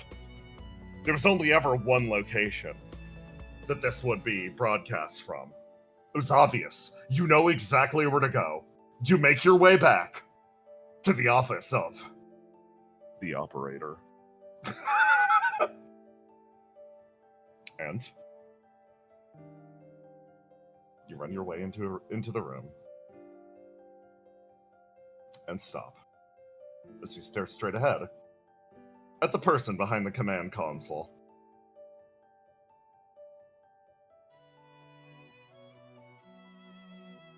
You skid to a halt, body pausing, as you look across the desk. Someone, because this requires actual manual interface with the computer in front of her, was required to bust out the one, the only, ye olde simulacrum just for such an occasion so she can punch in different instructions on her computer. See, normally, her little AI projection isn't capable of interfering with all of the horrible things that they put on her desk, such as these silica gel packets, or these tiny pocket demiurges, or, God, even worse, the popcorn machine back there. No, the person that you see sitting in front of you is sitting behind the desk good and properly. This person is in a physical body, but you sort of squint at the body. It isn't exactly what you expected. At first, it seems imposing, but the longer you squint at it, the longer you're like, huh, something's a little off with that one. You stare, and you see the demiurge. Boop. Welcome to Company Zero, everyone. Please, take a seat. I didn't expect all of you to have an appointment here today, and based on my scheduling, you don't, but we're always more than happy to receive any guests. Yeah. We got some urgent requests to put in. Yes, very, very important. Urgent requests. Of course. Anything that I can help you with. I am literally programmed to exclusively deal with the needs of those related to Company Zero and those that are visiting Company Zero. How can I help? We need something rerouted. You need something rerouted, huh? What kind of something? Does it have something to do with the order that I've been given to execute at midnight sharp tonight? Possibly. Definitely. Actually. Yes, absolutely, Yes. You and Winter exchange nods repeatedly. Wow. I have been left in charge of making sure that this goes off without a hitch. And it will. We're not Yes. telling you to stop what you're doing, just change the destination. She thinks. You're not suggesting I do anything that would get in the way of the operation, correct? You're just changing the destination, right? Yeah, this wouldn't affect the operation at all. Okay. No problems. In fact, wow. It's so selfless of you guys to come all the way here just to provide me with advice on how I can better improve my job performance. That's so kind and thoughtful of you. Yeah, I'll leave a good Yes. review too. Yeah, absolutely. We'd 5 stars. Love Company Zero so much. After all, I wouldn't be caught in this situation if the operator decided he had the time in his very busy schedule to hit the button himself. Instead, he just outsourced it to his secretary. Right. Okay. Yeah. Willow, who I just met today, has the better invasion vector for your. I'm so bad at this help. We have a better destination in mind. Wow, that's so convenient. It should be incredibly useful and profitable. And what's some other business words?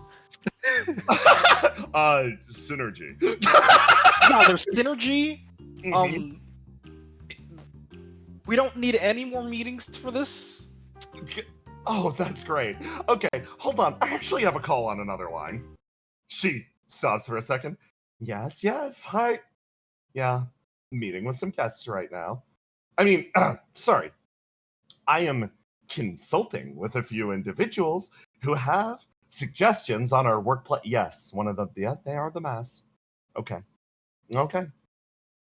Well, if you're not interested. Oh, okay. I mean, sure, fine. Okay, cool. Okay, sorry about that. She turns back around. He just wanted to check in to make sure everything was going okay out here. And it seems he's utterly disinterested in participating in this conversation, which means I have you all to myself. Everything gets significantly more convenient this way. She leans forward. And, you look at those eyes. The smile does not reach them. So, we're redirecting things in your direction. Now that's really interesting. Would you mind doing me a favor and just coming behind my desk? Because, I'm seeing a few signals here, and you're gonna need to pick out which one is the right signal for me. Oh, yeah, of course. Mm-hmm. I'll know exactly which signal Willow says looking at the computer. Ventura breaks into a cold sweat. This man cannot operate a DVD player. You look at the computer in front of you. It's just long strings of numbers, like IP numbers and characters. They're like IP addresses. You're like, what the fuck am I looking at? Do I have the severed head with me? You do! The severed head whispers over your shoulder. Get me closer. Let me take a look. All right. Hey, Demiurge. Yes, I am fascinated in how this potted plant can improve my workspace. I am a small business owner and would love insight on it. Of course. She makes her way over. I have no choice but to assist you with any workplace queries. You make your way over to the machine and you burst out the skull from your backpack. And she looks at it. She's like, okay. Yeah, this is locational data. Right, based on your friends. They need to give us some sort of indication. Some way to communicate it specifically them. It'd probably be whatever signal is spiking and changing. Yeah, if everybody else is sedentary. Violinist is talking to herself primarily. And then, yeah. In English for eyes? Fourth one from the top. It's the only one that's actually moving. I think everybody else is stuck in place. All right, thank you.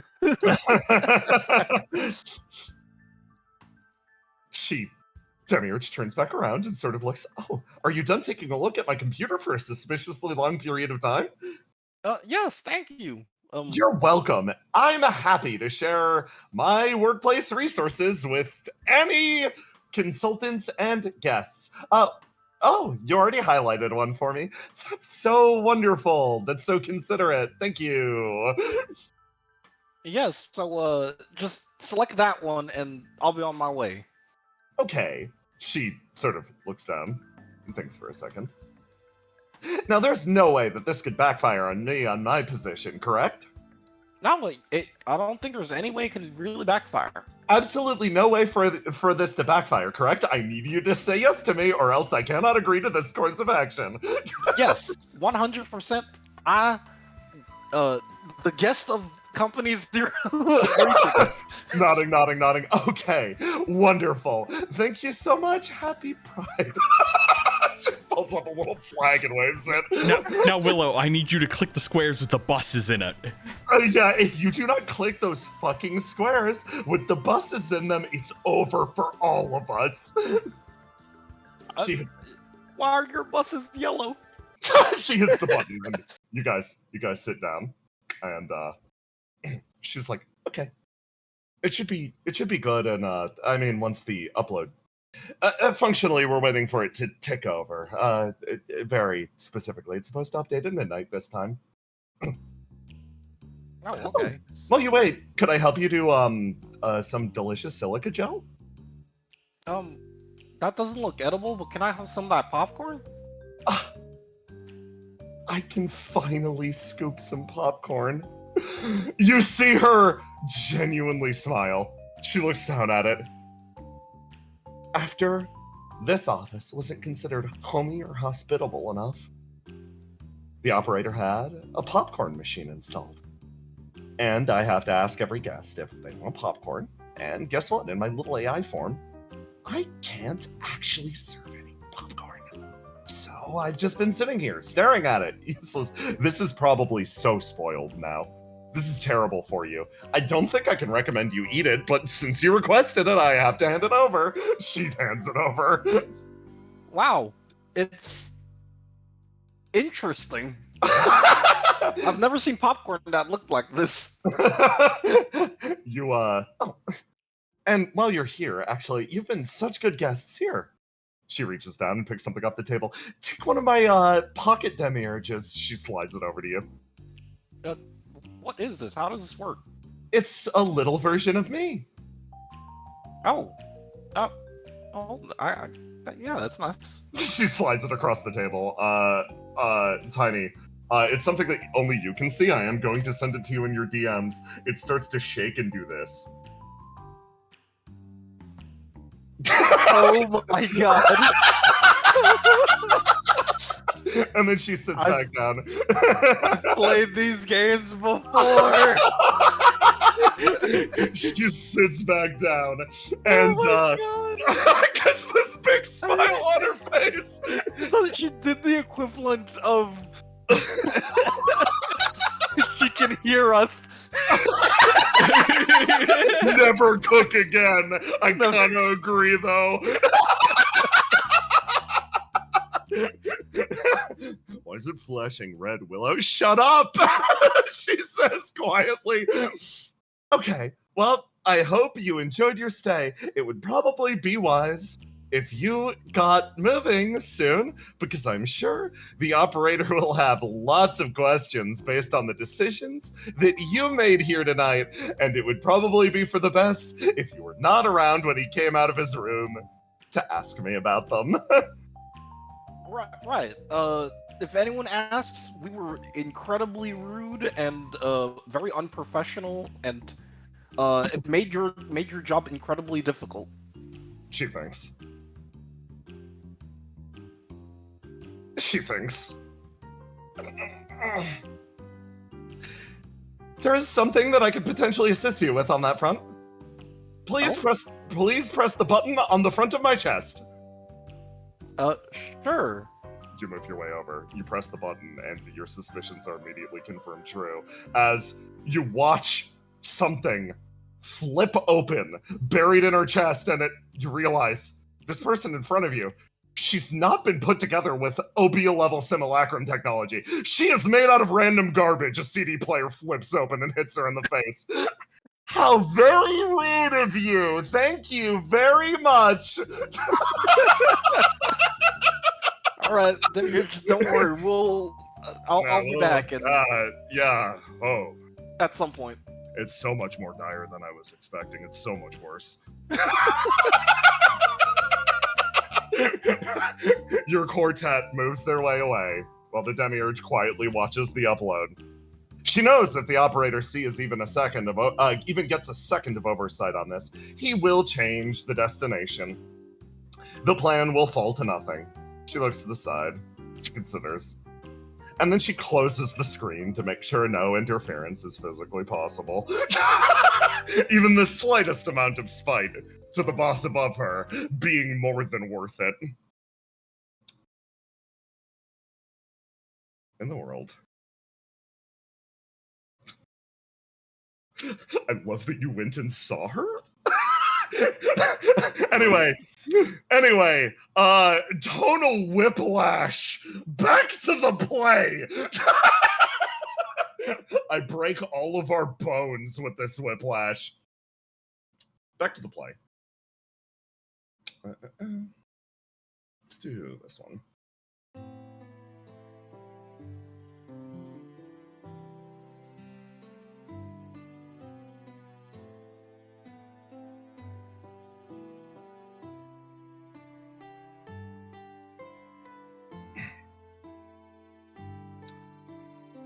Everything's wrapping up.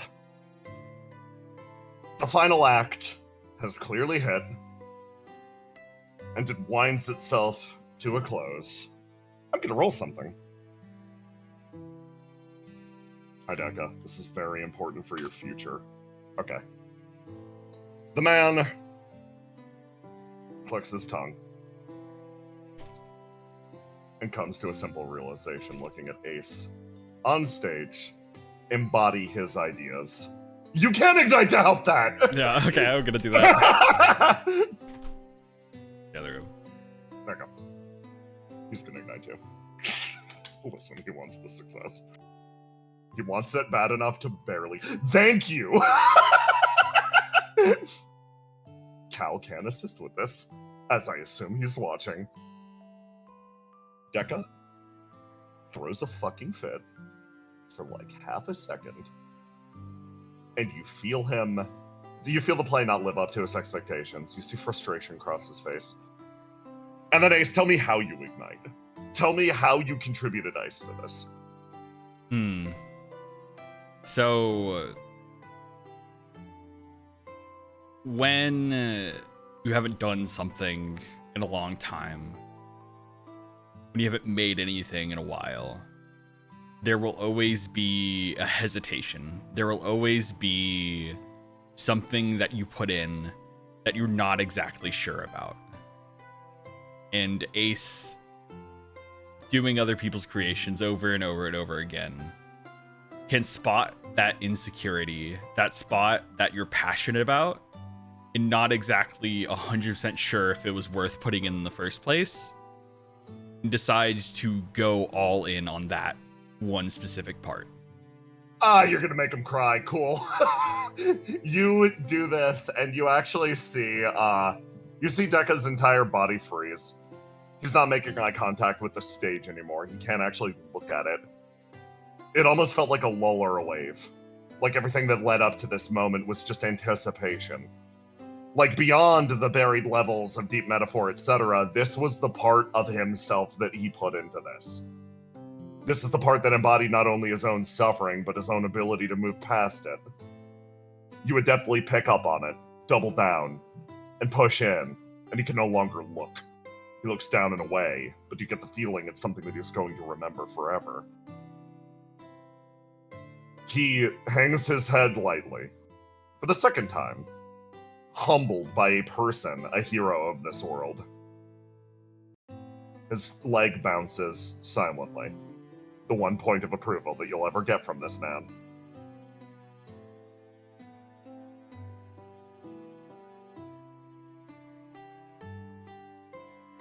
Riddle watches silence falls. The play winds its way to its close. She makes eye contact with you, Ace. You look at her. She sort of nods. She stands up. She starts to walk off in this direction, almost bidding you follow. Yeah. Guess it is time to go.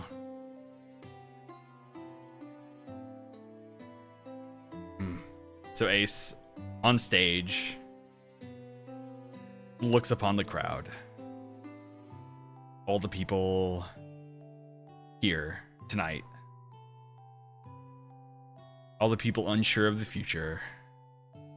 All the people trying everything they can.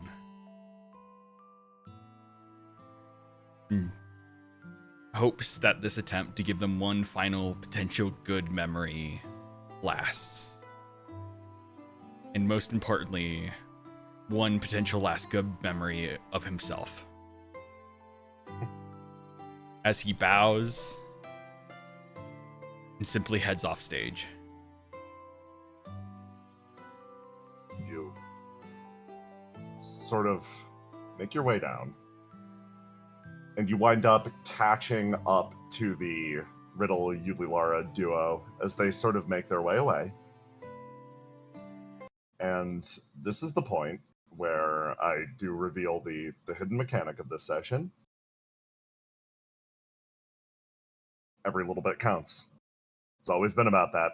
So, the ending that you got, the ending that you achieved, what was possible, what you did, how it contributed, and the shape it took.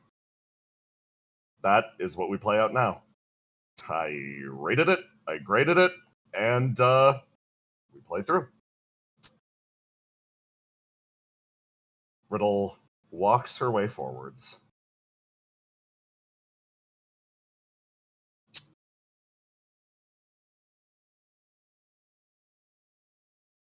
And you feel Yulilara engaging her in conversation, and behind you, these two, Basil, Mike, you feel Guy stand up next to you. I gotta go. He looks over at the two of you. What, Basil? What is going on with you? What is happening with you right now? She kind of looks over at Guy and she just asks him,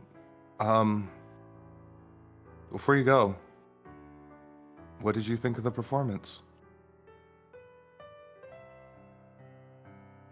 Well, I'm not the type of guy that would ever presume it was about me. But felt like the creator was talking to me directly. Is that presumptuous? Is that arrogant? Not to be some kind of film critic or anything, but I honestly think Ace might be more suited for live performance. He laughs.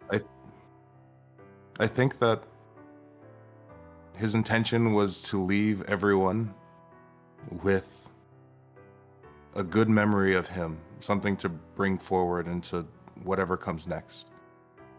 And honestly, it's not up to him how you interpret it.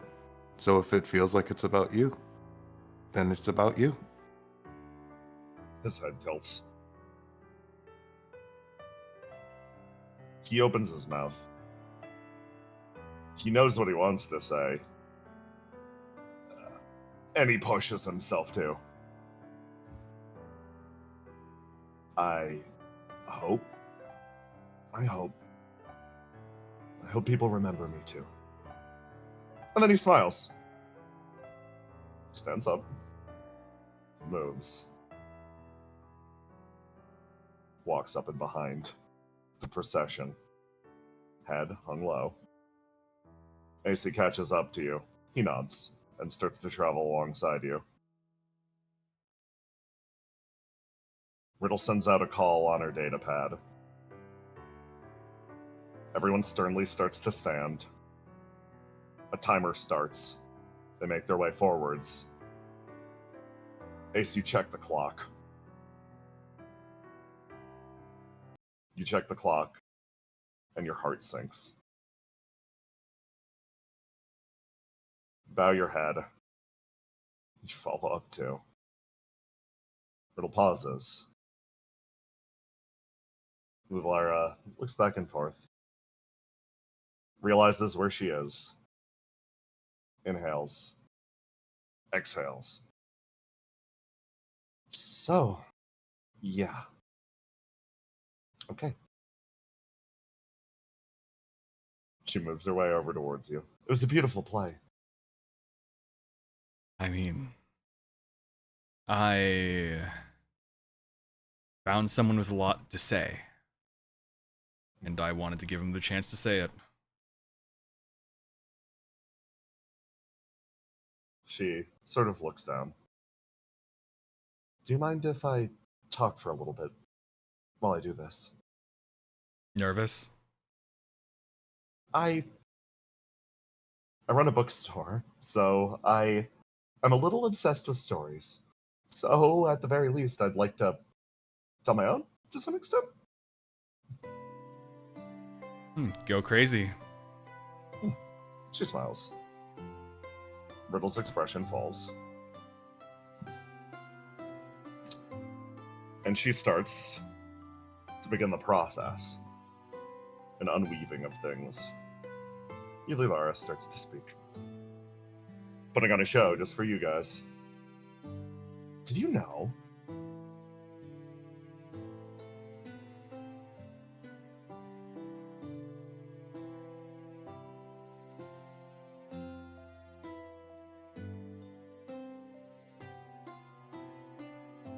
Did you know I actually could have joined Opia as well? I mean, anyone could. I tried, I was turned away. I mean, She laughs. I guess, yeah, phase 2 was kind of exclusive in a way that, you know. Oh, you guys were designed in a lab. She, looks between each of you. Guy actually laughs. Yeah, same boat, actually.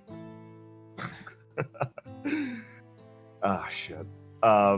He takes off his mask and sort of offers a half smile. I was supposed to join Opia, and then they cut it off at 7 members, and it was decided that I should, I don't know, lead guy squad. Oh, I'm stepping on your story. No, it seems like we've actually got the same story. I got stopped because there was already one too many bookworms, she says, looking over at Riddle. Riddle, sorry, I guess. She, you watch as, her expression changes. The shaking's gone. She's focused at this point. But, because I didn't join Opia, I actually wound up setting up shop in the Undercity. It's where I met Melly, it's where I met Uno. It's where I met everyone down there. So, I consider it a stroke of good luck. Bad luck considering the current circumstances, right? Something, proximity to the Coda, apocalypse seeds. I didn't realize I was moving into a damned area, but just the same, it wasn't bad. It really wasn't bad. So much of my life existed before my time in the Undercity. But here I am, and all I can think of is them. She sort of looks over at Riddle. Based on what you were telling me earlier, you're kind of the same, right? Riddle's expression shifts. Yeah, I am. Well, I think if I was given the opportunity, I think I'd like to be remembered as Yulilara of the Undercity.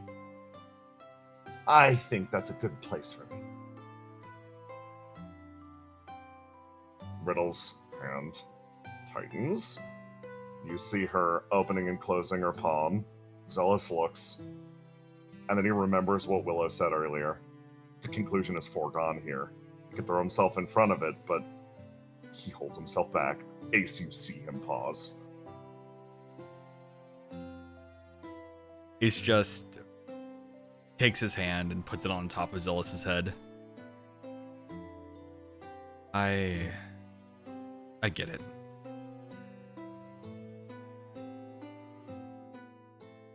He looks over, and you see him biting down on his cheek so hard it's producing blood.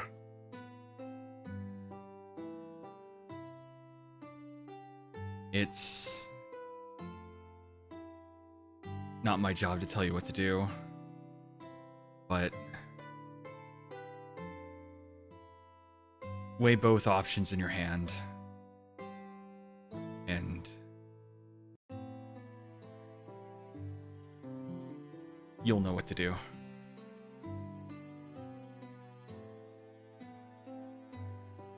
He nods. Zealous is gonna roll some fucking dice. Oh.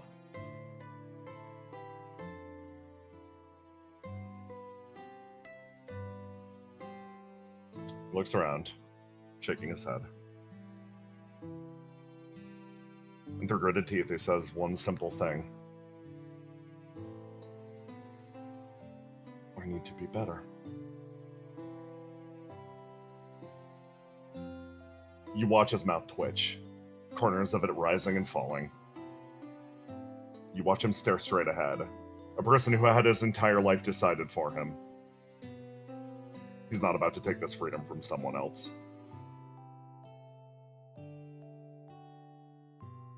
Yulilara's smile continues. Well, okay then. Riddle takes a step forwards. She holds out a hand, snaps her fingers. Goodbye. And the person in front of you disappears into motes of stardust.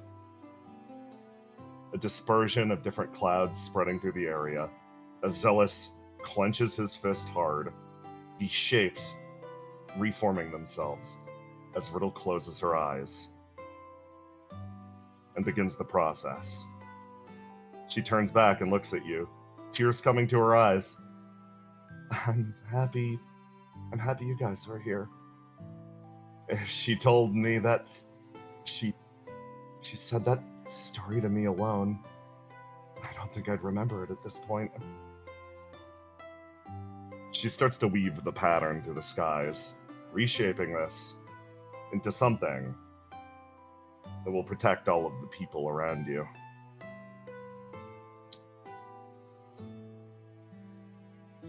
In the physical world, silence settles.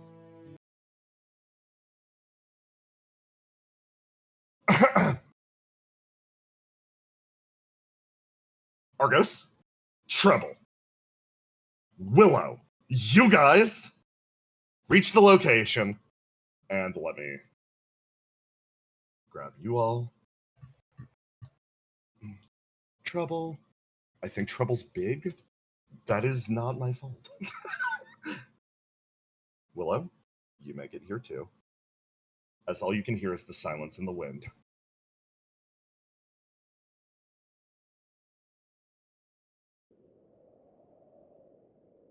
Okay, there we go. You sort of make your way forwards as the person you come across is actually Mike. You have the surrogate with you. She makes her way up. You guys, okay, you made it. The area's quiet. You don't see anyone here. We got here as fast as we can. Is it too late? Mike sort of pauses. She turns. You look. Argus, you feel your heart sink to your feet. Willow, every promise you made to Twice, you feel it weigh down so heavily. Mike looks back and forth and she shakes her head. No, I don't think so. Come on. She pulls you forwards into an area where space seems to bend quietly.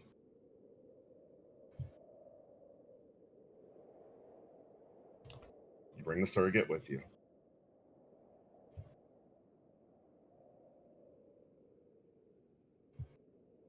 And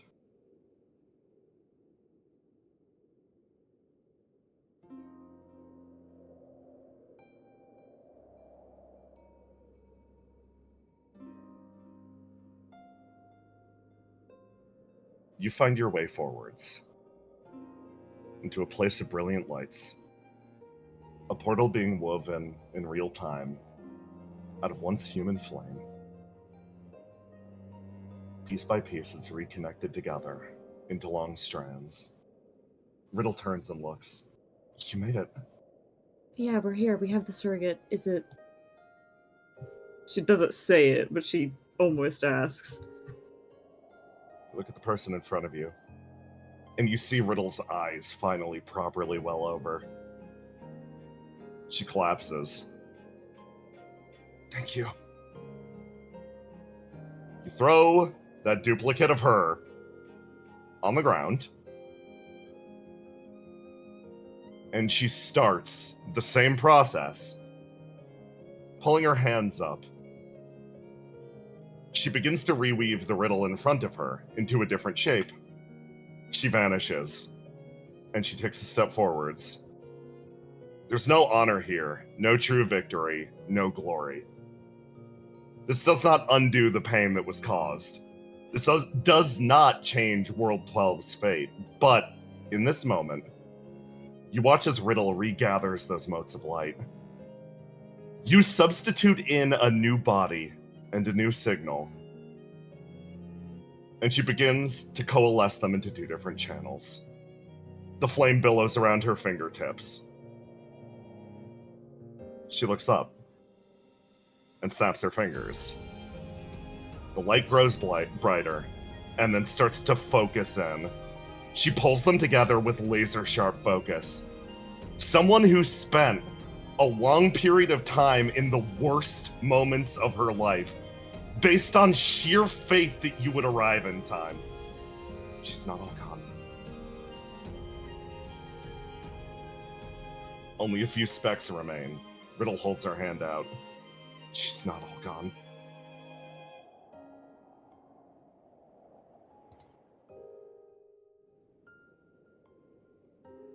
The world materializes in you before you once again. Stability having been achieved. Riddle's still on her knees, clutching that little bit of warm light still to her. Breath is catching heavy in her throat. Long lines of tears trace their way down her cheeks.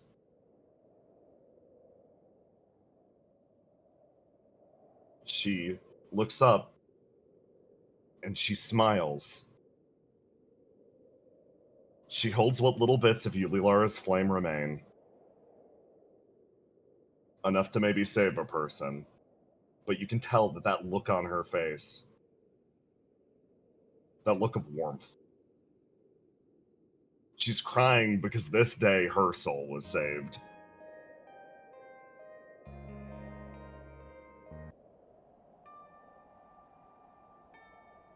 Guy looks around. That's it.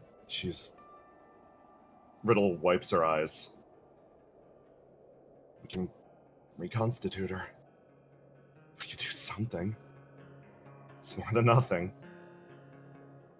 I mean, There's like a moment, I think everyone has that moment where they'd like actually exhale. I mean, I've come back from worse, so Yeah. Riddle's like literally barely keeping it together. Her body is fucking shaking. There's so much time. We've got to get to the portal, and we've got to fight. But I think I'm just gonna need a second. If you want me to, I can take that back to the Opia building for you. Put it somewhere safe. That'd be great. Treble sort of holds her hand out. She makes her way forwards and literally just collapses into you guys.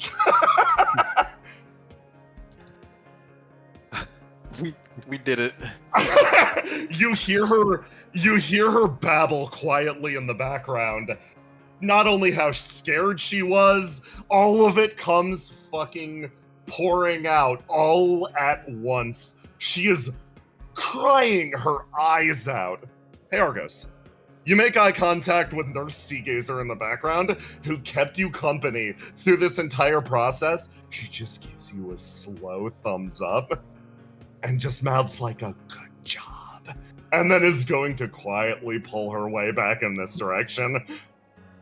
I give Hold her on. a very earnest thumbs up. Hold on, Sea Gazer. Hmm? Getting in this hug. Whether you like it or not. Willow deserve it. begins stumbling her way forwards as the world over. Opia prepares to move. Cal. Here. You find your machine staring at now a rift in space. On the other side, you feel the other side. You feel the presence of an imposing and impending doom. The two mechs behind you sort of call in. So, boss, you staying on? You going through? Now there's a hell of a question. Cal's gonna look at this thing. Alright, you two. What did you come here to do today? He looks over his shoulder, over at the furnace. Came to drive this blizzard back. Look at that. I think it's starting. The furnace gutters Right. to life. The wind stops. Cal, you feel warmth spread over your mech. The machine feeling like a second skin to you. Damn. Whole lot harder to undo the damage these guys do than, like, do it? Does that make any damn sense? Yes. Absolutely. Okay. It's infinitely harder to make something than to break it. Well then, guess I want to stop this from happening again. Alright. And you? This one looks into the distance. I would like to live. I'd like to survive to see tomorrow. Cal's gonna walk over to him. And one robot mech with surprising finesse, surprising dexterousness, as though it is less cumbersome to move, as though it is natural to move. Places one hand on the shoulder of the other. Then live. An arm clasps yours. So much less dexterously. A shudder travels through the mech. A part drops off of it to the side. That'll happen. Hate to say it, I only really trust myself with that. No offense. He puts his hands up. Ah, asshole. They Alright, folks. Is ready to see what's out there.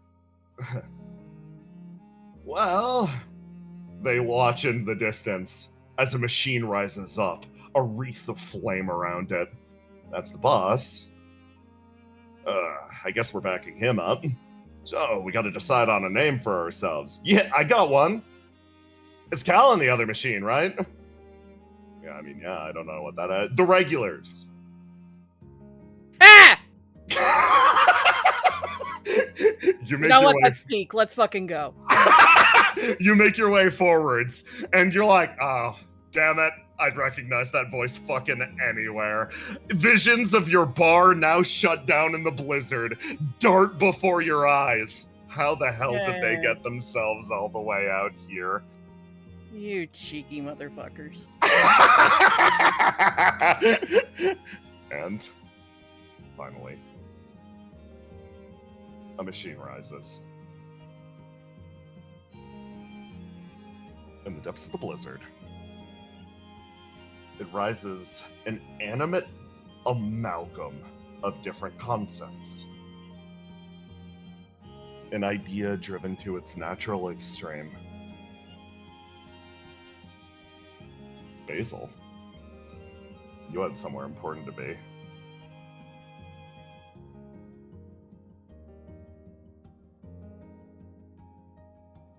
Let me drop you. He catches up with you. Hey, Basil. You ready to do this? I think I am. You look up at the Hey, machine. Danger. Yeah? Since you've aligned yourself with the Excellence's flame, assuming that you make it to the next world, how will you remember me? He looks. Like a...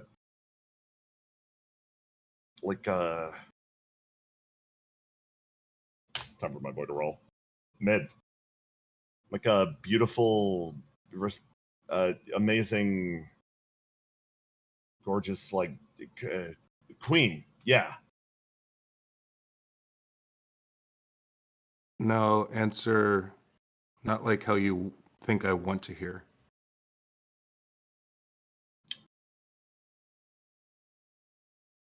Cloaks his tongue. I'll remember you. His expression falls, growing very, very serious for Danger for a moment. His eyes meet yours. I'll remember you as...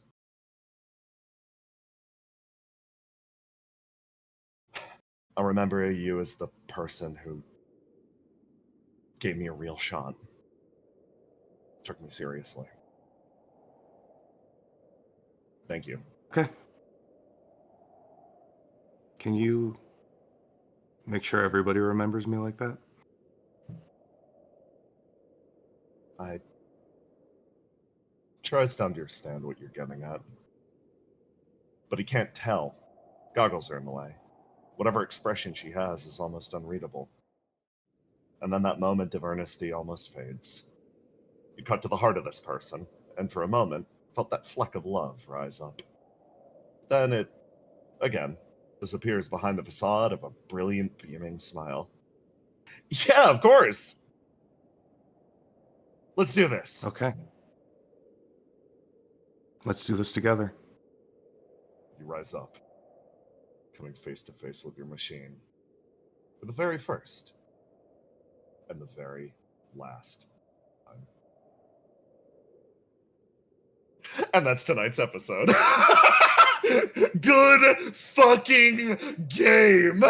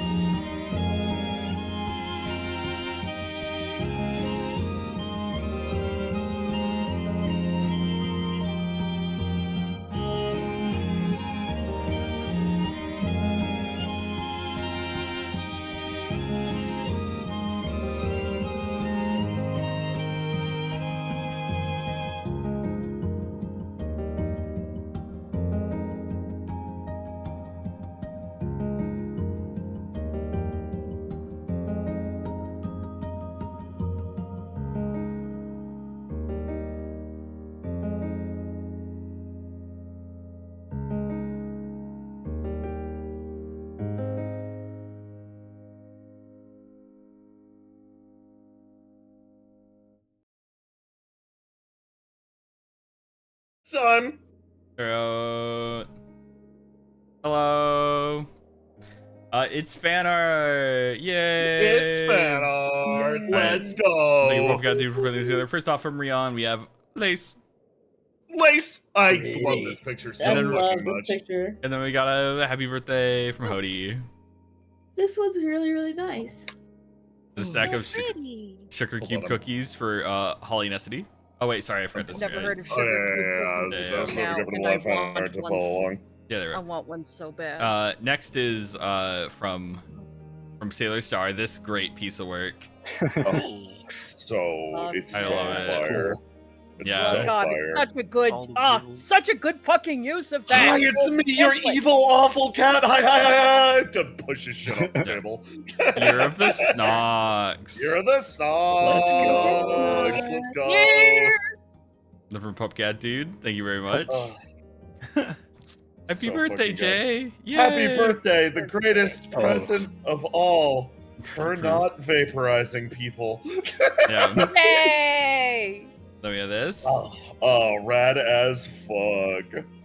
Popcat Rad Dude. as fuck. Oh shit! And then from Pooji, Oh, Ludion. that goes Ah. so insanely Oh, hard. damn. Oh my god. Phone background. Yeah. Then we have from Popcat Dude. We have more Disco Elysium dialogue. And then from Salem, we have a Homestuck joke. I'm stuck. Oh my God, Homestuck joke. Homestuck joke. I'm stuck, Joe. From Baker. You got it. We have a You deck got up. his. You got his smile. You got the most elusive This is fog the of the view I've game. been grinding for. Holy shit. Phenomenal work, everyone. I hope you all had a wonderful session. I hope you had a wonderful week. Next week, we're back with the fucking god fight. Yeah. I hope Yay! to see you all there. Have a good night, everybody. Bye. Bye. Good night, everybody.